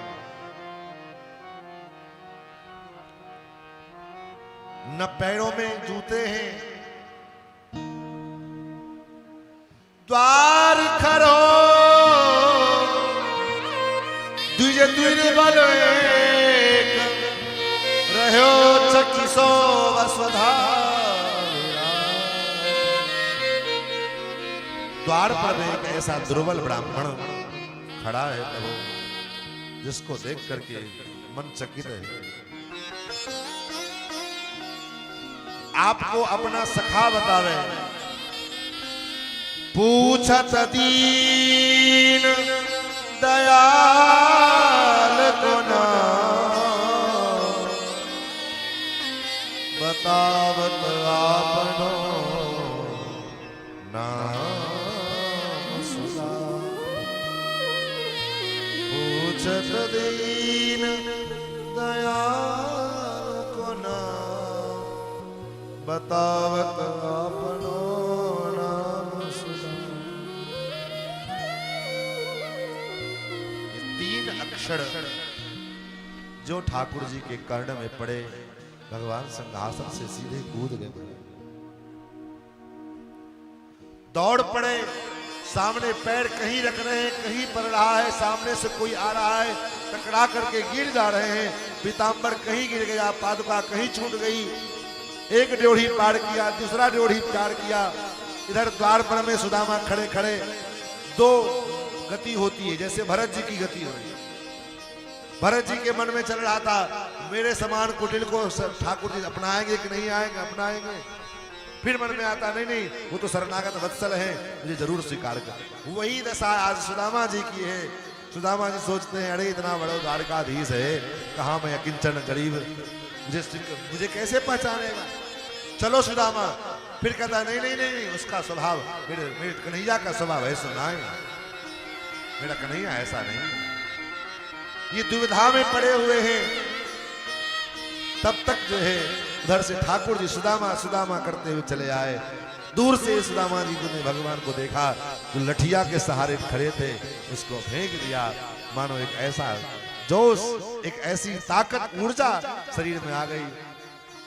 और दोनों जब आमने सामने हुए, ठाकुर जी ने सुदामा जी को हृदय से लगाया, सुदामा जी ने ठाकुर जी को हृदय से लगाया। इस दृश्य को देखकर ऐसा लगता है जैसे दो मित्र नहीं मिल रहे हैं। जो दशा, जो स्थिति जनकपुर में जो है दशरथ जी के और राम जी के मिलने पर में हुआ, दशरथ जी और राम जी मिले तो गोस्वामी जी ने लिखा, मृतक शरीर प्राण जनु भेटे। आज ऐसा नहीं लगता कि एक पिता और पुत्र मिल रहे हैं, तब ऐसा लगता है कि किसी मरे हुए व्यक्ति के शरीर से प्राण जिसका निकल गया हो, उसके शरीर में प्राण आ जाए, वैसे ही लग रहा है। वही दशा आज यहाँ पर। महाराज कस के सुदामा जी ने पकड़ा है राम जी को, ठाकुर जी को, और ठाकुर जी ने सुदामा जी। लेकिन कुछ देर बाद दोनों अलग, झटके से अलग हो गए। एक झटके में अलग हो गए। क्यों? इसके पीछे भाव क्या है? बोले भाव यही है, सुदामा जी के मन में भाव आया कि मैं तो दीनहीन ब्राह्मण, मेरा शरीर तप में है, कठोर है, मेरे शरीर में केवल हड्डी हड्डी है, और मेरा कन्हैया इतना सुकुमार है, इतना सुकोमल है। मेरे शरीर की हड्डियां मेरे लाला को गड़ती होंगी, चुभती होंगी, इसलिए सुदामा जी पीछे हो। भगवान क्यों छोड़े? भगवान ने विचार किया कि मैं तो हट्टा कट्टा, मेरा दुबला पतला मित्र, मेरा इतना दुबला पतला 1.5 हड्डी का है, कहीं इस जोर से दब गया, मेरे मित्र को कहीं कष्ट ना हो रहा हो। दोनों एक दूसरे के कष्ट का, इसी का नाम प्रेम है भाई। प्रेम का मतलब ही होता है तद सुखी सुखी तुम, तद दुखी दुखी तुम। अपने प्रियतम के सुख में सुखी होना और अपने प्रियतम के दुख में दुखी होना, यही प्रेम का सिद्धांत है। ये नहीं कि मुझे ये चाहिए, चाहे तो अपने बाप के घर से लेके आओ मुझे चाहिए, ये प्रेम नहीं है, ये स्वार्थ है। वो प्रेम नहीं हो सकता है, वो व्यापार है। हमारे बाप ने तुमको दहेज देकर खरीदा इसीलिए, मेरी इच्छा है, मेरा डिमांड है, पूरा करो। प्रेम नहीं है, वहां स्वार्थ होगा। प्रेम का मतलब यही है कि जहां अपने प्रियतम को हमेशा सुख देने का, अपने प्रियतम को प्रसन्न करने का, हमारे प्रियतम किस में खुशी रहेंगे। भक्ति का यही सिद्धांत है। सदा रघुनंदन राजी रहे, हे रघुनंदन आप सदा राजी रहे। हम तो तिहारी खुशी में खुशी है, हमको जो कछु नहीं चहना, सदा रघुनंदन राजी रहे। लेकिन भक्ति को भी आजकल हमने व्यापार बना दिया। भक्ति में भी खूब व्यापार होता है। तीर्थाटन के टेंडर होते हैं, तीर्थ ले जाने का, कथा कराने के टेंडर होते हैं, कीर्तन के टेंडर होते हैं। ये भक्ति है क्या? इतनी हमारी धन की भूख बढ़ गई है? कथा में व्यापार नहीं, कथा तो भव पार ले जाने वाली है। कथा व्यापार की चीज नहीं है भाई बाप। कथा जीव को भव पार से ले जाने वाली है। प्लीज कथा को, भक्ति को व्यापार मत बनाओ।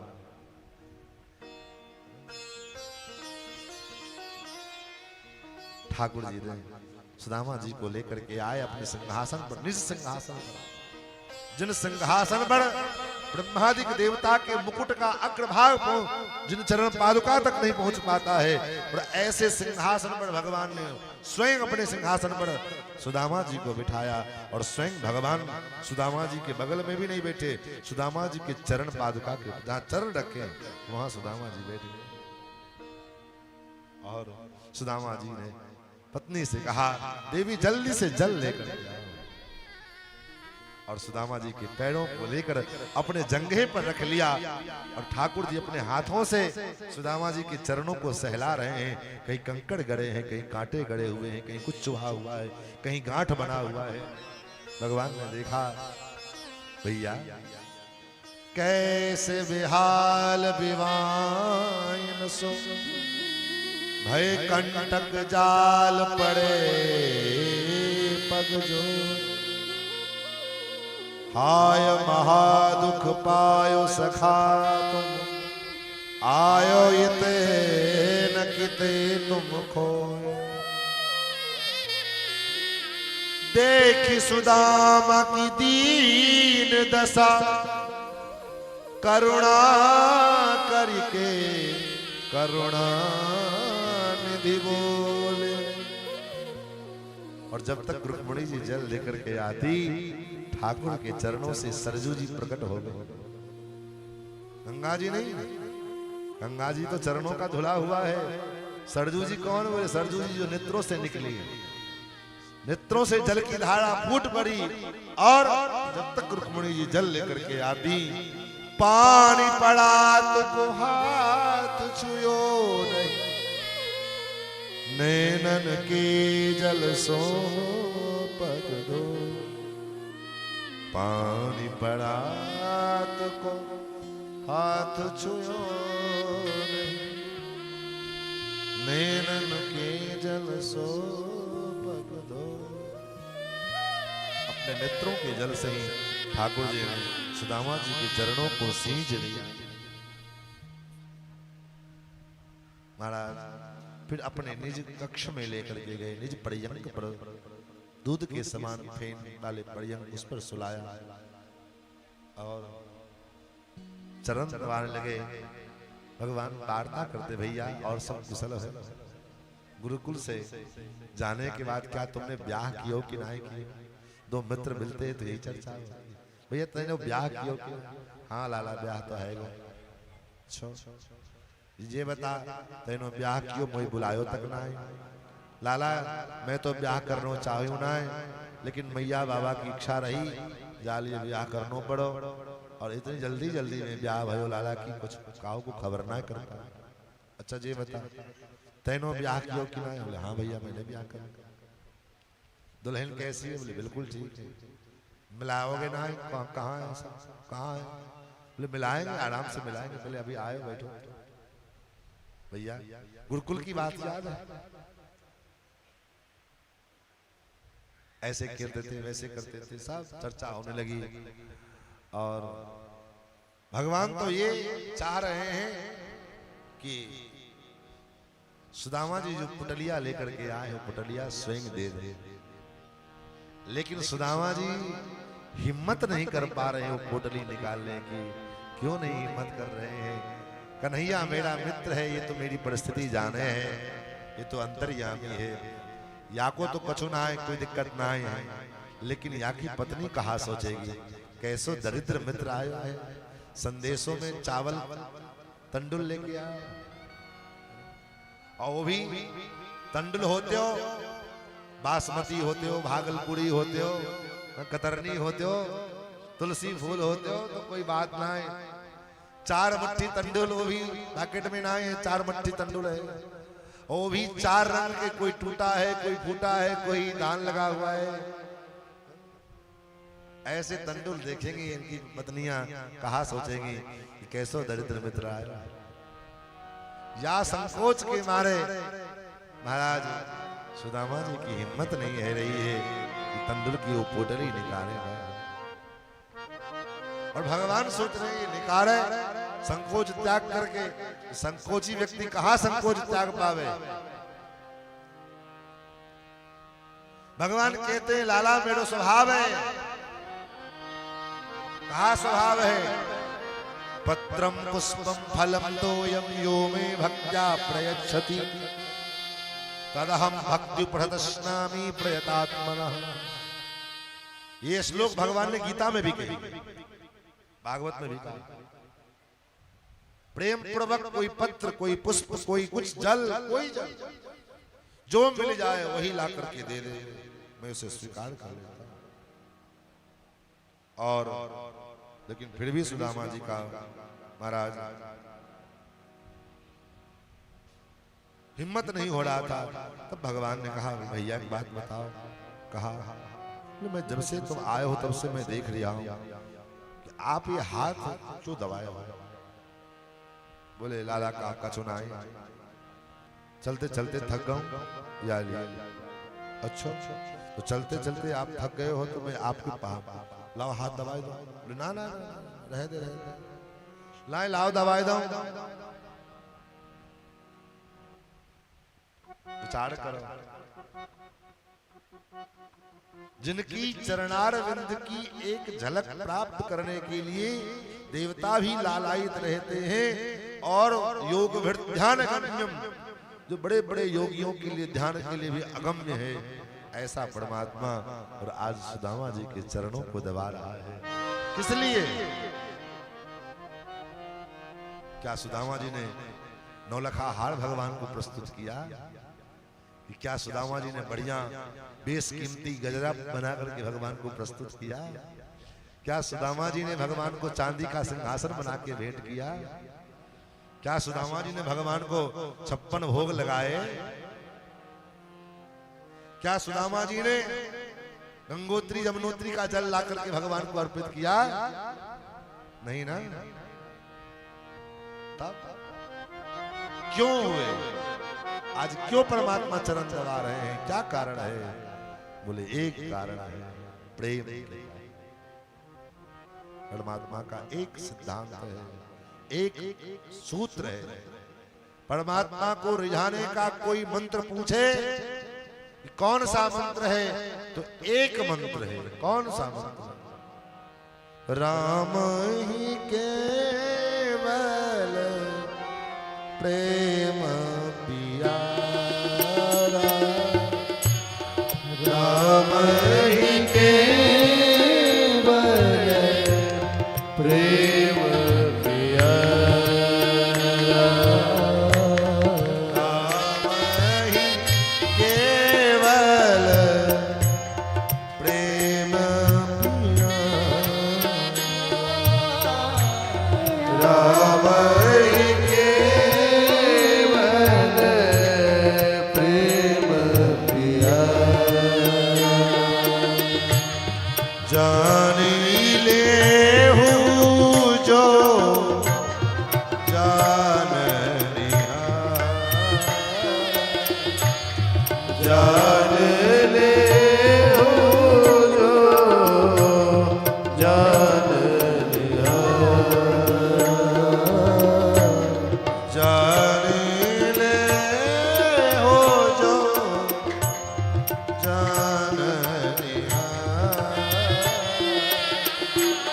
जान ले हो जान लिया। राम ही केवल प्रेम प्यारा, राम जी केवल प्रेम के प्यारे। बस भगवान प्रेम से केवल रिझते हैं। भक्त्या तुष्यति केवलम न च गुणैः, भक्ति प्रियो माधव भक्ति प्रियो राघव। भगवान केवल भक्ति यानी प्रेम, भक्ति को प्रेम को दोनों एक ही बात। भगवान प्रेम से रिझते हैं या भक्ति से? दूसरा कोई और विकल्प नहीं है। कोई करोड़ों का मंदिर बनवा दो तो भगवान रिझ जाएगा? कोई जरूरी नहीं। करोड़ों का जो है ये करवा दो वो करवा दो, उससे भगवान रिझ नहीं।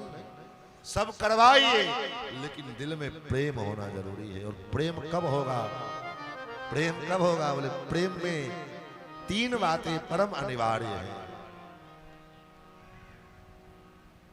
अगर आप नोट करना चाहो तो नोट कर लो, याद करना चाहो तो याद कर लो, अन्यथा बाद में अगर अभी ना याद हो तो यूट्यूब पे बाद में सुन लेना। 3 बात प्रेम के मार्ग में 3 बात अनिवार्य है। कौन कौन?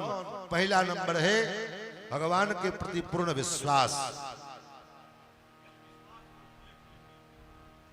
जब तक विश्वास नहीं होगा तब तक काम नहीं बनेगा। पहला नंबर विश्वास।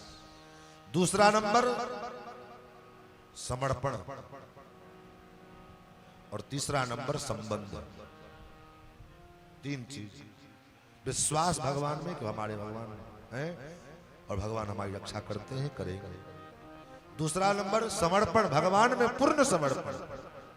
ये बेईमानी वाला नहीं कि भगवान के मंदिर में जाकर के भगवान त्वमेव सर्वम मम देव देव, घर पे आते ही पति देव से कहो कि तो अभी तो हमारे सर्वस्व है। पति पत्नी से कहे तुम हमारी जिंदगी हो, ऐसा नहीं। पति पत्नी का संबंध अपना है, वो अच्छा है, व्यवहार जगत के लिए, लेकिन हार्द प्रेम भगवान के प्रति पूर्ण समर्पण होना।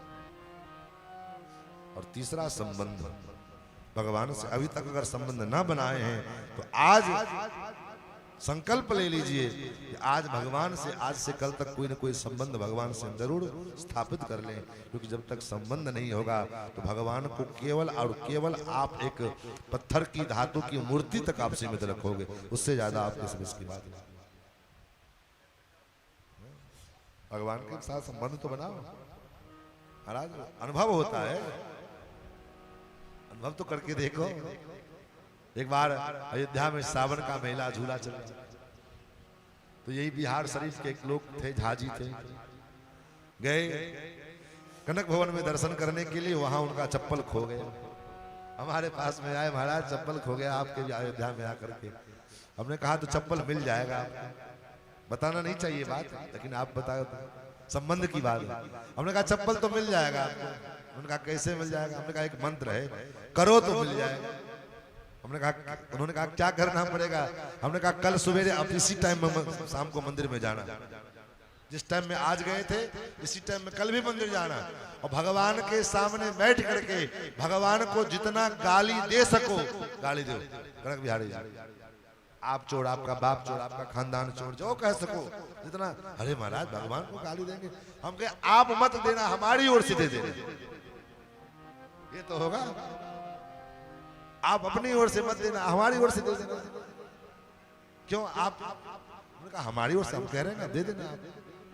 वो गए, दूसरे दिन होकर के शाम को आए, बड़े प्रसन्नता पूर्वक, महाराज जी हमारा चप्पल मिल गया। कहाँ मिल गया? बोले जहां रखे थे वहीं मिल गया। उन्होंने कहा क्या किया? आपने जो मंत्र दिया था वही किए, चप्पल मिल गया। हमने कहा ये विश्वास और संबंध, हमारा संबंध है उनको गाली देने का। गाली देंगे, सुनेंगे, बुरा नहीं लगेगा उनको, उनको ले, उनकी कौन के, उनके बाप को बुरा नहीं लगेगा। हा? उनकी कौन के, उनके बाप को बुरा नहीं लगेगा। समय सुहावन गारी विराजा, हसत राव सुर सहित समाजा। बाप भी हंस रहे, बेटा भी हंस रहे, और गाली देते हैं। गाली तो देने के बाद क्षमा भी मांग लेते हैं। महाराज क्षमा चूक राजेश जुयाते, हे प्रभु मैं आप क्षमा चाहता हूं। क्यों? गाली देत हम सियज के नाते, हम आपको गाली दे रहे हैं। क्यों? हमारा अधिकार है। इसलिए श्री किशोरी जी के नाते आपको गाली देते हैं। क्यों देते हो? क्योंकि तुम्हारी हम सरहज सारी गारी मिथिला, धरी ध्यान सुनो धनुधारी गारी मिथिला। हमारा अधिकार है, प्रेम से हम गाली देते हैं। आप आश्चर्य करोगे महाराज, गाली भी देते हो प्रेम से, कितना आश्चर्य है। आपको कहे कि हम आपको गाली दे, प्रेम से गाली दे। प्रेम से कहीं गाली दी जाती है? गाली तो झगड़ा के समय दिया जाता है। लेकिन मिथिला का ये वैशिष्ट्य है, मैथिली रस की जो है उपासना का ये वैशिष्ट्य है कि जहां गाली भी प्रेम से दिया जाए। गाली को भी कथा कहा जाता है। मिथिला की गारी को गारी न समझो, गारी है वेदन को सार जी। गारी नहीं है, वेदों का सार है। तो महाराज क्या कहें, कथा तो महाराज समाप्त नहीं होती, आपका प्रेम समाप्त नहीं होता, लेकिन समय समाप्त होता है। समय अपनी बार बार जो है हमको इशारा कर रहा है कि अब हम टाइम तुम्हारे टाइम से ओवर जा रहे हैं। अभी अचानक सुई पर नजर पड़ी है, लेकिन कथा को तो पूरा करना है, तो संक्षेप में हम कथा को जल्दी जल्दी पूरा करेंगे। महाराज भगवान ने सुदामा जी से कहा, भैया मेरी भाभी कैसी है, सब वृत्तांत सुनाया। काजे बता मेरी भाभी तो तुम्हारी भाभी ने तो मुझे भेजो है। अच्छा, तो मेरी भाभी ने जब तुम्हें भेजो है तो मेरे लिए जरूर कोई ना कोई संदेशा भी भेजो। सरल हृदय सुदामा जी का मुंह से निकल गया, हाँ अब कहा भेजो है। एक मास दुई पक्ष में दो एकादशी हो, पर मेरो घर गोपाल जी नित्य एकादशी है। हे गोपाल, एक मास दुई पक्ष में दो एकादशी होती है, लेकिन हे ठाकुर आपकी कृपा से मेरे घर रोज एकादशी है। बच्चे कुछ खाने को मांगे, घर में अन्न का दाना नहीं तो कहना पड़े एकादशी है। ठाकुर जी सिहर गए, नेत्र को बंद किया और मानो नेत्र बंद करके उनका संदेशा जवाब भेज दिया। होनी थी सो हो गई, अब ना ऐसी हो, तेरो घर श्री भावी जू नित्य द्वादशी हो। अब तक तो जो होना था सो हो गया, तो आज के बाद तेरो घर नित्य द्वादशी है। फिर सुदामा जी को भगवान ने विदा किया।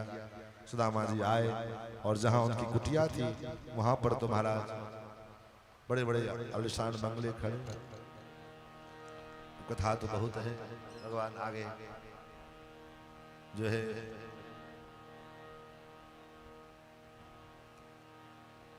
आगे चर्चा आती है। वेदों ने भगवान के आकर के स्तुति किया है, जय जय जय जा दोष भी गुणाम। देवताओं ने भगवान को आकर के स्तुति किया। फिर भगवान ने देखा कि जिस पृथ्वी का भार उठाने के लिए हम अवतार लेकर के आए, मेरे ही परिवार के लोग पृथ्वी के बोझ बनते जा रहे, सब उपद्रव करने लगे। फिर भगवान ने दुर्वासा ऋषि को निमित्त बना करके और अपने संपूर्ण वंश को विनाश होने का श्राप लगवाया और नारद जी को अपने पिता वसुदेव जी को उपदेश करने के लिए भेजा।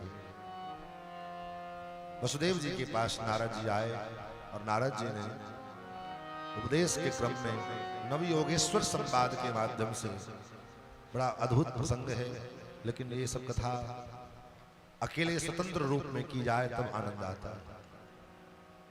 स्वतंत्र केवल ये प्रसंग जो है हो तब हो।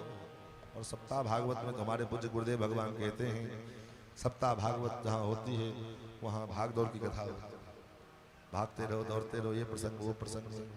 कई बार से हम सोच रहे हैं कि एक बार कथा कहीं ऐसा हो जहाँ दसम स्कंद से कथा शुरू हो और केवल दसम स्कंद कथा 7 दिन में हो। और संयोग बन रहा है, होगा जल्दी, जिसकी लाइव के माध्यम से आप लोग भी दर्शन करेंगे। लेकिन दर्शन तो तब करेंगे जब चैनल से जुड़े हों। अगर चैनल से ना जुड़े हों तो चैनल से आज जुड़ जाइए। तो प्रायः जो कथाएं जीवन में सत्संग चाहते हैं, तो नहीं, सत्संग को केवल टाइम पास का साधन समझते हैं तब तो कोई बात नहीं। प्रायः कोशिश में है अब कहीं कहीं ऐसी कथा हो जो प्रसंग दर प्रसंग कथा हो। 7 दिन की कथा, किसी में दसम स्कंद की चर्चा, किसी में जो है केवल भागवत के स्तुति प्रकरण की चर्चा। ऐसे जो महापुरुषों के द्वारा गुरुजनों के मुखारबिंद से दास ने सुना है उसको सुनाने का प्रयास करें। नवयोगेश्वर संवाद सुनाया, फिर दत्तात्रेय जी भगवान और उद्धव जी का जो संवाद है जिसमें भगवान ने सांख्य शास्त्र का वर्णन सुनाया, दत्तात्रेय जी के 24 गुरु जी का वर्णन करके सुनाया, और अंत में भगवान ने ये जितने थे यदुवंशी सब आपस में लड़े और वो जो श्राप के कारण लोहा पिंड उसको घस करके समुद्र में फेंक दिया था, वो एड़क नाम का घास बना। उसी एड़क नाम के घास से आपस में लड़ने भिड़ने लगे।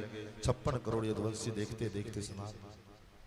छोटा सा लोहा पिंड उसको कूट करके व्याध ने अपने धनुष के आगे में लगाया, भगवान के चरणों को निमित्त मान करके और भगवान के चरणों को निशाना बना करके बाण चलाया। भगवान उस बाण को निमित्त मान करके अपने स्वधाम को पधारे। इधर सुखदेव जी ने भी राजा परीक्षित से कहा, राजन अब मैं विदा होऊंगा। तो सुखदेव जी जैसे आए थे वैसे चले गए। उससे पहले परीक्षित के शरीर से एक ज्योति निकली और महाज्योति में विलीन हो गई। तक्षक नाग आया, शरीर का स्पर्श किया, जल करके भस्म। गंगा जी की धारा आई, उस भस्म को भी लेकर के चली। अब आप पूछोगे तो सुखदेव जी ने कथा सुनी तो इसको इसका लाभ क्या मिला? परीक्षित जी ने कथा सुनी, इसका क्या लाभ मिला? न वो राजा बन पाए, न फिर उनको जीवन दान मिला, आखिर क्या मिला उनको? तो यही मिला।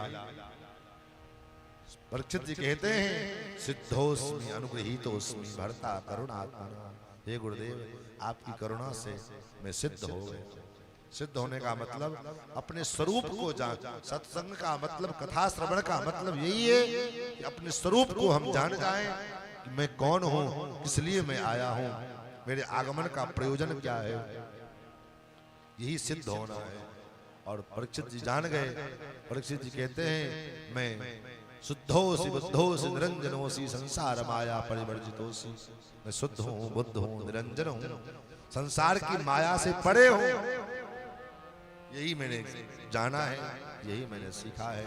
हम भी यही सीखें कि हम भगवान के हो गए हैं, भगवान हमारे।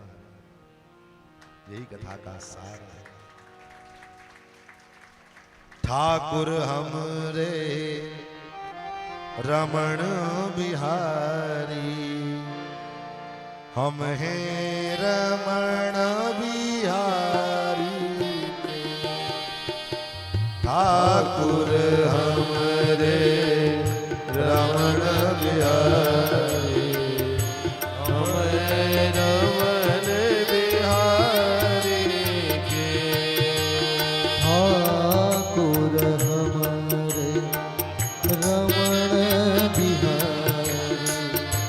हम हैं रमण बिहारी के। ठाकुर हमरे रमण बिहारी, हम हैं रमण बिहारी। ठाकुर सेवा धर्म हमारा, ठाकुर सेवा धर्म हमारा। काम न दुनिया दारी से, काम न दुनिया दारी से। कोई भला कहे चाहे बुरा कहे, कोई भला कहे चाहे बुरा कहे। हम हो गए अवध बिहारी, हम हो गए अवध बिहारी के। ठाकुर सेवा धर्म हमारा, कामना दुनिया से। महाराज ये धर्म है, यही कथा का सार है। यही कथा का सार लेकर के आप घर जाइए। और आज 7 दिन से जो आप लोगों ने कथा सुनी है, इस कथा के माध्यम से यही आपसे मैं दक्षिणा चाहता हूँ। कथावाचक को दक्षिणा दिया जाता है, हाँ? होता है, मालूम है कि नहीं मालूम? दक्षिणा में क्या लेके आए? लेकिन व्यवहार पक्ष में भी कोई आचार्य से जो है मंत्र दीक्षा लेकर, और हमारे जैसा कि हमको आज पता चला, यद्यपि हमारे विश्वनाथ जी जयपुरी आए मुख्य यजमान वैष्णव हैं, लेकिन सुनने में आया कि दीक्षित वैष्णव नहीं। वैष्णव है, वैष्णव तो क्या कहें, सब है, लेकिन वैष्णवी दीक्षा इन्होंने नहीं ली। क्या ये बात पहले कहना चाहिए था आपको? पहले दिन अगर कहते तो पहले दिन दीक्षा दे देते, तब कथा पूरी होती। लेकिन चलो, अंत भला तो सब भला। कल सवेरे इनको जो है दीक्षा का कार्यक्रम सवेरे कर दिया जाए। इनको मंत्र, अरे कुछ करने के लायक तो नहीं है, बात नहीं है, लेकिन फिर भी जो है इनको एक मंत्र का जो है सवेरे हवन के साथ साथ इनकी दीक्षा। और आप लोग भी कम से कम वैष्णव धर्म का पालन कीजिए, भगवान से अपना संबंध जोड़िए। यही मेरी प्रार्थना और यही मेरी कथा की दक्षिणा। सप्तदिन श्रीमद् भागवत कथा आपने श्रवण किया। इस कथा के माध्यम से जो कुछ बातें आपको अच्छी लगी हों, इन बातों को आप अपने जीवन में धारण करने का अवश्य प्रयास करेंगे। और जो बातें आपको अप्रिय लगी हों, मेरे वाणी के द्वारा प्रवाह में बहुत बातें निकल जाती है, तो जो बातें आपको अप्रिय लगी हों उन बातों को यहीं पर में जो है भूल चूक माफ करेंगे अपना छोटा बालक मान करके। और हमारे विशेष आभार श्री सुशील भैया और नवीन भैया को, जिन्होंने बहुत मेहनत करके इस कथा का आयोजन किया और इनके सहयोग में हमारे इनके साथ साथ गुप्त रूप से हमारे ललित बाबू और प्रकट रूप से हमारे शंकर बाबू का भी बड़ा योगदान रहा। शंकर बाबू ने तो सुबह से लेकर शाम तक जो है इनका साथ दिया और हम लोग से भी। तो कथा के 7 दिन के दरमियान यात्रा में किसी प्रकार की कोई त्रुटि जजमान परिवार को भी हुई होगी, हम लोगों के किसी भी सदस्य के द्वारा, उसके लिए हम क्षमा चाहते हैं। और विशेष आभार समस्त ये जयपुरिया परिवार का। और इस जो ये सोसाइटी है सनशाइन है, सनसिटी है, अलंकार सनसिटी अपार्टमेंट, आज ये अलंकार सनसिटी अपार्टमेंट भी 7 दिन से अयोध्या वृंदावन बना हुआ है। अरे जहाँ ठाकुर जी की चर्चा हो वही तो अयोध्या, वही वृंदावन है। जही दिन राम जन्म श्रुति गावे तीर्थ सकल तहाँ चलिया।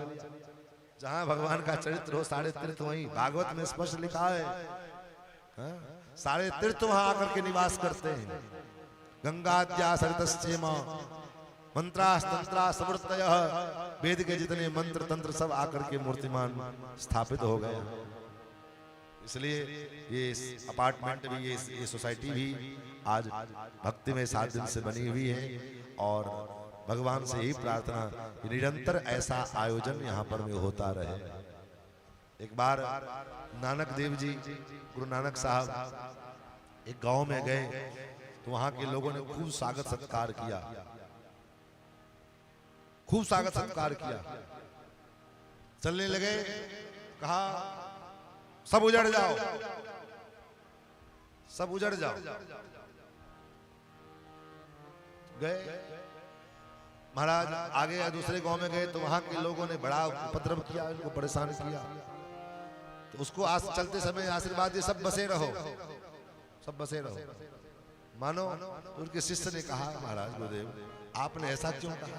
वहां उतना स्वागत किया सबने, कहा उजड़ जाओ। यहाँ सब लाठी से लेकर सब परेशान किए तो कह रहे बसे रहो। बोल इसलिए वहां उजड़ने का आशीर्वाद दे करके आए क्योंकि वो इतने सभ्य और शांत लोग हैं, जहां जाएंगे वहां वैसा माहौल खड़ा कर देंगे महाराज। जहां जिस गांव में बसेंगे, जिस जगह पे बसेंगे, वहां उस प्रकार का भक्तिमय वातावरण तैयार कर लेंगे। और ये नास्तिक लोग, ये उदंड लोग जहां जाएंगे वहां अगर भक्ति का वातावरण बना भी रहेगा तो वहां भी उपद्रव करेंगे। इसलिए यही ठीक है। तो महाराज तो हम निवेदन यही करेंगे यहाँ के लोग बसे रहें और ऐसी कथा का माहौल बना रहे। सब लोगों का मंगल कामना, सब लोगों का मंगल हो।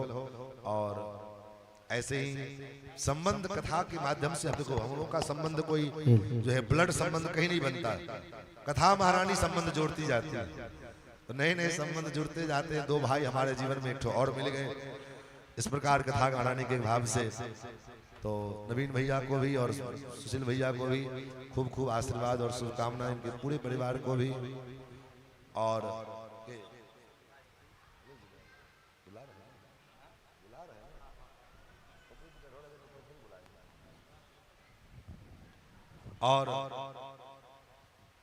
हमारे हम तो उनको अपना अभिभावक ही समझते हैं, हमारे गार्जियन हैं, क्योंकि बचपन से इनको हम देखते आए हैं। तो इनको हम आग्रह करेंगे पहले वो मंच पे आप आवे ललित बाबू, और अपने भाव, अपने उद्गार व्यासपीठ के लिए और लोगों के लिए अपने उद्गार को व्यक्त करेंगे। और हम लोगों को भी अपनी वाणी के द्वारा मंगलाशासन करेंगे। और वो हस्ताक्षर वाला काम चल रहा है ना, घूम रहा है ना, जिनके पास वो टहलाते जाओ।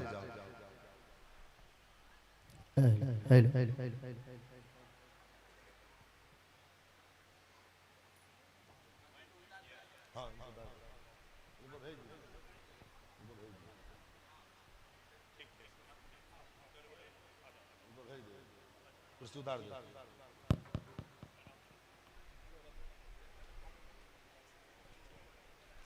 सीतारामचंद्र भगवान की जय जय सीताराम। गोविंद नाम के व्यासपीठ से व्यास जी महात्मा बड़ा सुंदर ढंग से प्रस्तुत कलन। तो मंगलाचरण बुझू किछ और विषय बुझू। भगवाने के कीर्तन 5 मिनट सब गोटा प्रेम से करी। आए विराम दिवस छियन तो सबसे बढ़िया यह हिनकर आशीर्वचन प्राप्त करब है। भगवानक कृपा से हो यह है। तो हे गोपाल राधा कृष्ण गोविंद गोविंद। हे गोपाल राधा कृष्ण गोविंद गोविंद। हे गोपाल राधा कृष्ण गोविंद गोविंद। हे गोपाल राधा कृष्ण गोविंद गोविंद। कृष्ण गोविंद गोविंद कृष्ण गोविंद गोविंद। कृष्ण गोविंद गोविंद कृष्ण गोविंद गोविंद। कृष्ण गोविंद गोविंद कृष्ण गोविंद गोविंद। कृष्ण गोविंद गोविंद कृष्ण गोविंद गोविंद। कृष्ण गोविंद गोविंद कृष्ण गोविंद गोविंद। कृष्ण गोविंद कृष्ण गोविंद गोविंद। कृष्ण गोविंद गोविंद कृष्ण गोविंद गोविंद। कृष्ण गोविंद गोविंद कृष्ण गोविंद गोविंद। हे गोपाल राधा कृष्ण गोविंद गोविंद। हे गोपाल राधा कृष्ण गोविंद गोविंद। हे गोपाल राधा कृष्ण गोविंद गोविंद। हे गोपाल राधा कृष्ण गोविंद गोविंद। कृष्ण गोविंद गोविंद कृष्ण गोविंद गोविंद। कृष्ण गोविंद गोविंद कृष्ण गोविंद गोविंद। कृष्ण गोविंद गोविंद कृष्ण गोविंद गोविंद। कृष्ण गोविंद गोविंद कृष्ण गोविंद गोविंद। कृष्ण गोविंद गोविंद कृष्ण गोविंद गोविंद। कृष्ण गोविंद गोविंद कृष्ण गोविंद गोविंद। कृष्ण गोविंद गोविंद कृष्ण गोविंद गोविंद। कृष्ण गोविंद गोविंद कृष्ण गोविंद गोविंद। हे गोपाल राधा कृष्ण गोविंद गोविंद। हे गोपाल राधा कृष्ण गोविंद गोविंद। हे गोपाल राधा कृष्ण गोविंद गोविंद। हे गोपाल राधा कृष्ण गोविंद गोविंद। सत्य सनातन धर्म की जय सत्य सनातन धर्म की। जय।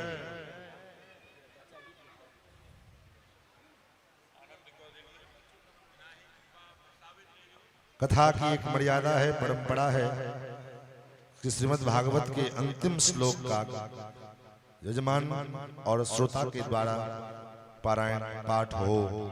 इसलिए आप सभी लोग जो असावधानी मुद्रा में खड़े हैं, इधर उधर बैठे हैं, सभी सावधान हो जाएं, क्योंकि इस 2 श्लोक के पाठ से संपूर्ण भागवत का पाठ का फल मिलता है। इसलिए सभी लोग हाथ जोड़ करके हम आगे आगे बोलेंगे और आप लोग पीछे पीछे बोलेंगे।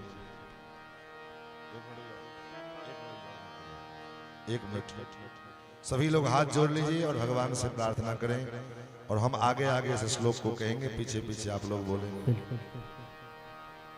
भवे भवे यथा भक्ति भवे भवे यथा भक्ति पादयोस्तव जायते पादयोस्तव जायते तथा कुरुष्व देवेश तथा कुरुष्व देवेश नाथस्त्वं नो यतः प्रभो नाथस्त्वं नो यतः प्रभो नाम संकीर्तनं यस्य नाम संकीर्तनं यस्य सर्वपाप प्रणाशनं सर्वपाप प्रणाशनं प्रणामो दुःख समनः प्रणामो दुःख शमनः तं नमामि हरिं परं हम नमामि हरिं परं हरये नमः हरये नमः हरये नमः हरये नमः हरये नमः हरये नमः श्रीमद्भागवत महापुराण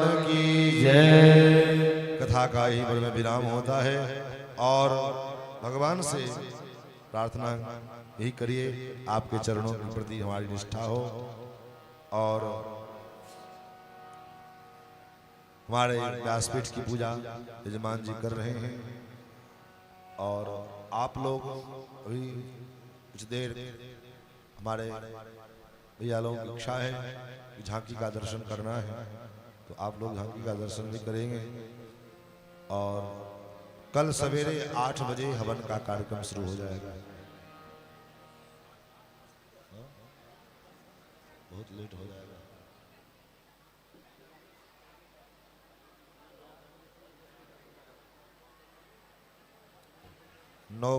9 बजे का हवन का कार्यक्रम है तो लेकिन इस बात का ध्यान रखेंगे कोई भी माताएं हवन के लिए प्रेस नहीं करेंगे।